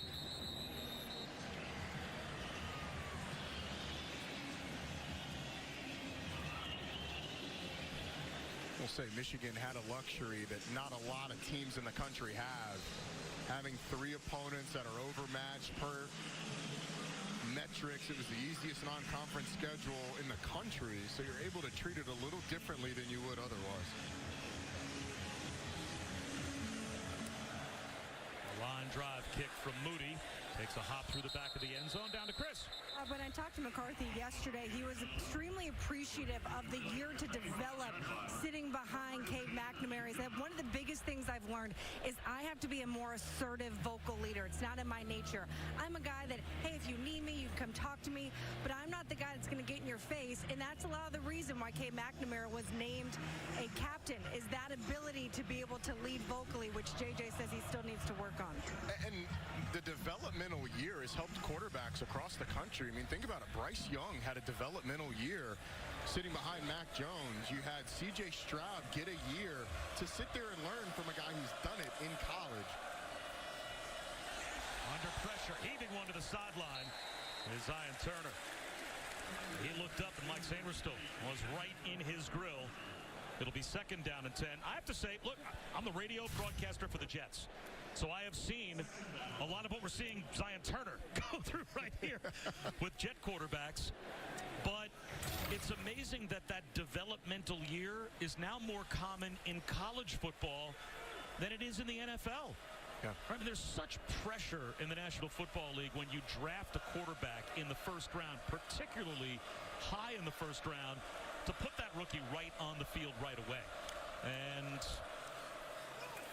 as Carter gets tripped up near the line, picks up about 3, you wonder if at some point will there be some cycle in the NFL where teams will get back to saying, boy, having a rookie quarterback that we want to have be our guy for 10, 12, 15 years, just have that first year to watch, take a step back, tutor, and prepare.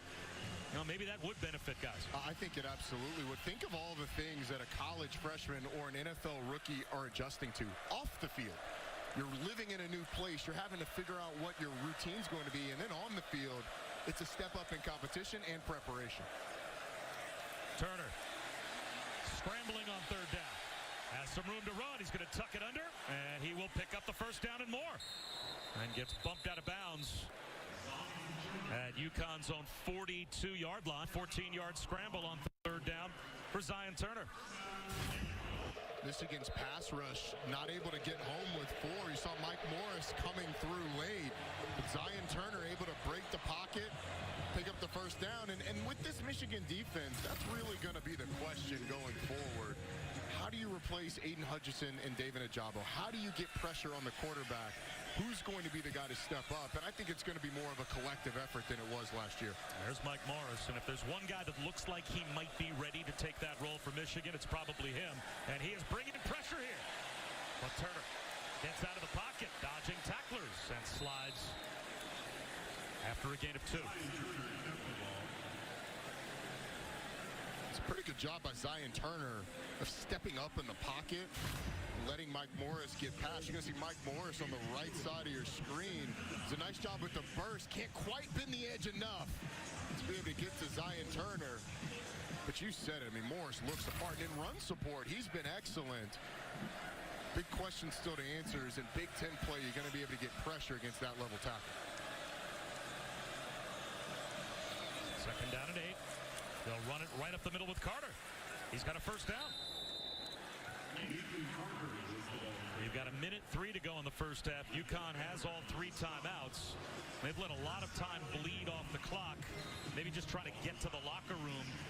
But Now you've crossed the 50-yard line. It looks like they'll go more up-tempo and be a little more aggressive. Why not? Down 38-0. Exactly. You've got all your timeouts. Get a little bit more pep in your step. You don't want to give Michigan a lot of time, but as you said, you likely don't have it now.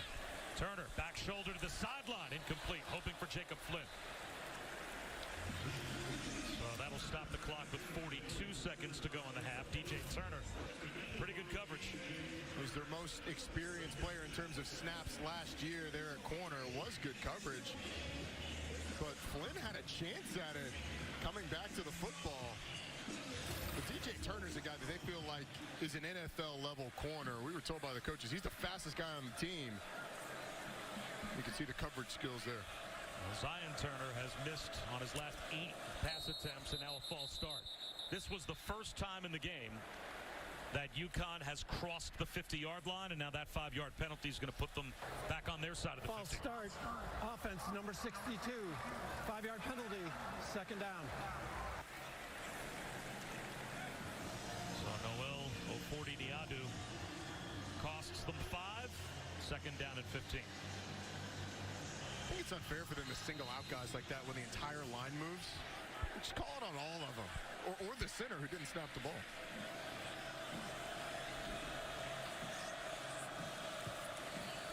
Turner wants the screen, and it's red. Michael Barrett was right there to meet Nathan Carter as the ball arrived. It will be third down at 15. Watch how Michael Barrett reads this screen right there in the middle. He is all over this. As soon as he sees the lineman release, he triggers, absolutely destroys the running back before he's able to catch the football.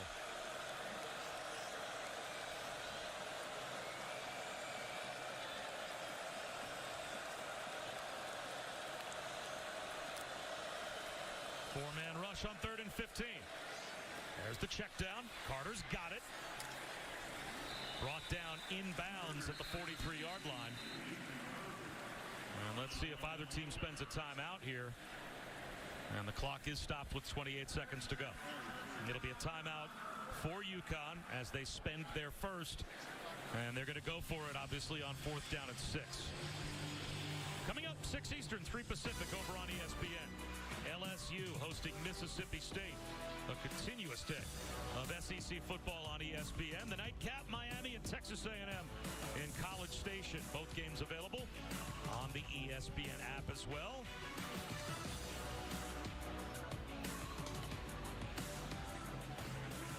And it might be 4th down and 6. UConn might be blanked to this point in the first half, but this drive alone, they've got more total yards than they had to this point in the first half. Zion Turner's legs. You had a nice run up the middle by Nate Carter. So some positives going into halftime for Jim Mora's team. They've got a 4th and 6, though. It's going to be a bunch formation at the top of your screen. Zion Turner goes that way. He looks for the slant right instead, incomplete. Tried to squeeze it into a very tight window, and getting back to muddy that picture was Braden McGregor, who dropped off the line. Evans Clarcius was the intended receiver. 24 seconds to go in the half. It's a really good disguise. First off, the coverage on the outside. I'm not sure you're able to catch that. Will Johnson was all over it. But as you said, Braden McGregor lined up at defensive end, and it looked like it was going to be one-on-one to the outside. Slant may be there. Well, he drops underneath and makes that throw almost impossible. And now the Michigan faithful criticized, at least some for booing Cade McNamara. The last time he was out there, you could see as the players rallied to McNamara's defense, he takes over at quarterback, gets a standing ovation, and he will get hit and dropped. And we'll see if that takes us to halftime. No, Michigan's going to spend a quick timeout with 14 seconds to go in the half as Eric Watts is able to get his first sack of the season. Eric Watts against Trente Jones, who has had moments of lapses early in this season where he's allowed some pressure. Really talented player. J.J. McCarthy is sitting on the sideline watching as his right tackle allowed a sack. But I want want to go back to what the Michigan fans just did for Cade McNamara. As you said, very fairly criticized last week for booing when McNamara came into the game when they wanted J.J. McCarthy. But with what Cade McNamara has done for this program, elevating them to the level that they were last year, top 14 in the country, CFP appearance, Big Ten champions, beating Ohio State. This is what he deserved last week, and I'm glad that the fans gave him that ovation when he came in the game today.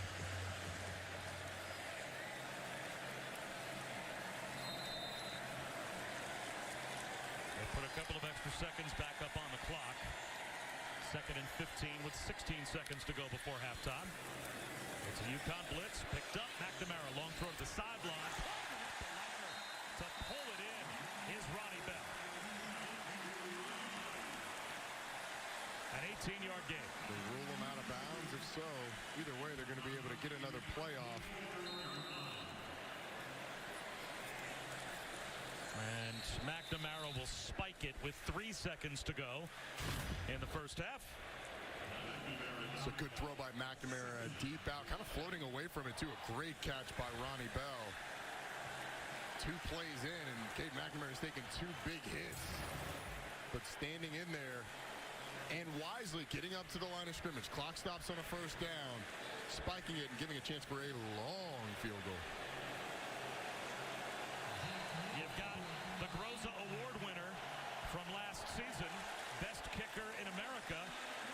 And UConn's going to call a timeout before a 62-yard field goal attempt for Jake Moody.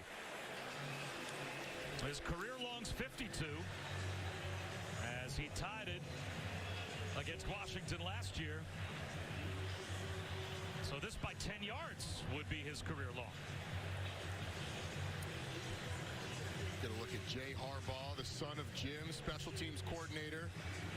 And he's likely telling his guys, hey, look, after this ball is kicked, you have to cover. You have to cover this field goal. Because if I'm UConn, you're putting a returner back deep. And we've seen famously a number of times on these long field goal attempts, they go short. And because you have so many linemen and tight ends on the field, it's a great time to return. And UConn will indeed send a returner back.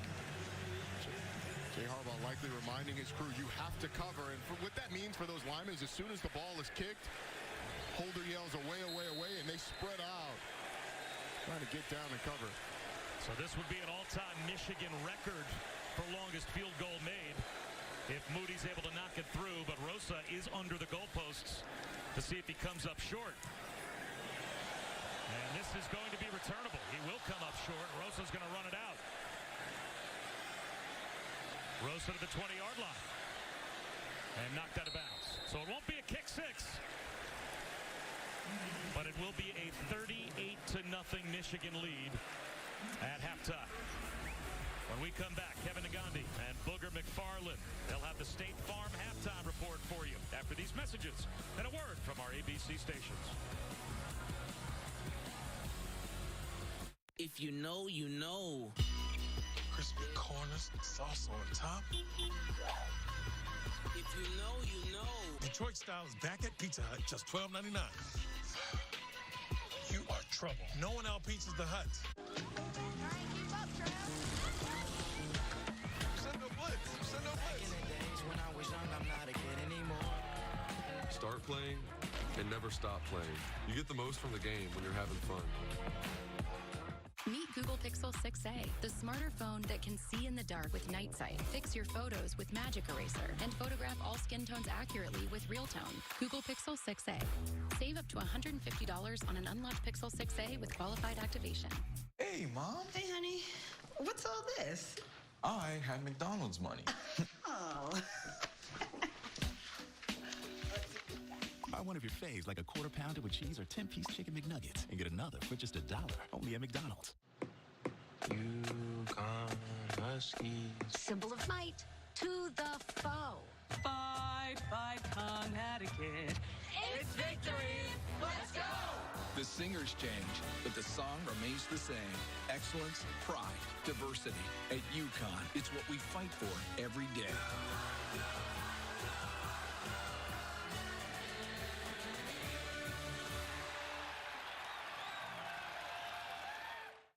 Congratulations.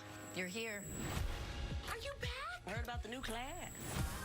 I see something in them. They just need a chance. Gonna be okay. Cold case in Alaska. Her death is part of a pattern, and we need to show who's to blame. We're gonna break this story.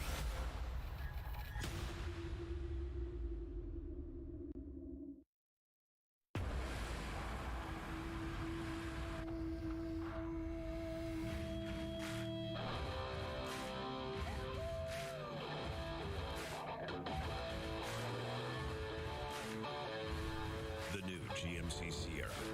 Premium and capable. That's professional grade. New GMC vehicles arriving weekly at your local dealers. Available for immediate delivery with 0% financing. See your Oklahoma GMC dealers. First Alert Weather, your certified most accurate forecast 10 years running. Welcome to the State Farm Halftime Report. Blake Corum, have a day. How about 4 rushing touchdowns in the first half, one shy of the program record of a game? How about UConn make a tackle? That can play a role here. Big House feeling really good. 38-0 Michigan all over UConn through one half. Meanwhile, Oklahoma taking on Nebraska. Used to be a fantastic rivalry. Mickey Joseph, the intern, taking over for Scott Frost. We saw the Huskers score first, and then here come the Sooners and Dylan Gabriel. Love the play called design quarterback draw with the running back leading up in, Kev, and the lack of effort from the black shirts there, a little concerning. Where's the tackling? 61 yards to the house. That is a career high for him. And then Marcus Major going in. After that, it's like the Sooners got the message here. Let's put our foot on the pedal. Kevin, if one pass won't do, throw 2 passes. The old double pass by the Sooners. And that is Braden Willis to Major right now. 35-7 Oklahoma on the road in Lincoln. Booger McFarland, Kevin Nagandi here with you. We have a new number 1.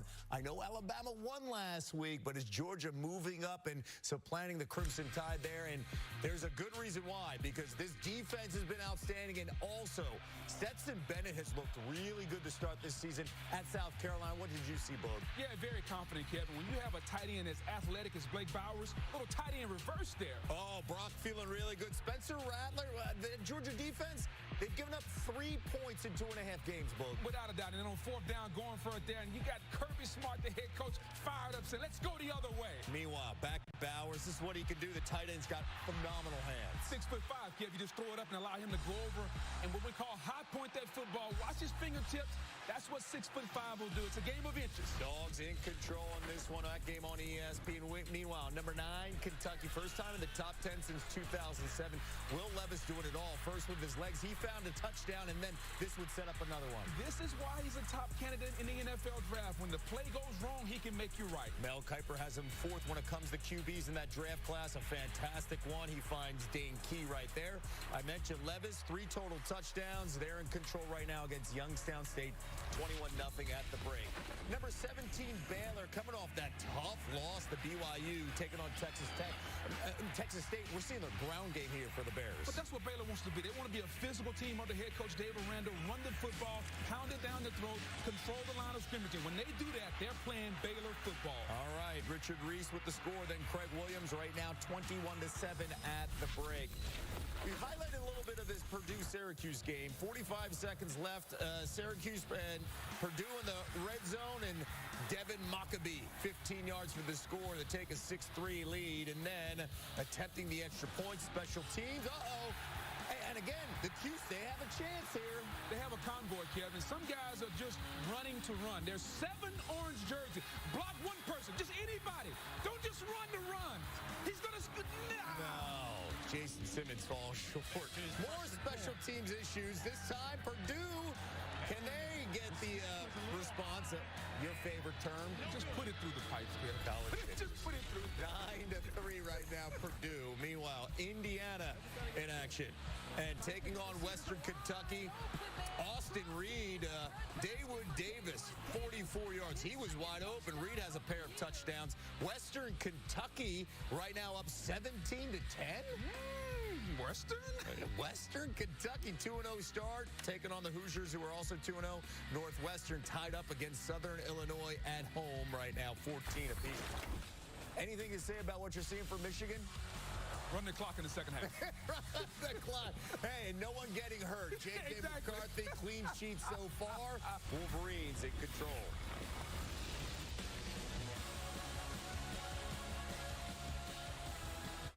When you start with better ingredients, better pizza, you also get better papadillas, better cheese sticks, better yummy this, and better tasty that. With this, or you can get with that.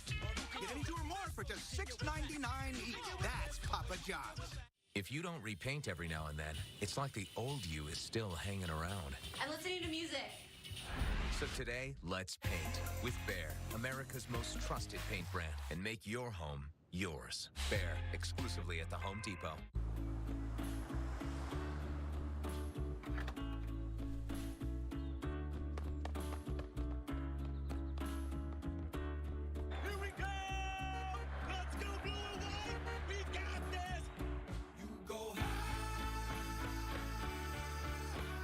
Has the fuel to keep your engine running at peak performance, because you never know where life is going to take you.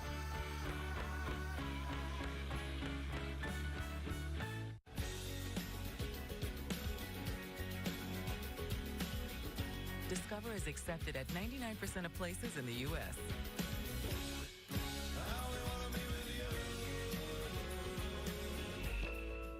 They say a good steak shouldn't be covered in sauce. That's why this prime rib is covered in fire-roasted peppers and provolone. But if you want sauce, it's in the bag. Arby's, we have the meat. Come out. You have been waiting long enough. You'll only hear the knock, knock, knock of your own heart signal.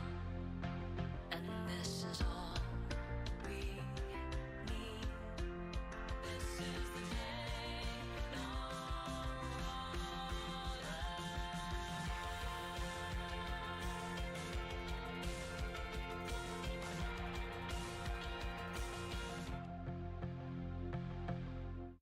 You nervous? Finally here. My lifelong dream of being in the FBI. We got this. We're feds.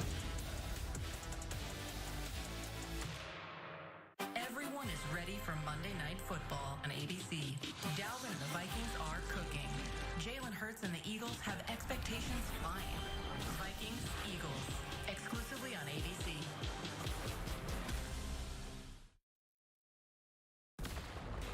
You're watching the State Farm Halftime Report.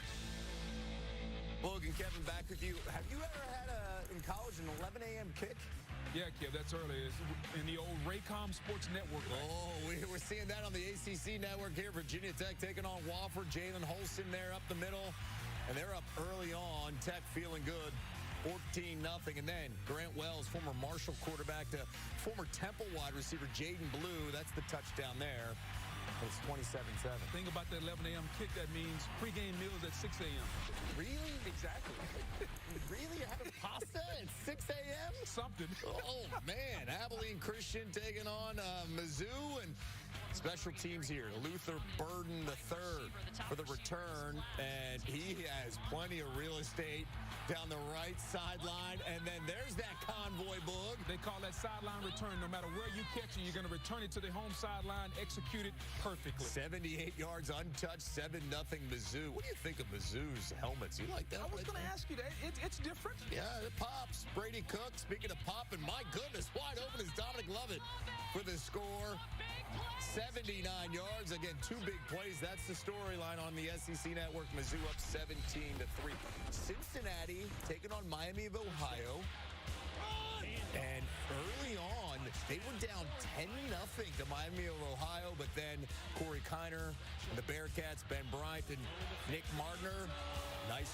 Is that a fade, your favorite play, Bug? Yeah, I thought it was your favorite play, but even better catch, though, Kev. 24-17 over on ESPNU. West Virginia taking on Towson. C.J. Donaldson to the house. Good block there. Yeah, Kev, sometimes the offensive line pays the way. Sometimes you just make 3 or 4 guys miss, and you take it to the house. 27-7. That is West Virginia over on ESPN+. Great scene in North Carolina. Yosef. LC going with the Mountaineers. Appalachian State in their heyday as game day there this morning.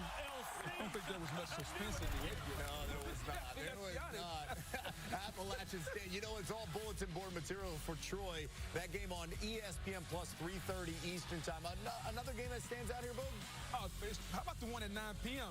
Jimbo changing quarterbacks. Max Johnson with the real Aggies. Yeah. Stand Can up. that offense show up, right? Yes. Big test early for Mario Cristobal on the road. And Tyler Van Dyke, that game on ESPN tonight. More after this.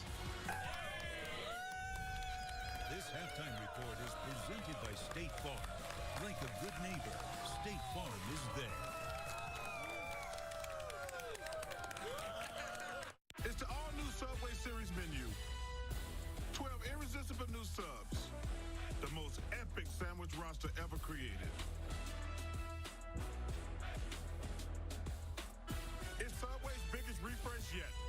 COVID-19 moves fast, and now you can too, by asking your healthcare provider if an oral treatment is right for you. Oral treatments can be taken at home and must be taken within 5 days from when symptoms first appear. If you have symptoms of COVID-19, even if they're mild, don't wait. Get tested quickly. If you test positive and are at high risk for severe disease, act fast. Ask if an oral treatment is right for you. COVID-19 moves fast, and now you can too. This season, the Home Depot is helping every fan outfan themselves. Fans like the ultimate entertainers. Smooth. And then you have your true diehards. Nice work. The all-out competitors. And of course, the absolute fanatics. This season, go all out. Gear up with Behr Premium Plus interior paint from the Home Depot. How doers get more done. Order number 1. Hey, man, there's nobody here but me. I don't tell you how to run routes. I did play in junior high.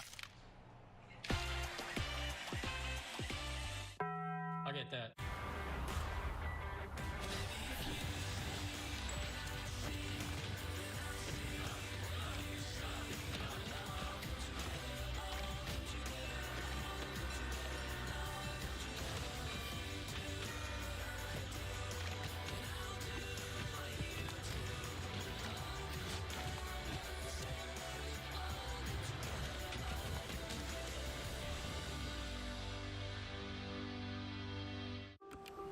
What makes for a great story?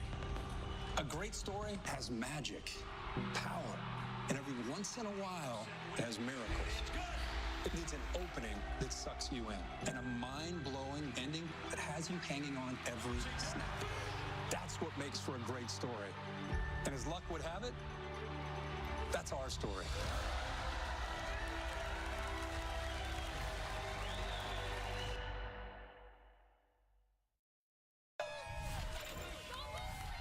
This halftime report is presented by State Farm. Like a good neighbor, State Farm is there. Got a doubleheader Monday Night Football style.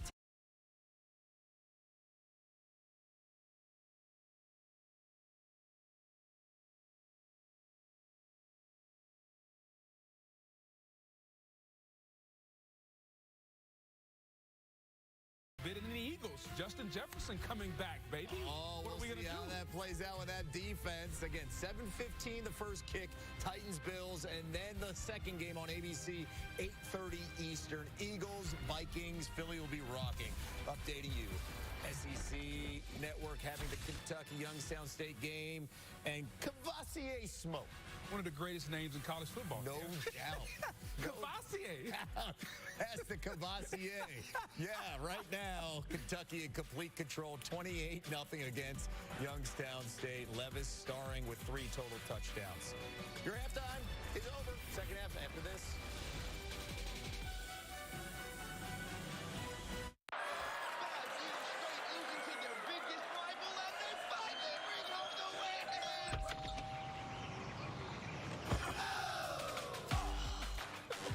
That's poison ivy.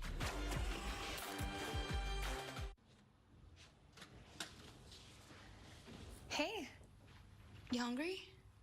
Yeah. Buy one of your faves like a Big Mac or 10-piece chicken McNuggets and get another for just $1.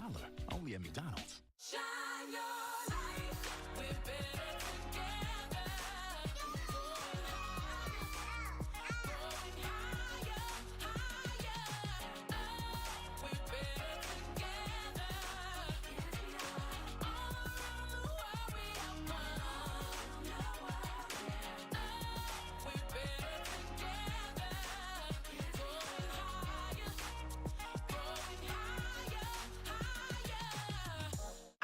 Girls, we already know who you are. Get to it. People think school starts when the kids get here, but it starts at development week. It's the calm before the storm. It's very zen, actually. Code Silver. I'm hurt. You cannot go down there. Dr. Lim may need my help. Don't touch me! Shine. Look at me.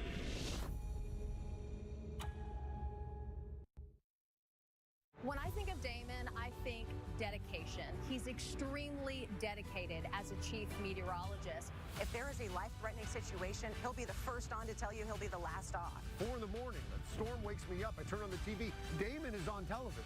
You're getting that first alert forecast. He's letting you know exactly what's happening. He will tell you when you need to be prepared, what you need to do. He knows the science behind the weather here in Oklahoma. At the end of the day, he wants to keep all of us safe. For those who answer the call, the bravest, hardest working people who take care of all of us to create a future for everyone. We say thank you. Because the vehicles of the future are for those who are ready and built Ford proud. Military and first responders can now receive an extra $500 exclusive cash on select Ford vehicles. Visit your Ford dealer today.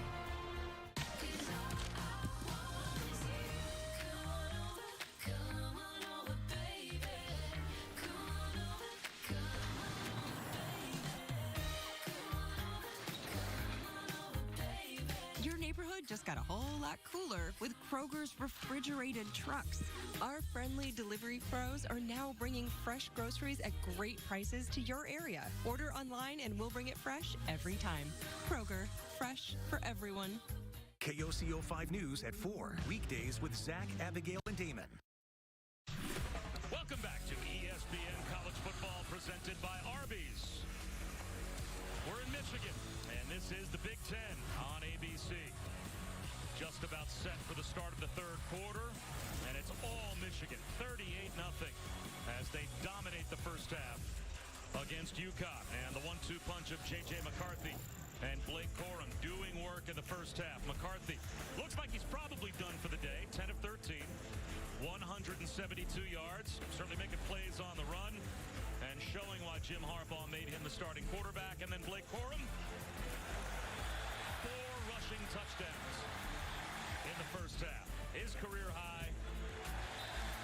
And as we take a look at today's player spotlight brought to you by Champion, Blake Corum certainly deserves to be in that spotlight, as his first half was a record setter, tied for the most rushing touchdowns in a half in program history for Michigan. So Bob Wischusen here with Roddy Jones. Chris Budden will join us from down to the field in just a moment. And Roddy, you know, you talked about it from the film that you watched of McCarthy coming into this game. You understood why Jim Harbaugh did what he did and made the decision that he made. Certainly seemed to be backed up in the first 30 minutes of this game. It was. He was efficient. He was accurate. He made some wow plays. We've seen him with his legs. Everything that we've seen so far today, I think, and last week, has been a snapshot of what these coaches have seen over and over and over, really the last 2 years from J.J. McCarthy. But managing moments like this are almost as important as managing big moments when you've got a big-time opponent. Making sure that you're not overlooking a team like UConn and you can still go out and be efficient and successful despite having the lack of competition on the other side. And as we talked about yesterday, and I think it's something that Jim Harbaugh told us when he said, look, it's a meritocracy. And if you make a decision where the players can tell who deserves the position more and you go the other way, what message does that send to the rest of the team? So doesn't seem to be any doubt that he's made the right call having J.J. McCarthy take over. And if this was a battle at defensive end, it'd be a meritocracy. For that to extend to the most important position, I think shows the values of this program. Let's head down to Chris Budden. Bob talked with Jim Harbaugh going into halftime. Very pleased in all three phases of the game, the way that J.J. McCarthy has handled the offense, the 3 and outs on defense. What he wanted to talk about most, though, was special teams. He said, I knew coming into today, A.J. Henning was going to have a big game. He goes, I told it to the team yesterday at the 61-yard punt return for a touchdown. And how about this? He becomes just the 4th player in Michigan history to have a career kick return for a touchdown and a punt return for a touchdown.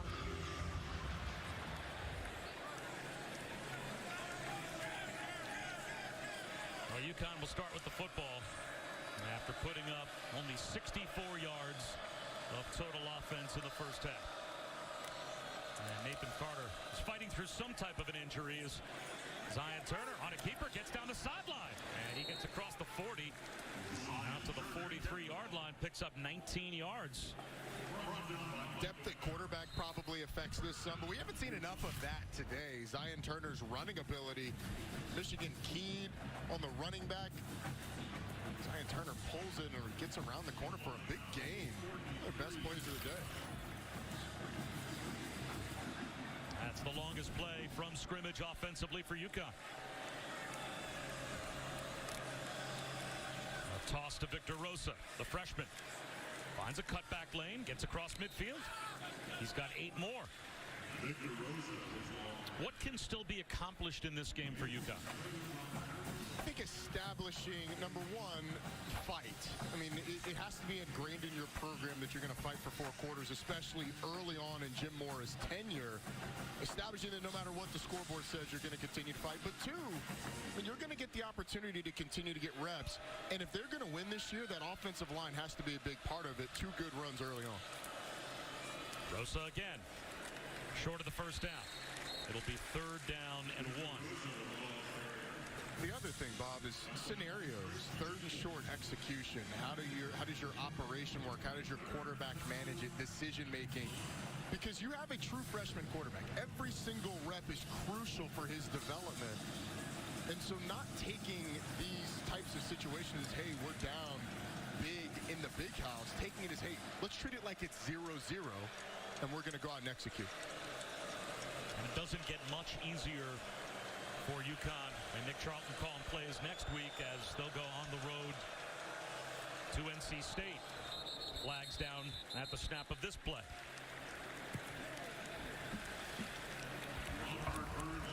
False start. Offense number 67. 5-yard penalty. 3rd down. The next UFC Fight Night is tonight from the Apex in Las Vegas with a bantamweight main event.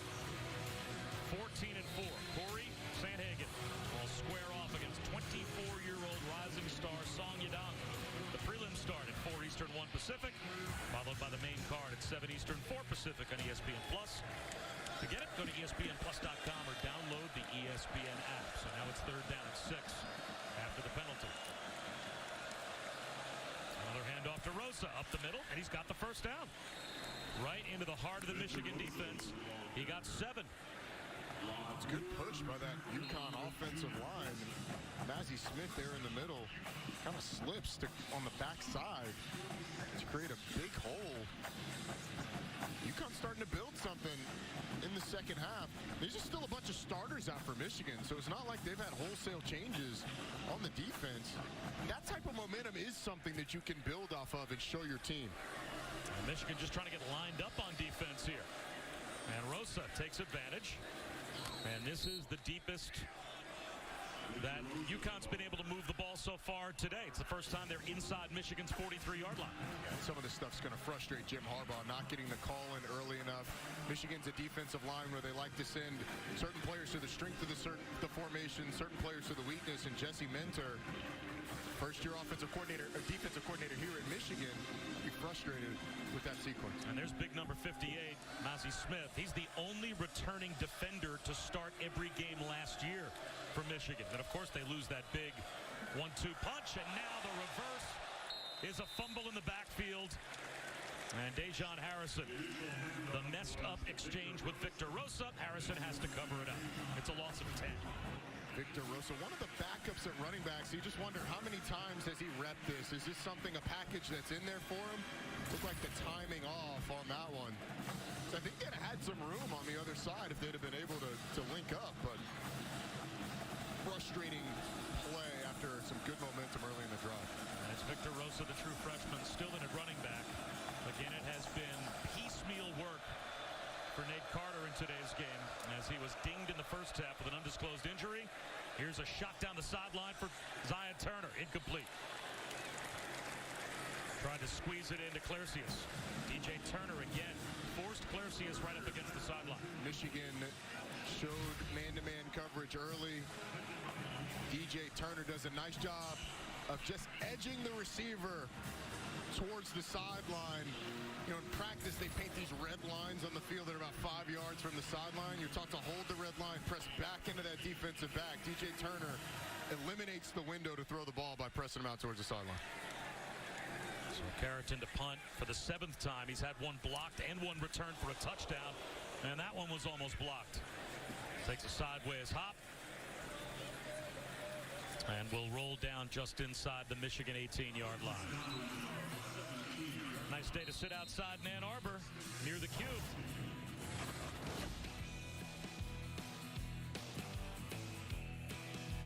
Enjoy 2 pancakes, 2 eggs your way, and 2 pieces of bacon for only $5. The 2x2x2 from IHOP. Hurry in and enjoy this deal for a limited time. Download the app and earn free food with every order. Beautiful day in Baltimore, where most people probably know that Geico could save them money on car insurance, right? You see, the thing is, Geico, well, could help them save on boat insurance too. Oi! Okay, I'm ready to come in now. Hello? I'm trying my best. Seriously, I'm serious. Request to come ashore. Geico, saving people money on more than just car insurance. Hi, I'm Alok, and a little thing I love about the Chick-fil-A Grilled Spicy Deluxe is it has that kick. Not too spicy, but it's just enough for your taste buds to feel that level of heat. And you're like, ooh, this is good. It's the perfect amount of spicy. Hi, I'm Capri, and a little thing I love about the Chick-fil-A Grilled Spicy Deluxe is the chicken. You can tell they actually put it on the grill, cooked it in the sauce, marinated it. You're definitely getting a good grilled spicy sandwich. How do we guarantee Ram trucks are built for tailgating? Testing. Like does the interior have that authentic game day smell test? Here we go. Will my phone always be charged so I never miss a play test? But can I kick out the jams when my team scores a touchdown test? Touchdown! And the will my engine drown out those jams if it wasn't my team who scored test? You drive one of these, you pass. Here's what you expect from your wireless plan. But at T-Mobile, this is what you get. And so much more. Like a free Samsung Galaxy Z Flip 4. Get even more with T-Mobile. How's Sanchez looking? With your QB's increased spin rate, any pass with a launch angle of at least 43 degrees puts Sanchez in the end zone. You a data analyst or something? An investor in Invesco QQQ, a fund that gives you access to NASDAQ 100 innovations like AI statistical analysis software. How am I going to do? Become an agent of innovation with Invesco QQQ. Before investing, carefully read and consider fund investment objectives, risks, charges, expenses, and more in prospectus at Invesco.com. Something approaches. Something fierce. Oh, God. Something wild. Something. We're making eye contact the entire time. Bachelor in Paradise. Season premieres September 27th on ABC and stream on Hulu. Welcome back to the Big House. Michigan up 38-0. We saw Cade McNamara come in before halftime. He took a couple hits where he was slow to get up, particularly on the second hit that he took. He is not out here with the team right now. I've confirmed that he is in the locker room with the trainers, an undisclosed injury. As soon as I get more information or we see him out here, I will let you guys know. Well, that'll put J.J. McCarthy back in the game, which actually surprises me a bit. At 38-0, he's got Blake Corum in the backfield. So the starters pretty much in totality back on the field to open up the third quarter offensively for Michigan. Although despite the score, and Ronnie, this is a point you made, there is value in going in, experiencing halftime, talking to the coaches, coming back out, kind of working up a sweat again, maybe getting a series or 2 or 3 in, and dealing with that changeover the way you're going to have to in the Big Ten season when it arrives next week. Yeah, from an adjustment standpoint, I think it helps you. Also helps from a conditioning standpoint, having to shut it down and then ramp back up, as you said. Corum. First down. Picked up 11. Part of the toughest thing early in the year is when you get into some of these fights, when you haven't been in them, when you're having to go into the fourth quarter, just the overall feeling of being locked in mentally for that long. Something that you have to get used to. You don't do it in scrimmages. And so until you do it in a game, you don't really get in the flow of it, even if you played some ball, but especially when you have a quarterback that's not accustomed to doing it.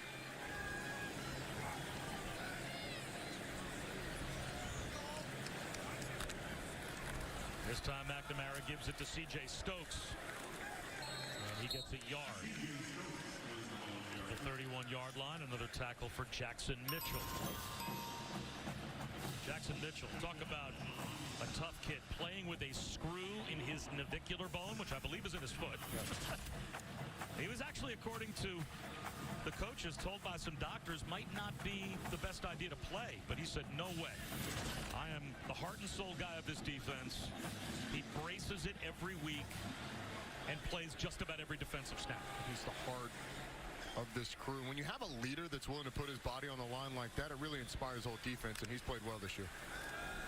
McCarthy over the middle, and the catch made for a gain of about 4 to Eric All. There's another tackle for Jackson Mitchell. And how about the game day story today with Eric All? Back in 2001, as a baby, saved from a house fire by 2 firefighters, was not breathing.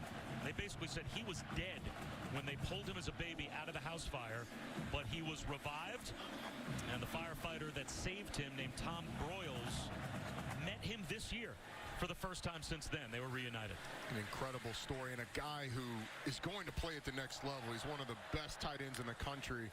What a great story. McCarthy to the sideline, right at the first down line to gain. It's hauled in by Ronnie Bell. His momentum took him back, but it looks like he stepped out right at the 40-yard line for a first down. Watch Blake Corum in protection. J.J. McCarthy actually bails from the pocket a little early there, but when you make a completion like that, all's well that ends well. But nice job in pass protection by Blake Corum. If you didn't see the Gene Wojciechowski piece on Eric All earlier today, go find it. It's worth checking out. It's Absolutely worth watching. It was just tremendous storytelling and an amazing story.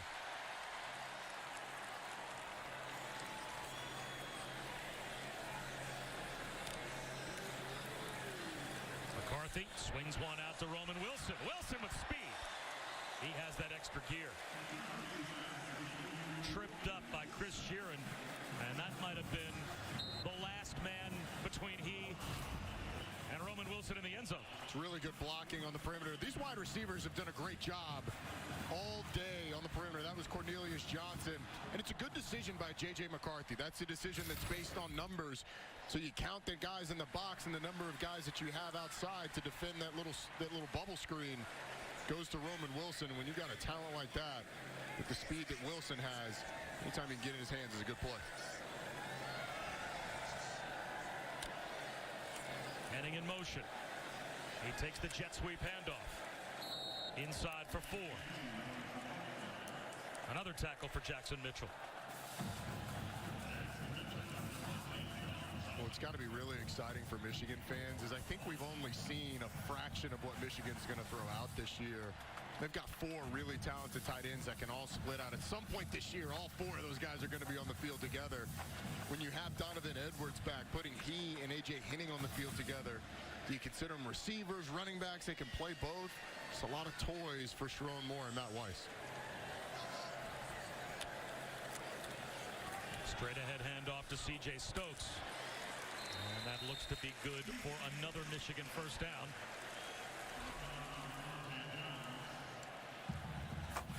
Sharon Moore, the co-offensive coordinator and offensive line coach, also kind of play caller. I mean, Michigan has been very very vague about how the plays are called and who's calling them between he and Matt Weiss, but it has certainly worked. They did mark Stokes down about a half-yard shy, and Sequoia McDuffie is down and injured for UConn, so we'll step aside. At Jersey Mike's, they slice your order fresh right in front of you. And let me tell you, watching that can send a rush of emotions through a person.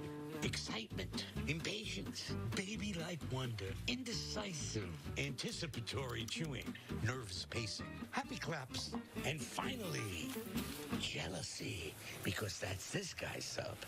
I should order one. Good idea. Sliced right in front of you. The Jersey Mike's thing. A sub above. The new iPhone 14 Pro. It's amazing. Yep, the camera is incredible. And you'll get our best deal. Nice. But everyone should get it. Everyone can get it. Every new customer. And every existing customer. Every iPhone. Every iPhone. Every iPhone. Every iPhone. iPhone. Okay, my work here is done. Everyone gets the best deal on every iPhone. It's amazing. Everyone gets AT&T's best deals on every iPhone.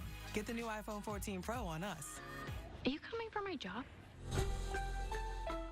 Dish makes TV easy. Now with all of your favorite live TV and streaming apps all in one place. All right, here we go. Discovery Plus. Dish, streaming and live TV all in one place. Team, it's been a grind, but I think I've aged you well. Some might say perfect. Who's ready to show 'em who's the cheesiest? I woke up feeling the cheesiest, coach. Cheez-It, official sponsor of the college football playoff. With no fees or minimums and no overdraft fees, banking with Capital One is the easiest decision in the history of decisions. Even easier than this. We need a clutch hit. Derek Jeter. Hang in there, rookie. Yep, even easier than that. With no fees or minimums and no overdraft fees, is it even a decision? That's banking reimagined. What's in your wallet?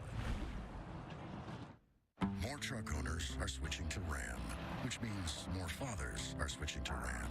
Your body's changing. And more sons. More tailgaters.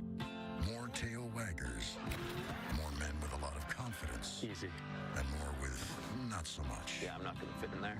More people who have it all and don't have it at all. Wow. And more guys who check straps with a firm tug and say, That ain't going anywhere. Are switching to Ram. How do we guarantee Ram trucks are built for tailgating? Testing. Can I kick out the jams when my team scores a touchdown test? Will my engine drown out those jams if it wasn't my team who scored test? You drive one of these, you pass. February 13th, 2001 was the day of the fire. Call came in as a working structure fire, possible entrapment of a child. It was just like a black crown that colored the sky. I'm just sitting there thinking, there's no way he's going to be able to survive this. I had to find that kid. Probably a matter of minutes or even seconds. I would have been gone. I just think, what if?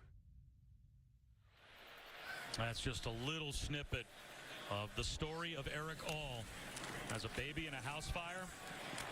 Blasting up the middle, Isaiah Gash on third down, picks up the first down. Saved by Tom Broyles, an EMT named Sean Phoenix. And you could see him in the blue jacket carrying All onto a stretcher. Immediately started to give him mouth-to-mouth and heard just a little bit of a cry, a little bit of a whimper and a gasp of breath, and knew when they got him in the ambulance that they'd basically taken him from dead to alive. And it highlights what our first responders do every single day. We don't often get the follow-up stories of where the people that are saved by our firemen and EMTs end up. So not only is it a great story about Eric All, but also about our first responders and what they do on a daily basis. Ronnie Bell scoops one up from McCarthy down to the 11-yard line, a gain of 12. J.J. McCarthy just back to work. He's able to get that throw up a little bit, then Bell may have a chance to get in the end zone, but still able to get a completion. And this has been a very methodical drive for Michigan. It's been a very mature drive by this offense, just consistently getting small chunks of yardage. 11th play of the drive. Corum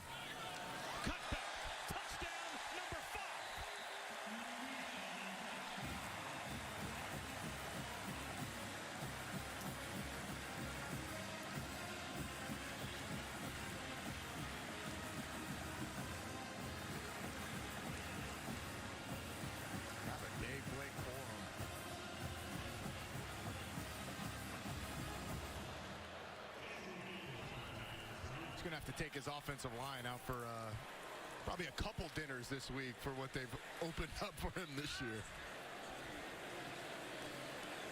12 carries, and 7 of the 12 didn't go for a touchdown. 5 did, and have so far.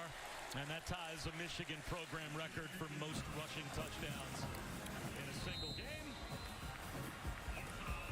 I don't know what 5 out of 12 is, but it's pretty close to 50% of his carries getting in the end zone.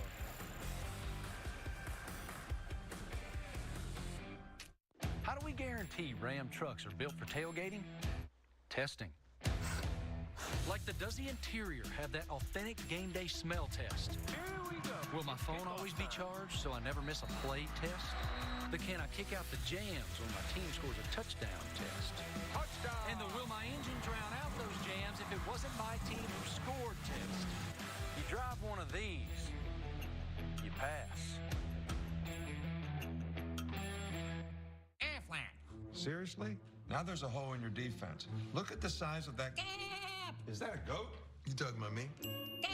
I think this goat is saying gap. Must be talking about the expenses health insurance doesn't cover. So who's talking about the money Aflac pays to help close that gap? Aflac, gap, Aflac, gap. It's about to go down, baby. Get help with expenses health insurance doesn't cover. Aflac Is an official sponsor of ESPN College Game Day. If you know, you know. Crispy corners, sauce on top. If you know, you know. Detroit style is back at Pizza Hut, just $12.99. You are trouble. No one outpizzas the Hut. It takes fight to be a full-time fan. There'll be good days and bad ones. But when you love what you do, you'll never work a day in your life. Modelo, brewed for full-time fans. Brewed for those with a fighting spirit. What do we want delivered every month? Clumping litter, salmon pate. Love that for me. Choose the frequency and ship it. I feel so accomplished. Now you can pet me. Great prices on everything pets want. Chewy.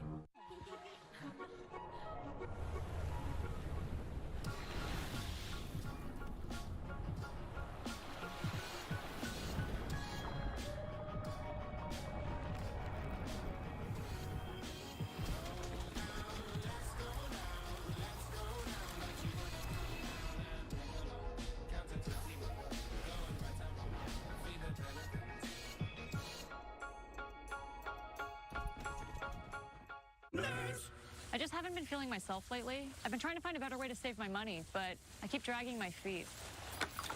Oh, sorry. Oh, I'm out. What a surprise.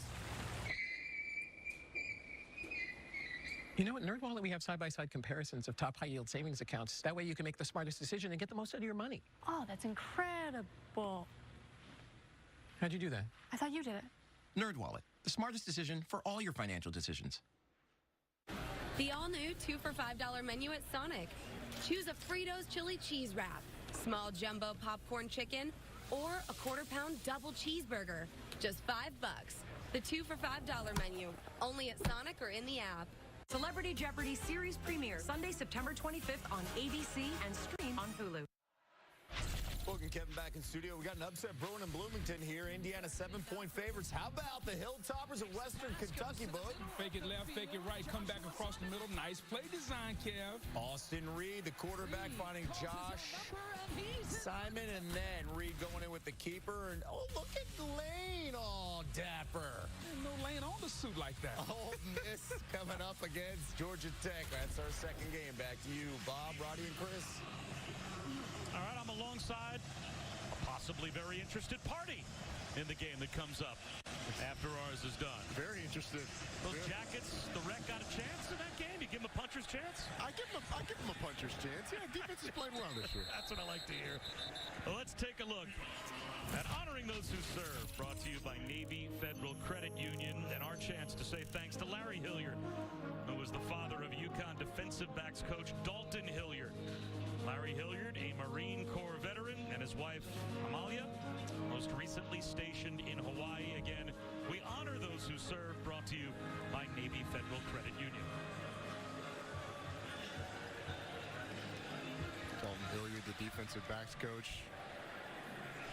Obviously proud of his parents. Thank you for all of those. Thank you to all of those who have served our country. And at the Eric All story, thank you to everybody. The first responders, people who go out and do the dirty work every day.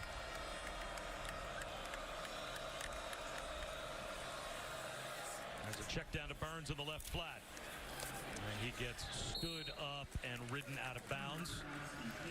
Olsen with the stop after a gain of about 5. Yeah, we always need to make sure that we talk and honor every year about those that run towards danger. Right. Those that run towards it when everybody else is running away. People that are the backbone of this country, man.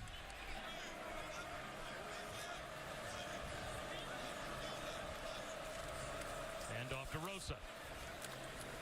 2 yards shy of the first down. And again, Derek Moore in the middle of that pile for Michigan. Still a decent number of starters out there for Michigan. Chris Jenkins still out there. Mozzie Smith as well. Mason Graham. And we were told that the starters would likely play a little bit longer than we expected today, as Michigan's starting to gear up with their Big Ten opener next week against Maryland.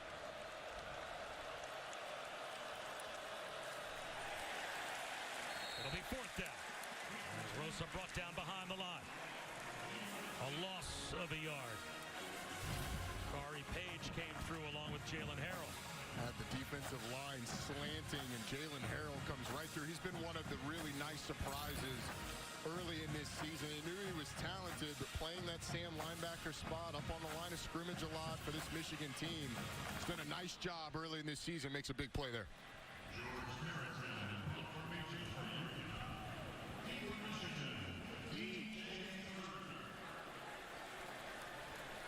Now DJ Turner gets a chance to return a kick for Michigan, as Carrington has been busy, the punter for the Huskies. A.J. Henning, of course, the first half punt return for a touchdown. And this one returnable for Turner. Out of the wash. Nope, he gets bottled up and brought down after a 4-yard return. Well, for the UConn Huskies, there have been brighter days, obviously. This is a team that, when they were wrapping up their stint in the Big East, went to 4 straight bowls, including a New Year's Six bowl. But 9 straight losing seasons since, only 1 bowl appearance. Of course, they became independent during COVID after not participating that season. And Jim Mora hired as the head coach.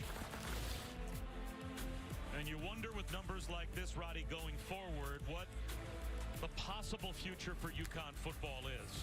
As Davis Warren takes over at quarterback now for Michigan and squeezes one in over the middle. It's a 5-yard gain. Let's go down to Chris with more on now the sideline being patrolled, Chris, by Jim Moore. You know, the scenery may change, but the pregame traditions don't. All the time when he was at UCLA, I would see him running the stairs of the Rose Bowl, and he still has the same tradition now. He came out today. He'll run 4 laps around the field, and then he'll run 20 times up and down the stairs. He has taken part of the pregame workout out. He used to do a couple 110 sprints down the sidelines, but says, I don't want to pop an Achilles at my age. That would not be good. When he said that to us, as coach, if I was going to take anything out, not to pop an Achilles, it'd be the stadiums of the big house. But no, Jim Mora said he likes the challenge of going uphill. He likes doing hard things. He's an avid mountain climber, hiker. And this UConn program is certainly going to be an uphill battle.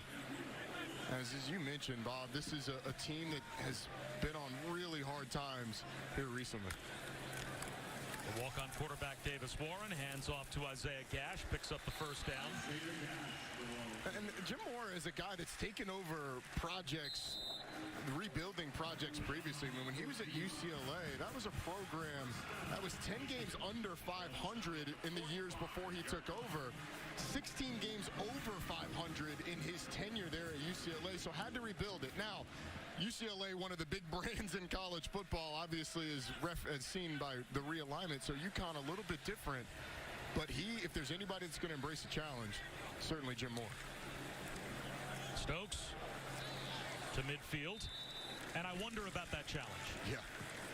With all of the crazy conference realignment we see all the time, and there was more of it this year in college football. Who's to say that at some point UConn as a program may go a different direction? But they seemed to make a philosophical lean towards basketball, saying, you know what, we'll stay independent in football, even if that is to the detriment of our football program. Our priority is basketball and getting back in the Big East. The current Big East, to those old basketball rivalries, what does that mean for the future of their football program? As getting spun down as Alex Orji, the fourth-string quarterback, came to take a snap.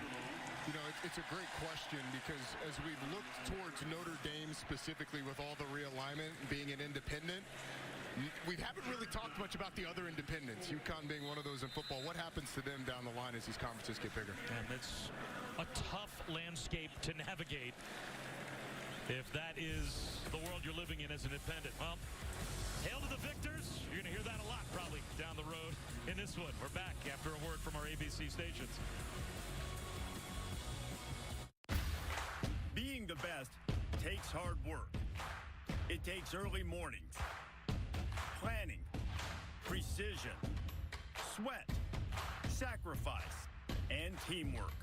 That's why Old Dominion Freight Line, the #1 national LTL carrier for quality, works hard to be the best in the game and is proud to support those striving to be the best in their game. Old Dominion Freight Line, helping the world keep promises. It's Taco Bell's double steak grilled cheese burrito with all that steak, nacho cheese sauce, shredded cheese, and even more melty cheese grilled on top. It's back, the double steak grilled cheese burrito, only at Taco Bell. This is supersonic Wi-Fi from Xfinity. It's fast. Like, ready for major gig speeds fast. Like riding a cheetah fast. Isn't that right, girl? Oh! It can connect hundreds of devices at once. That's powerful. Couldn't have said it better myself. And with 3 times the bandwidth, the demon never has to end. Slaying is our business. And business is good. Unbeatable internet from Xfinity. Made to do anything so you can do anything! Yeah, I heard good things. Well, welcome back. Hello. Next up is the Shetland. Can we throw in the football game? Pure agility and You're gonna have to ask him. go. Absolutely incredible performance today. And these little dogs are Okay. No. Football's better on 40-foot screens. Right, Travis Kelce? Huge TVs and lots of wings. Watch like a winner.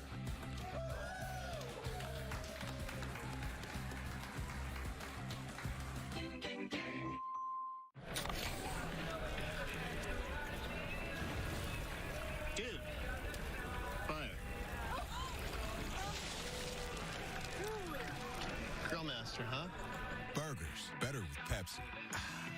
Meet Google Pixel 6a, the smarter phone that can see in the dark with night sight, fix your photos with Magic Eraser, and photograph all skin tones accurately with Real Tone. Google Pixel 6a. Save up to $150 on an unlocked Pixel 6a with qualified activation. It's the greatest sandwich roster ever assembled. Next is the new Great Garlic. The tender rotisserie-style chicken is sublime, and the roasted garlic aioli adds a lovely piquant flavor. Man, the second retirement really changed you. The new Subway series. What's your pick? I was a guidance counselor for 20 years, but now I finally get to fulfill my dream of being in the FBI.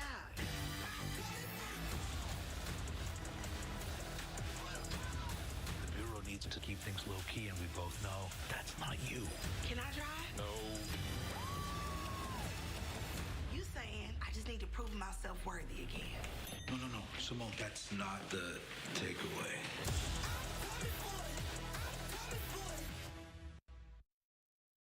You're a champion of multiple fantasy leagues. Your dominant reign is unprecedented. To watch over this dynastic empire, you scored a TV that's unbeatable in every measurable visual category. The only thing that can hand this fancy TV a bitter defeat? Bad internet. Unbelievable, did you see that? Get good internet with Cox, just named America's fastest internet download speeds, because good things deserve good internet. Sky 5, the only helicopter flying weekday mornings on KOCO 5 News. Well, it's time to get your fours up as we head to the fourth quarter. And I have to tell you, as a 47-point underdog and down by 45, a lot of effort by that UConn fan to get ready for today's game. I respect it. I do too. It's a lot of paint to wash off and a sad shower later on. Third down to start the fourth quarter. Isaiah Gash moves the pile for a Michigan first down.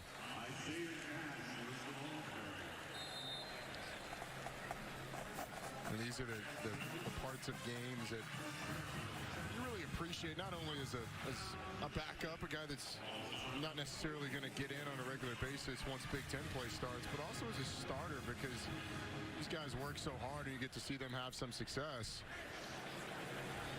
J.J. McCarthy now talking to Davis Warren, as we're going to see a few different quarterbacks rotate through there now. Alex Orji now back in the game, and he throws a swing pass out to the edge. Brought in by Javier Dunlap. Coming up on 6 Eastern, 3 Pacific over on ESPN. Brian Kelly and the LSU Tigers taking on Mississippi State. That's the first half of a twilight doubleheader of SEC football on ESPN, because at 9 Eastern, Miami, Texas A&M will get underway in College Station. Both games are also available on the ESPN app. How about the decision by Jimbo Fisher to go to Max Johnson this week, benching Haynes King before they take on Miami? Orji on the keeper with a flag down.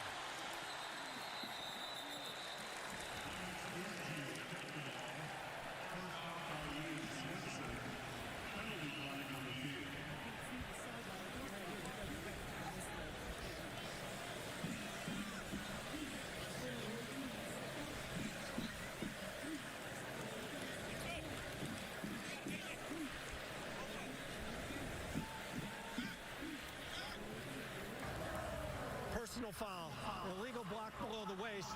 Defense, number 7. Half the distance to the goal from the end of the run, first down. So that will be a 16-yard run, and then a personal foul tacked on as Max Johnson, last season at LSU, now take over at Texas A&M. Yeah, he will. And Haynes King missed too many receivers a week ago. There's some talent outside, although changing the quarterback position isn't going to fix Texas A&M on offense. They need to be better on the offensive line. The running backs need to be better in pass protection. The receivers need to be better creating separation. We'll see if Max Johnson gives them a spark.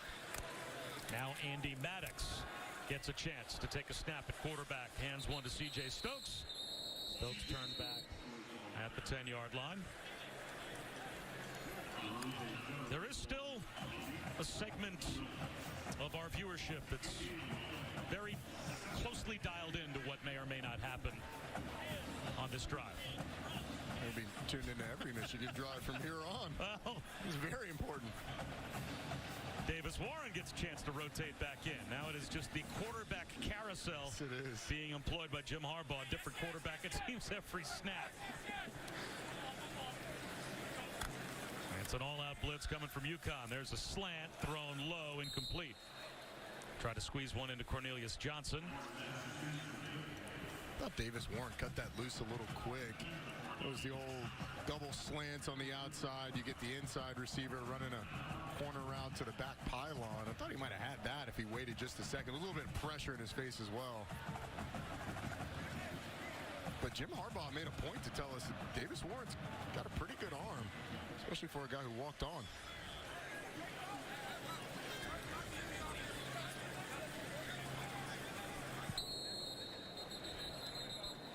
And a timeout called defensively by UConn. Charge timeout. So we'll step aside for just a moment.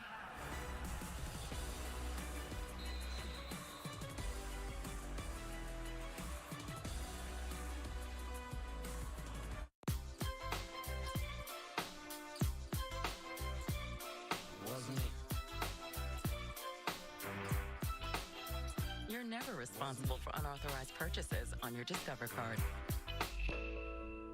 Hey, Mom. Hey, honey. What's all this? I had McDonald's money. Oh. Buy one of your faves like a quarter pounder with cheese or 10-piece chicken McNuggets and get another for just $1 only at McDonald's. Took a while to get up here. We started out around 1959. Then we took a hard left in East Africa. A right at Baja. A 180 in the empty quarter. And that 65-degree incline at Hell's Revenge. But we didn't do all that just to get here. We did it to give you a truck that'll take you anywhere. This is the new Nissan. Today's assignment, express yourself using Eckrich smoked sausage. All white cheddar dip. A+. Oh, man! Oh, wet paint. You do you.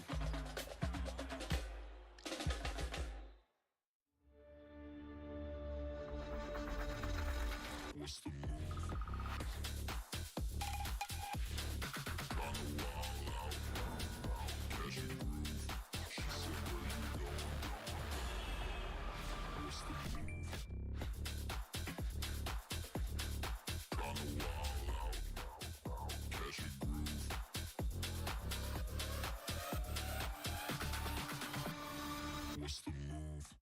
No matter what you're in the mood for, with the all-new Royal Crispy Chicken lineup at Burger King, you can't go wrong. Classic, cheesy, spicy, or tangy. Reward yourself with any of the all-new Royal Crispy Chicken sandwiches today, only at Burger King. I'm the captain of the Pee Wee football team. We may be small, but we are mighty. Annoying. And you are so tired from playing defense against us that your focus is about to ride the bench. Go, go, go. Thanks, Mom. Bye. Come on, come on. If you have cut-rate car insurance, then not even a Hail Mary will save you from paying for this. So get Allstate and be better protected from mayhem, like me. Awesome. Her name is Gloria Nanmack. She went missing. Her death is part of a pattern. No one's gonna do anything about it. Not the cops, not the politicians. I'm gonna break this story. You mean we?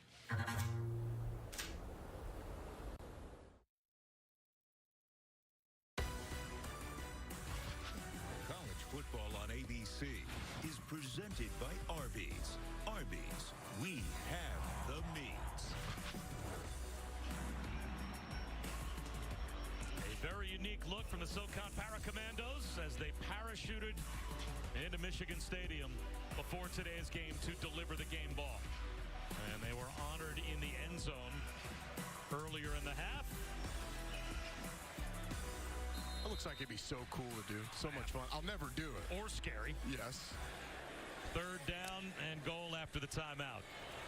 And it is Alex Orji in at quarterback. He's got Isaiah Gash to his left.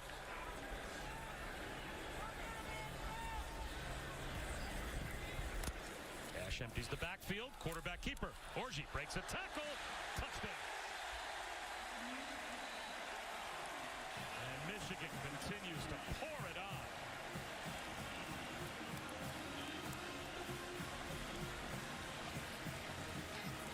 All 6 Michigan touchdowns on the ground.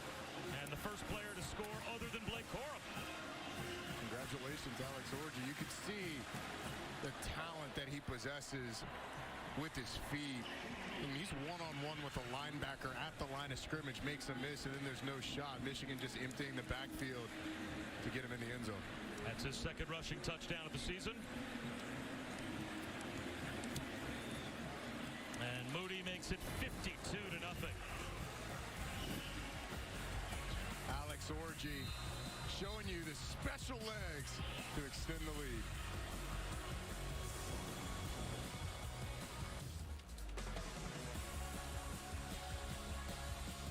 Attention foodies. With this fusion of prime rib steak, melted provolone, and other magical melty stuff, Arby's is now officially a fusion restaurant. Chef Smooch, Arby's, we have the meat.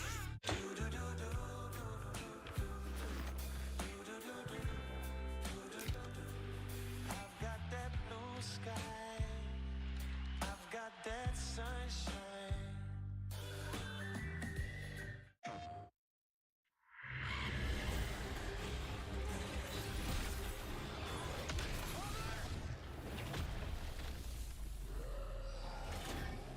When you are at your weakest. In fear and doubt, or a burden too heavy to bear. Remember this. You are not alone. Rated M for mature. PlayStation. It's 5 a.m. and I feel like I can do anything. We've got apples and cabbage, 7,000 dahlias, vegetables, and brisket for dinner. This is my happy place. We've been coming here since 1868. My grandmother used to say, don't call me, don't bother me, I'm going out to mow. There's a lot of cushy desk jobs out there, but I make the earth take the shape that I want it to take. There are millions of ways to make the most of your land. Learn how to make the most of yours at Deere.com. This is Antonelli's Cheese Shop. And we're the Antonellis. Do good, eat good. That's our mission. We chose our Spark Cash Plus card from Capital One because it gives us unlimited 2% cash back on everything we buy. And it has no preset spending limit, so our purchasing power adapts to our business needs. We use our 2% cash back to help cover our employees' healthcare costs. And that's how we take care of our most valuable asset. Our people. It may sound cheesy, but we like it that way. What's in your wallet? With DirecTV, I can get live TV and on demand together. Football, Housewives. Football, Housewives. Football, Housewives. Whoops. Oh, no. The housewives are on the field. I repeat, the housewives are on the field. I just want to talk!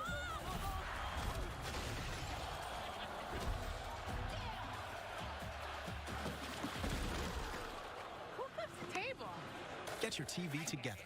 Call 1-800-DIRECTV to save up to $120. Extra Yard for Teachers Week is an annual back-to-school effort led by the College Football Playoff Foundation that brings college sports together to recognize and show appreciation to great teachers across the country. To support Extra Yard for Teachers recognition and resources initiatives, follow at CFP Extra Yard or scan the QR code. For more, let's go down to Chris Button.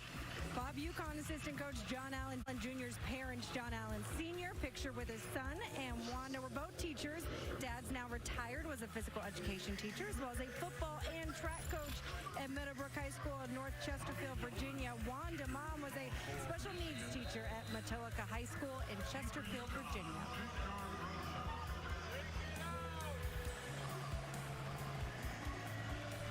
Extra Yard for Teachers is always a chance for us to say thank you to folks out there that have chosen to do a much more productive thing with their lives than we have chosen to do. As we go back to Kevin Negandhi. Number 4 team in complete control. So is the number 1 team in the country. Bob on ESPN. Georgia rolling 45-0 against South Carolina. Pretty good one on ESPN2. Purdue just scored, so they're up 15-10 against the Qs. Right now, Cincinnati in control. Virginia up a touchdown against Old Dominion on the ACC network. And reminding our audience, we're less than 40 minutes away from watching USC transfer Jackson Dart. Ole Miss taking on Georgia Tech. Back to you. Can the Ramblin' Wreck hang in there and maybe pull off an upset? Scotty Jones. You know, the defense of Georgia Tech was good against Clemson week 1. That Ole Miss offense hasn't found its stride yet. They only scored 28 points against Troy, so I think the Jackets can make it close. A rollout here for Zion Turner. And he'll run to the sideline and run out of bounds, chased out by McGregor. Last season, we had a chance to call Georgia Tech at Clemson. And that was one of the gutsiest slugfest-type games that we called all season. Georgia Tech fought tooth and nail to stay in that game. So there's a toughness, a grittiness, kind of a sandpaper about that team. There is. Clemson wasn't the offense wasn't a very good offense last year, but you're right. It was a team that fought down the stretch. And offensively, I think they've made strides with Jeff Sims at quarterback, but it's a tall task against a very talented Ole Miss team. Victor Rosa piled up after a gain of a couple. Again, Braden McGregor right in the middle of that pile to make the stop for Michigan. Big question for Michigan going forward is what's the ceiling for this Michigan team? Can they contend for a national championship? Maybe contend for a Big Ten title? And from what we've seen so far, Bob, I think this is absolutely a team that can contend in the Big Ten. I think they are as good as any team in the Big Ten, or better than every team in the Big Ten, maybe other than Ohio State.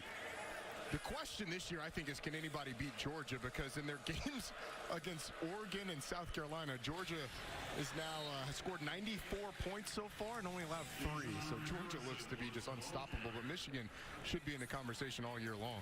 Dejon Harrison on that end around, just short of a first down. So UConn tries to get lined up to quarterback sneak it. I'm not sure they were set. And as a result, the timeout was called. Charge timeout, Michigan. Michigan got the timeout call.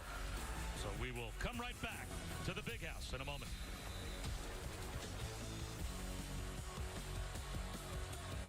iPhone 14 Pro. It's amazing. Yep, the camera is incredible. Ooh. And you'll get our best deal. Nice. But everyone should get it. Everyone can get it. Every new customer. And every existing customer. Every iPhone. Every iPhone. Every iPhone. Every iPhone. iPhone. Okay, my work here is done. Everyone gets the best deal on every iPhone. It's amazing. Everyone gets AT&T's best deals on every iPhone. Get the new iPhone 14 Pro on us. Are you coming for my job? The thing that's different about a Vrbo vacation home, you always have the whole place to yourself. No stranger at the dinner table making things awkward, or in another room taking up space. It's just you and your people. Because why would you ever share your vacation home with someone you wouldn't share your vacation with?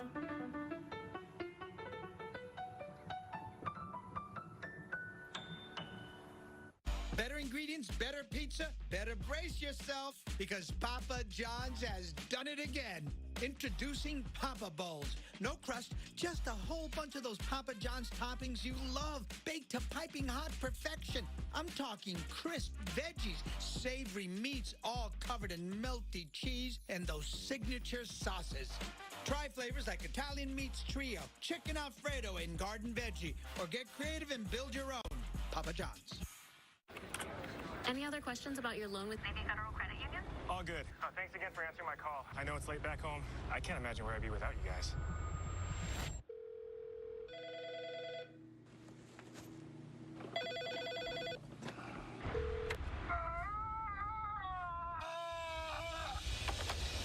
Hello? Are you still there? Thanks so much. Have a good one. Thanks for calling. Navy Federal Credit Union. Our members are the mission.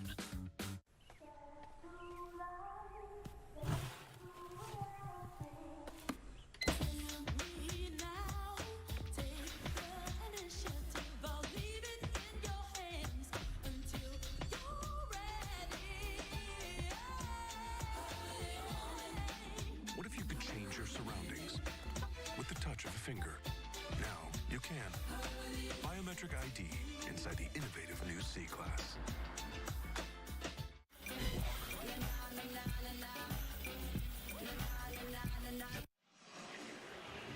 We return with a look at this week's AP College Football Rankings, brought to you by Allstate. None of the teams that are in the top 10 being challenged right now. And truthfully, Roddy, is take a look at the teams that have yet to kick off, and we'll kick off later on this afternoon and tonight. I don't know that anyone in the top 10 is going to be challenged today. I think SC Fresno, if USC doesn't come out and play well, that defense is going to be tested today with Fresno State, Jake Hayner. So USC should take care of business, but they don't play well, they'll be tested. Fourth down and a foot after the Michigan timeout. Cale Millen is back in at quarterback, and the look over with the play clock at 15, so plenty of time. It's been all run with Cale Millen so far. And he'll run the option, it looks like. Hold on and get thrown for a loss. And it is a turnover on downs as Michigan will take it back.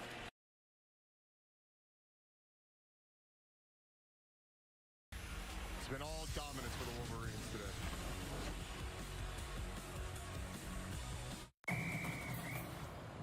Bryce, they let you off campus. What's going on, T-Bone? Because you know when I was the first ever sophomore to win the Heisman. What's up, Bryce? Go, go, go, go, go. What's going on here? Just a little friendly competition, you know.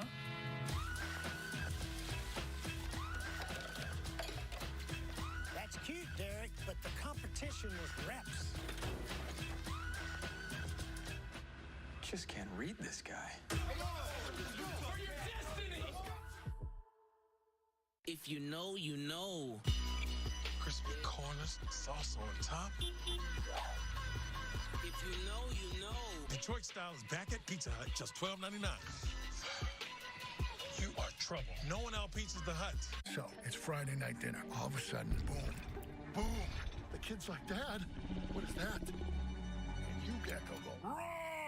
Huh? It's a bit too aggressive, isn't it? Okay, yeah, sure, rewind it. How about this? Beg your pardon, but bundling your home and car insurance could save you hundreds. And then the neighbors are like, giant gecko? Huh? Who? The little girl's like, hi, gecko. Well, quite the commercial. Yeah, I know, right? See how much you could save by bundling with Geico. always asking, where next? Capital One has the travel card for you. Venture X. Earn 10x miles on hotels and 5x miles on flights booked through Capital One Travel. Plus, receive premium travel benefits like access to over 1,300 airport lounges. Find your where next with Venture X. What's in your wallet? Meet Google Pixel 6a, a smarter phone for a smarter price, powered by the Google Tensor chip. So your camera can see in the dark with Night Sight. Fix your photos with Magic Eraser. Photograph all skin tones accurately with Real Tone. And last up to 72 hours with Extreme Battery Saver. It's all you want in a phone. Google Pixel 6a. Save up to $150 on an unlocked Pixel 6a with qualified activation. On an urgent Fansville by Dr. Pepper. Hurry! It's almost kickoff. I am. Oh, they logged me out! What's the password? Okay, it's P23XR ampersand. Dude, the caps lock is on! How much time we got? I missed basic cable. Here we go. Almost there, almost there. Oh no, I got the spinning wheel. Fanstown by Dr. Pepper. This commercial. Game hasn't started. They play these too much. Dr. Pepper, the one fans deserve. Hey, you hungry? Yeah. Buy one of your faves like a Big Mac or 10-piece chicken McNuggets and get another for just $1. Only at McDonald's. Last November, it was finally Michigan's turn. And the big one with Ohio State, Hassan Haskins. 28 carries, 169 rushing yards, 5 touchdowns. One of 3 Michigan running backs that's now done that in a single game. Blake Corum tying that record today, and Michigan, the first time under Jim Harbaugh, they come out on top of Ohio State, 42-27. And everything that Jim Harbaugh gave back pre-COVID, he basically got back after that win. Alan Bowman in the game now at quarterback, and he'll hand one off to C.J. Stokes. There were NFL rumors again regarding Jim Harbaugh off of last season, and here he is, still at Michigan, and his salary has returned to the lofty heights it was once at. Yeah, and I know Michigan fans were a little uneasy with where the program is going. Would they ever get over the hump? But sometimes it just takes time to get all the pieces the right way, and we don't like to have a lot of patience nowadays in college football, but it's amazing what one win can do over the right team. Andy Maddox hits Amarian Walker. And now Alan Bowman will run back in and play quarterback. So the quarterback shuffle continues for the Wolverines. And a lot of slaps on the head for Maddox for that completion. Of course, this is now J.J. McCarthy's team, and he'll be back out there for the Big Ten opener next week against Maryland. Isaiah Gash picks up the first down. And Hassan Haskins with 5 touchdowns against Ohio State last year. Blake Corum, 5 touchdowns in today's game against UConn. He had 4 in the first half. It's been an impressive performance, and his 5 touchdowns are really just a microcosm of how efficient this offense has been. The offensive line has been fantastic as they've gotten in the low red zone. This offense has just been methodical. Substitution offense, 12 men, 5-yard penalty, 3rd down.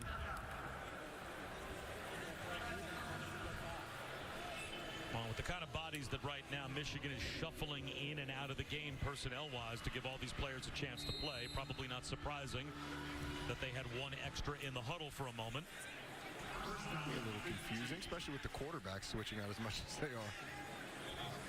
Now it's Alan Bowman. He'll take the snap and give it to Leon Franklin. He picks up 2.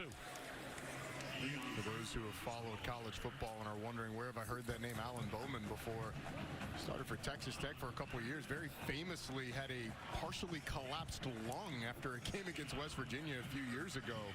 Played a lot of ball down at Texas Tech, and he's the 4th stringer, maybe the 5th stringer here for Michigan. That's the kind of depth they have at quarterback.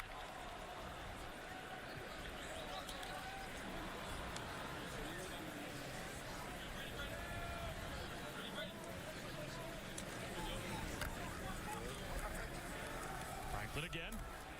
Breaking tackles. Fights his way to the 20-yard line.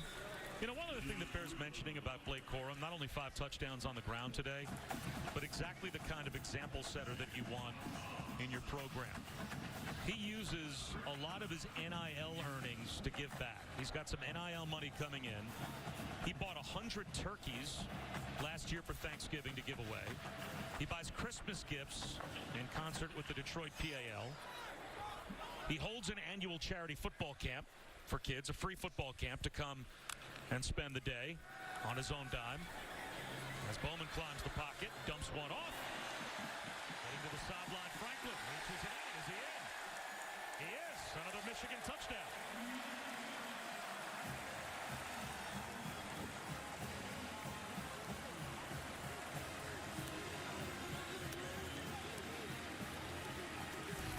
See the poise of Alan Bowman on that play. Does he stay in bounds? It looks like that foot does stay in bounds. Question is, does the knee hit before he gets in the end zone? I think the hand plants. The right knee certainly. He's good. That's a touchdown. Touchdown. And the absolute domination continues for Michigan. Even the backup kicker, Tommy Doman, gets a chance to come in and try a point after. And he knocks it right down the middle. 59-0. Michigan on top of UConn. Let's check in again with Kevin Nagandi. Well, let's go back to Syracuse and Boog. Dramatic turn of events here. First, it's the offense for the Orange. Garrett Schrader to Rhonda Gadsden. Yeah, great job of him keeping the play alive. And then look at number 82 throwing a block there out front, and the Q's getting it in the end zone. They get the 2-point conversion. Here comes Purdue, and oh no, Purdue. Aiden O'Connell, oh no, got time, and don't do that. Yeah, you ever been in a situation where you panic? Plenty of times. Just like O'Connell there. Caleb Okechukwu with the pick. Nice job there. Syracuse up by 9. Jeff Collins, he needs a signature win. Well, first of all, he just finished working out, and this would be a great win for him to get today. Georgia Tech taking on Ole Miss. Good luck, Ronnie, today. Back to you, Bob. Appreciate that, Kevin. Appreciate They're pulling for you. You know what? I do appreciate it. Jeff Collins certainly could use a signature win. This is a Georgia Tech team that's got one of the hardest non-conference schedules in the country. They go to UCF next week. They go to Pitt week after that. You want to catch Ole Miss before that offense gets rolling. Well, UConn lost a lopsided game to Syracuse last week, and back to the Orange for a moment. And that was a team that Jim Mora told us when we were talking to him this week. He thinks they're sneaky good, and that's a team obviously you know a lot about. Yeah, they're playing a very good Purdue team that just took Penn State to the wire.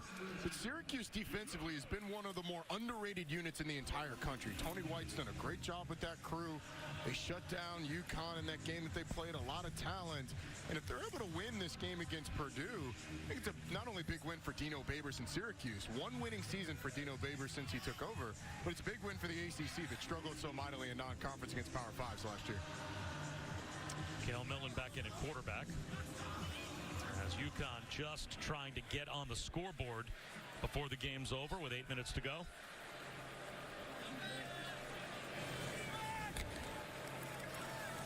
And Victor Rosa picks up a yard. Now, Nathan Carter, we saw unspecified injury, but did not look like himself in the first half. He did come back in and gave it a go, carried the ball a handful of times, but you have to think at this point you've got NC State on the road next week, and then a bunch of games that look a lot more winnable for UConn once you get past next week in the second half of their season, and you have to think that right now they're trying to make sure that Nathan Carter's going to be as healthy as he can be for those games, because he has not played much in today's game. No, he is not. After that first drive, it's just kind of been in and out. But look at the defenses that they played during this stretch. Syracuse just talked about how good that defense is. Michigan's going to be one of the best defenses in the country when it's all said and done. And NC State, a defense with 10 starters returning from a 9-win team a year ago, going down to Raleigh, Carter Finley, another hostile environment. And even Fresno, that's not a walk in the park against that crew either.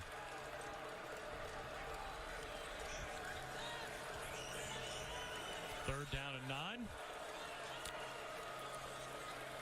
Millen to throw. And that's broken up. Tried to squeeze one in, and it was knocked away from Ethan Williams.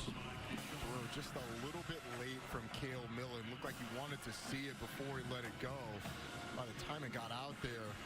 Good coverage from Keyshawn Harris. Yeah, Harris had the coverage.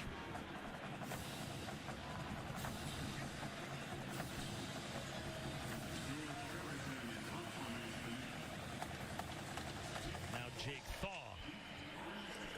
Third different player today that has had a chance to return a punt for Michigan. And he'll call for a fair catch. At the 36-yard line of the Wolverines. Well, coming up at 6 Eastern, 3 Pacific, over on ESPN, LSU will host Mississippi State in Death Valley. And that will be followed by Miami heading to College Station to take on number 24 Texas A&M. Both games available on the ESPN app. Quarterback for Miami, Tyler Van Dyke, going into Kyle Field. Big-time NFL prospect. Since week 8 of last season, just how good he has been. 331 yards per game. Ended last year with 6 straight games, 300 yards passing and 3 passing touchdowns. Danny Hughes takes the handoff. As yet another quarterback gets in the game. This is Jaden Denigal for Michigan. How many quarterbacks did you see warming up for Michigan before the game, Bob? There were 6 centers practicing quarterback exchanges for Michigan, and they ran out of centers. They actually had a couple of trainers kind of going side saddle and snapping to 3 extra quarterbacks. There were 9 quarterbacks on the field for Michigan taking pregame snaps. And you know what? By the time we play the next 6.5 minutes, even though we kind of mocked a little bit of a overusage of quarterbacks in the pregame, all 9 might get in there. You never know. All over. We might see all of them. We've seen the majority. That's for sure. And the reason that you do it, I don't think it's worth stating again.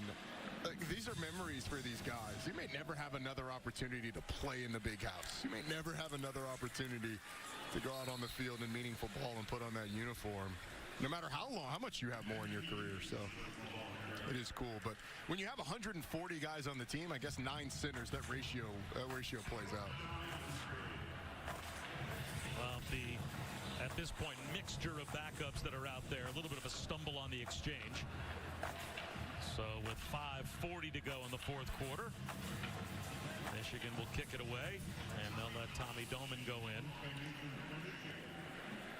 He just connected on a point after the last Michigan touchdown, and now he'll have a chance to punt for the first time.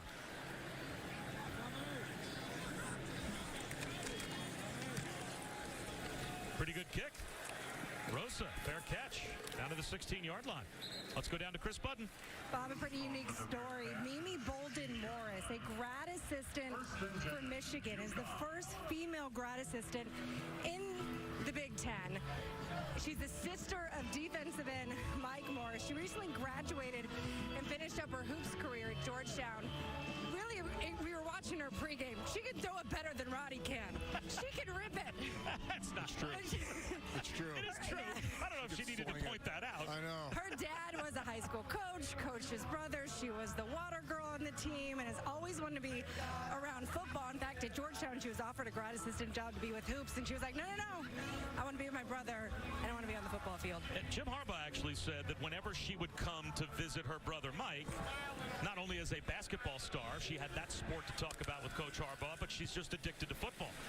And this quarterback keeper, Millen tries to run to the sideline. He's got nowhere to go.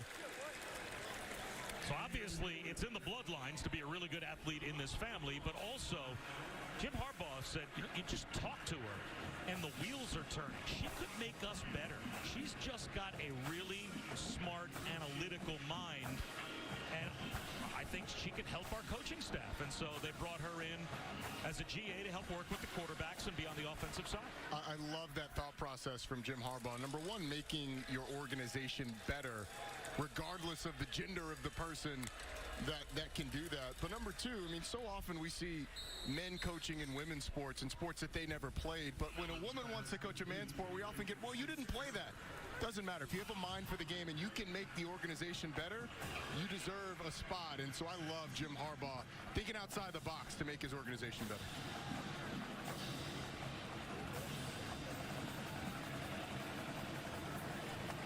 Coming up on 4 minutes to go as UConn tries to keep this drive alive. 3rd down and 6.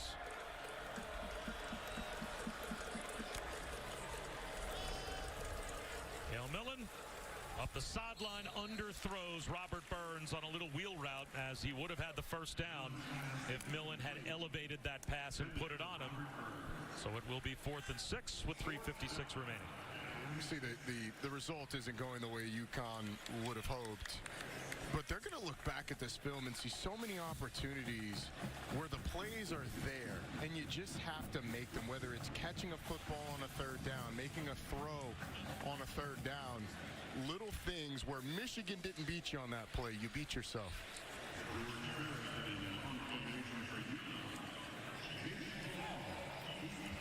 Maritan to punt again. And Thaw looking for a return. Catches this one in traffic and goes down.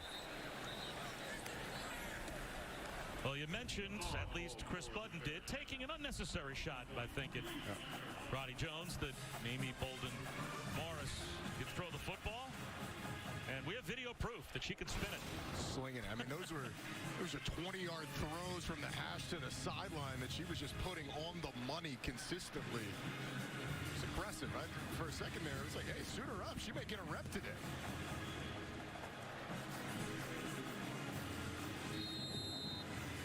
Brandon Mann now in the game at quarterback for Michigan.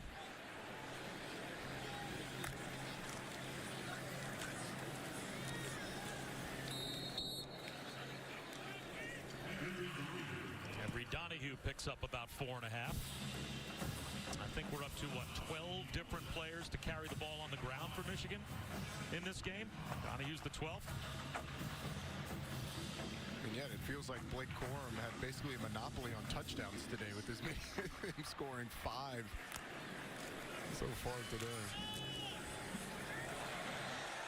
Danny Hughes. He gets a chunk carry. Down to the UConn 36 with 3:10 to go.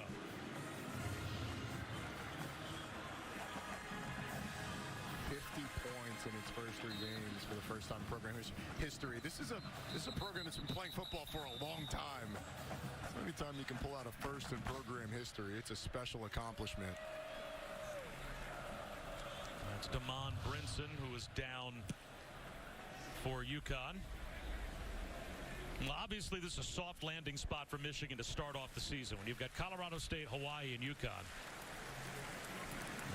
They didn't sign up for any of these big, mega early season matchups, so they will first be tested once they get to the Big Ten season. But Maryland, Iowa, Indiana, those are their first 3 Big Ten games. Now, you don't take any game of the Big Ten for granted, but it's really by the time you get to the Penn State, Michigan State portion of the schedule that you start to wonder, can they stay perfect? And obviously they will close the year Thanksgiving weekend at the Horseshoe against Ohio State. And we saw it on that graphic. There's only one game this season where ESPN's FBI gives them less than a 68% False chance. start, offense number 66, 5-yard penalty, first down. One game where they have less than a 68% chance to win the game right now. Those 2 games you reference against Penn State, Michigan State are here at the Big House. Only trips on the road is for them in Big Ten play. At Iowa, at Indiana, at Rutgers, and at Ohio State.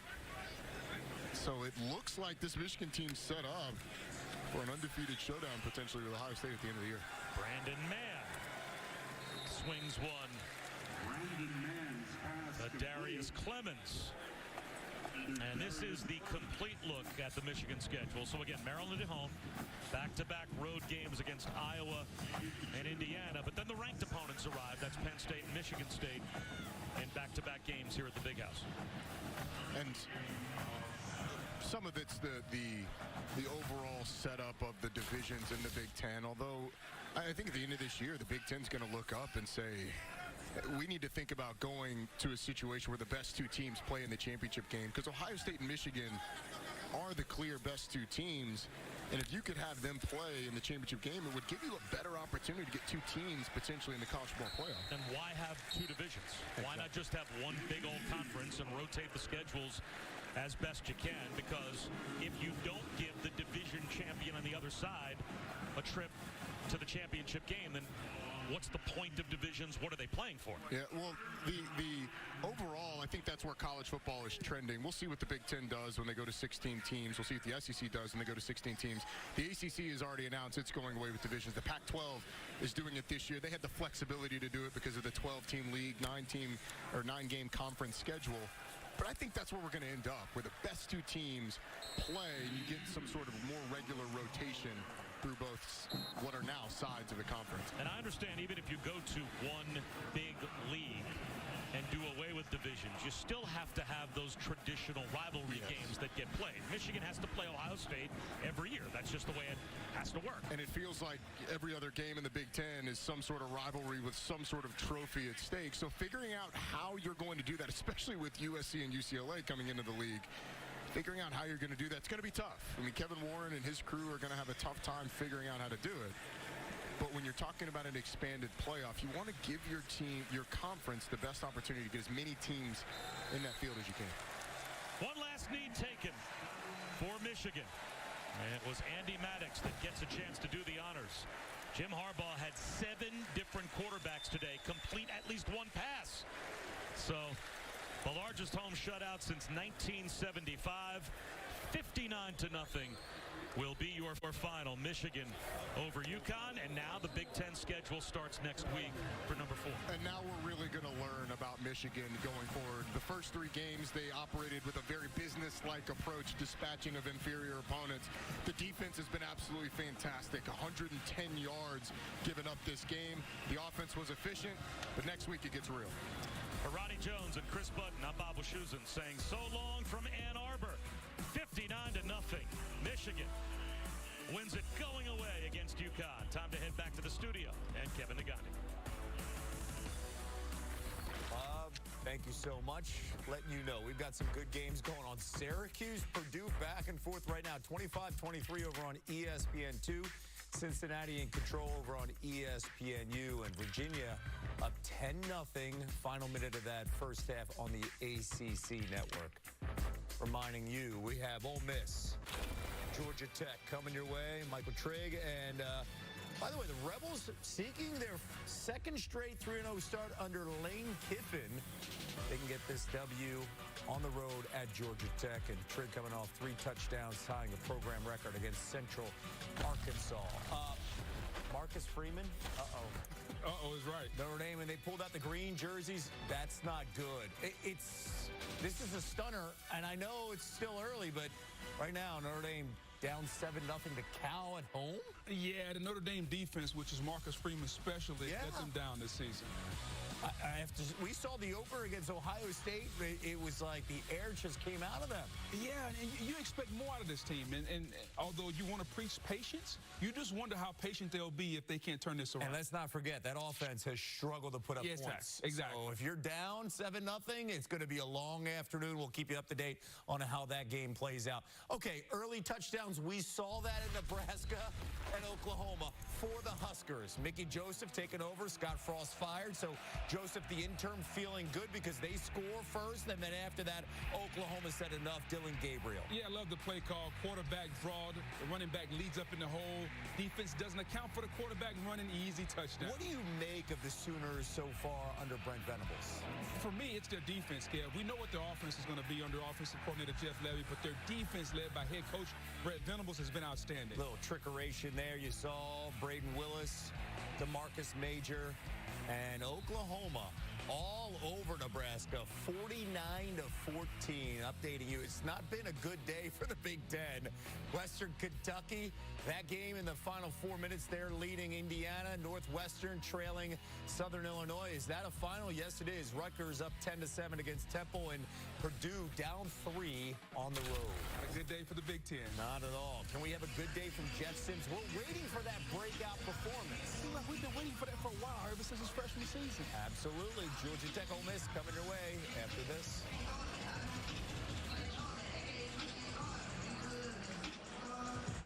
All I know is rejection.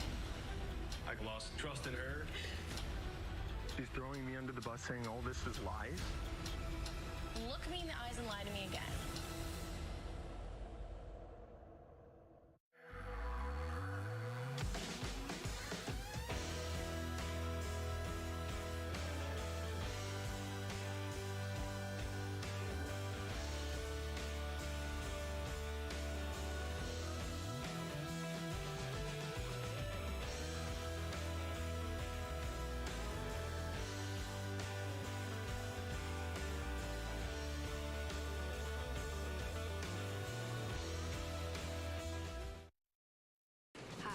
One small coffee, please. Now with the Oklahoma Lottery Players Club, you can make every day a Players Day. With exciting promotions and prizes, you get more winning and more fun. The Oklahoma Lottery Players Club. Hey, Bruce, sorry to bother you again on my vacation, but I took a look at my paycheck and it looks like a few numbers are missing. Like all of them. Can I put this on the company card? When employees do their own payroll, they fix problems before they become problems. Paycom. Employee. Do I want to drink this? Absolutely. Did I get shorted on my paycheck moments before vacation? I sure did. I'll just take a water. When employees do their own payroll, they fix problems before they become problems. Paycom. Employee-driven payroll.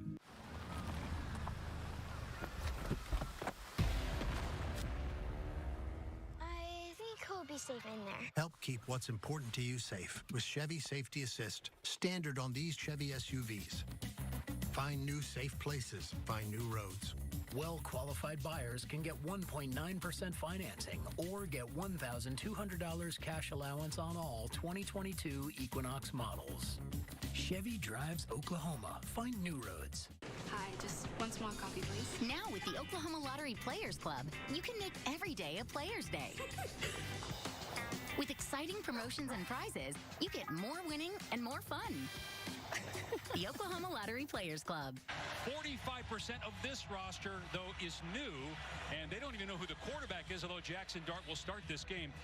Lesser competition so far. This will be the biggest challenge yet for Ole Miss. What do you make of the Rebels so far? I think Lane Kiffin has done a phenomenal job, and it doesn't seem like they're going away anytime soon. As you referenced, rebuilding this roster, he thinks it's his deepest and best roster he's had yet. Got to figure out the quarterback component, but there is talent all over this football team for Ole Miss. Can't wait to see exactly where they fall in the grand scheme of things in the SEC. So to your point on the quarterbacks, and talking with Lane this week, he said it's minute to minute, it's play to play. I don't know who the starter's going to be. So Jackson Dart will start, but we don't know what'll happen after play one. And as you said, this is a quarterback contest or competition that has continued to play out longer than Lane Kiffin would want. Nobody has taken the job. Jackson Dart, I think he's the most talented of the two.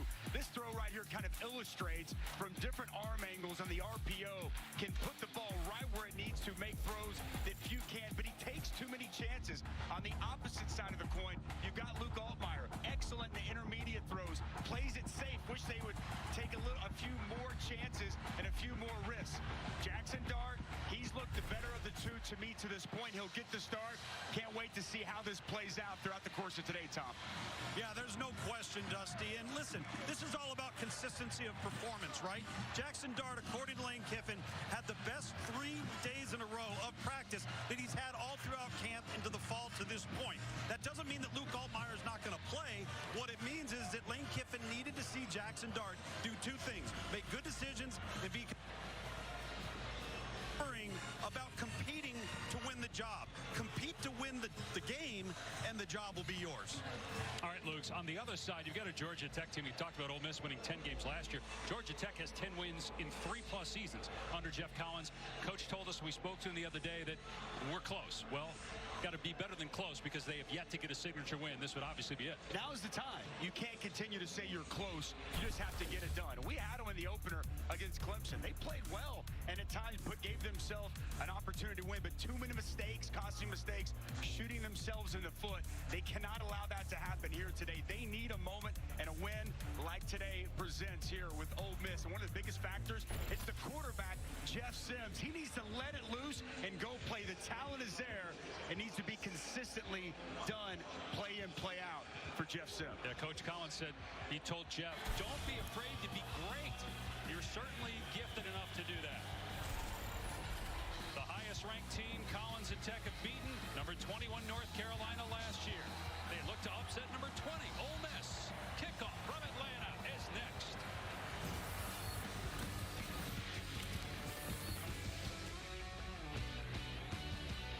Got our favorites. Chicken McNuggets. Let me guess, a Big Mac? What's that? Where's my McNugget, Dad? What McNugget? I can literally see it. Buy one favorite like 10-piece McNuggets and get another for just $1. Right now at McDonald's. This letter is for you. From what I hear, you're supposed to be the next Tom Brady. You're not the next anybody. You're the next you. Sincerely, Tom.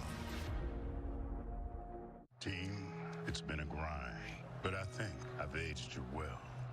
Some might say perfect. Who's ready to show 'em who's the cheesiest? I woke up thinking of the cheesiest, coach. Cheez-It, official sponsor of the college football playoff.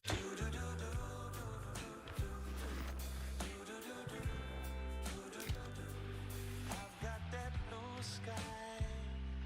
I've got that sunshine.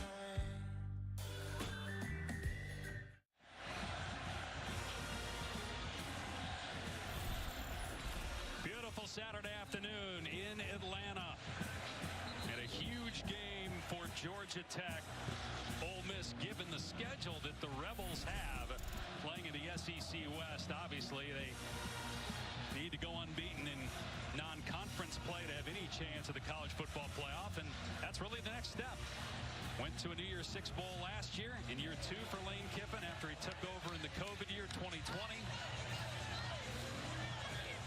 A historic 2021 regular season, looking to step it up a notch here in 2022. Ole Miss won the toss and will receive. Jude Kelly will kick it deep to Dayton Wade.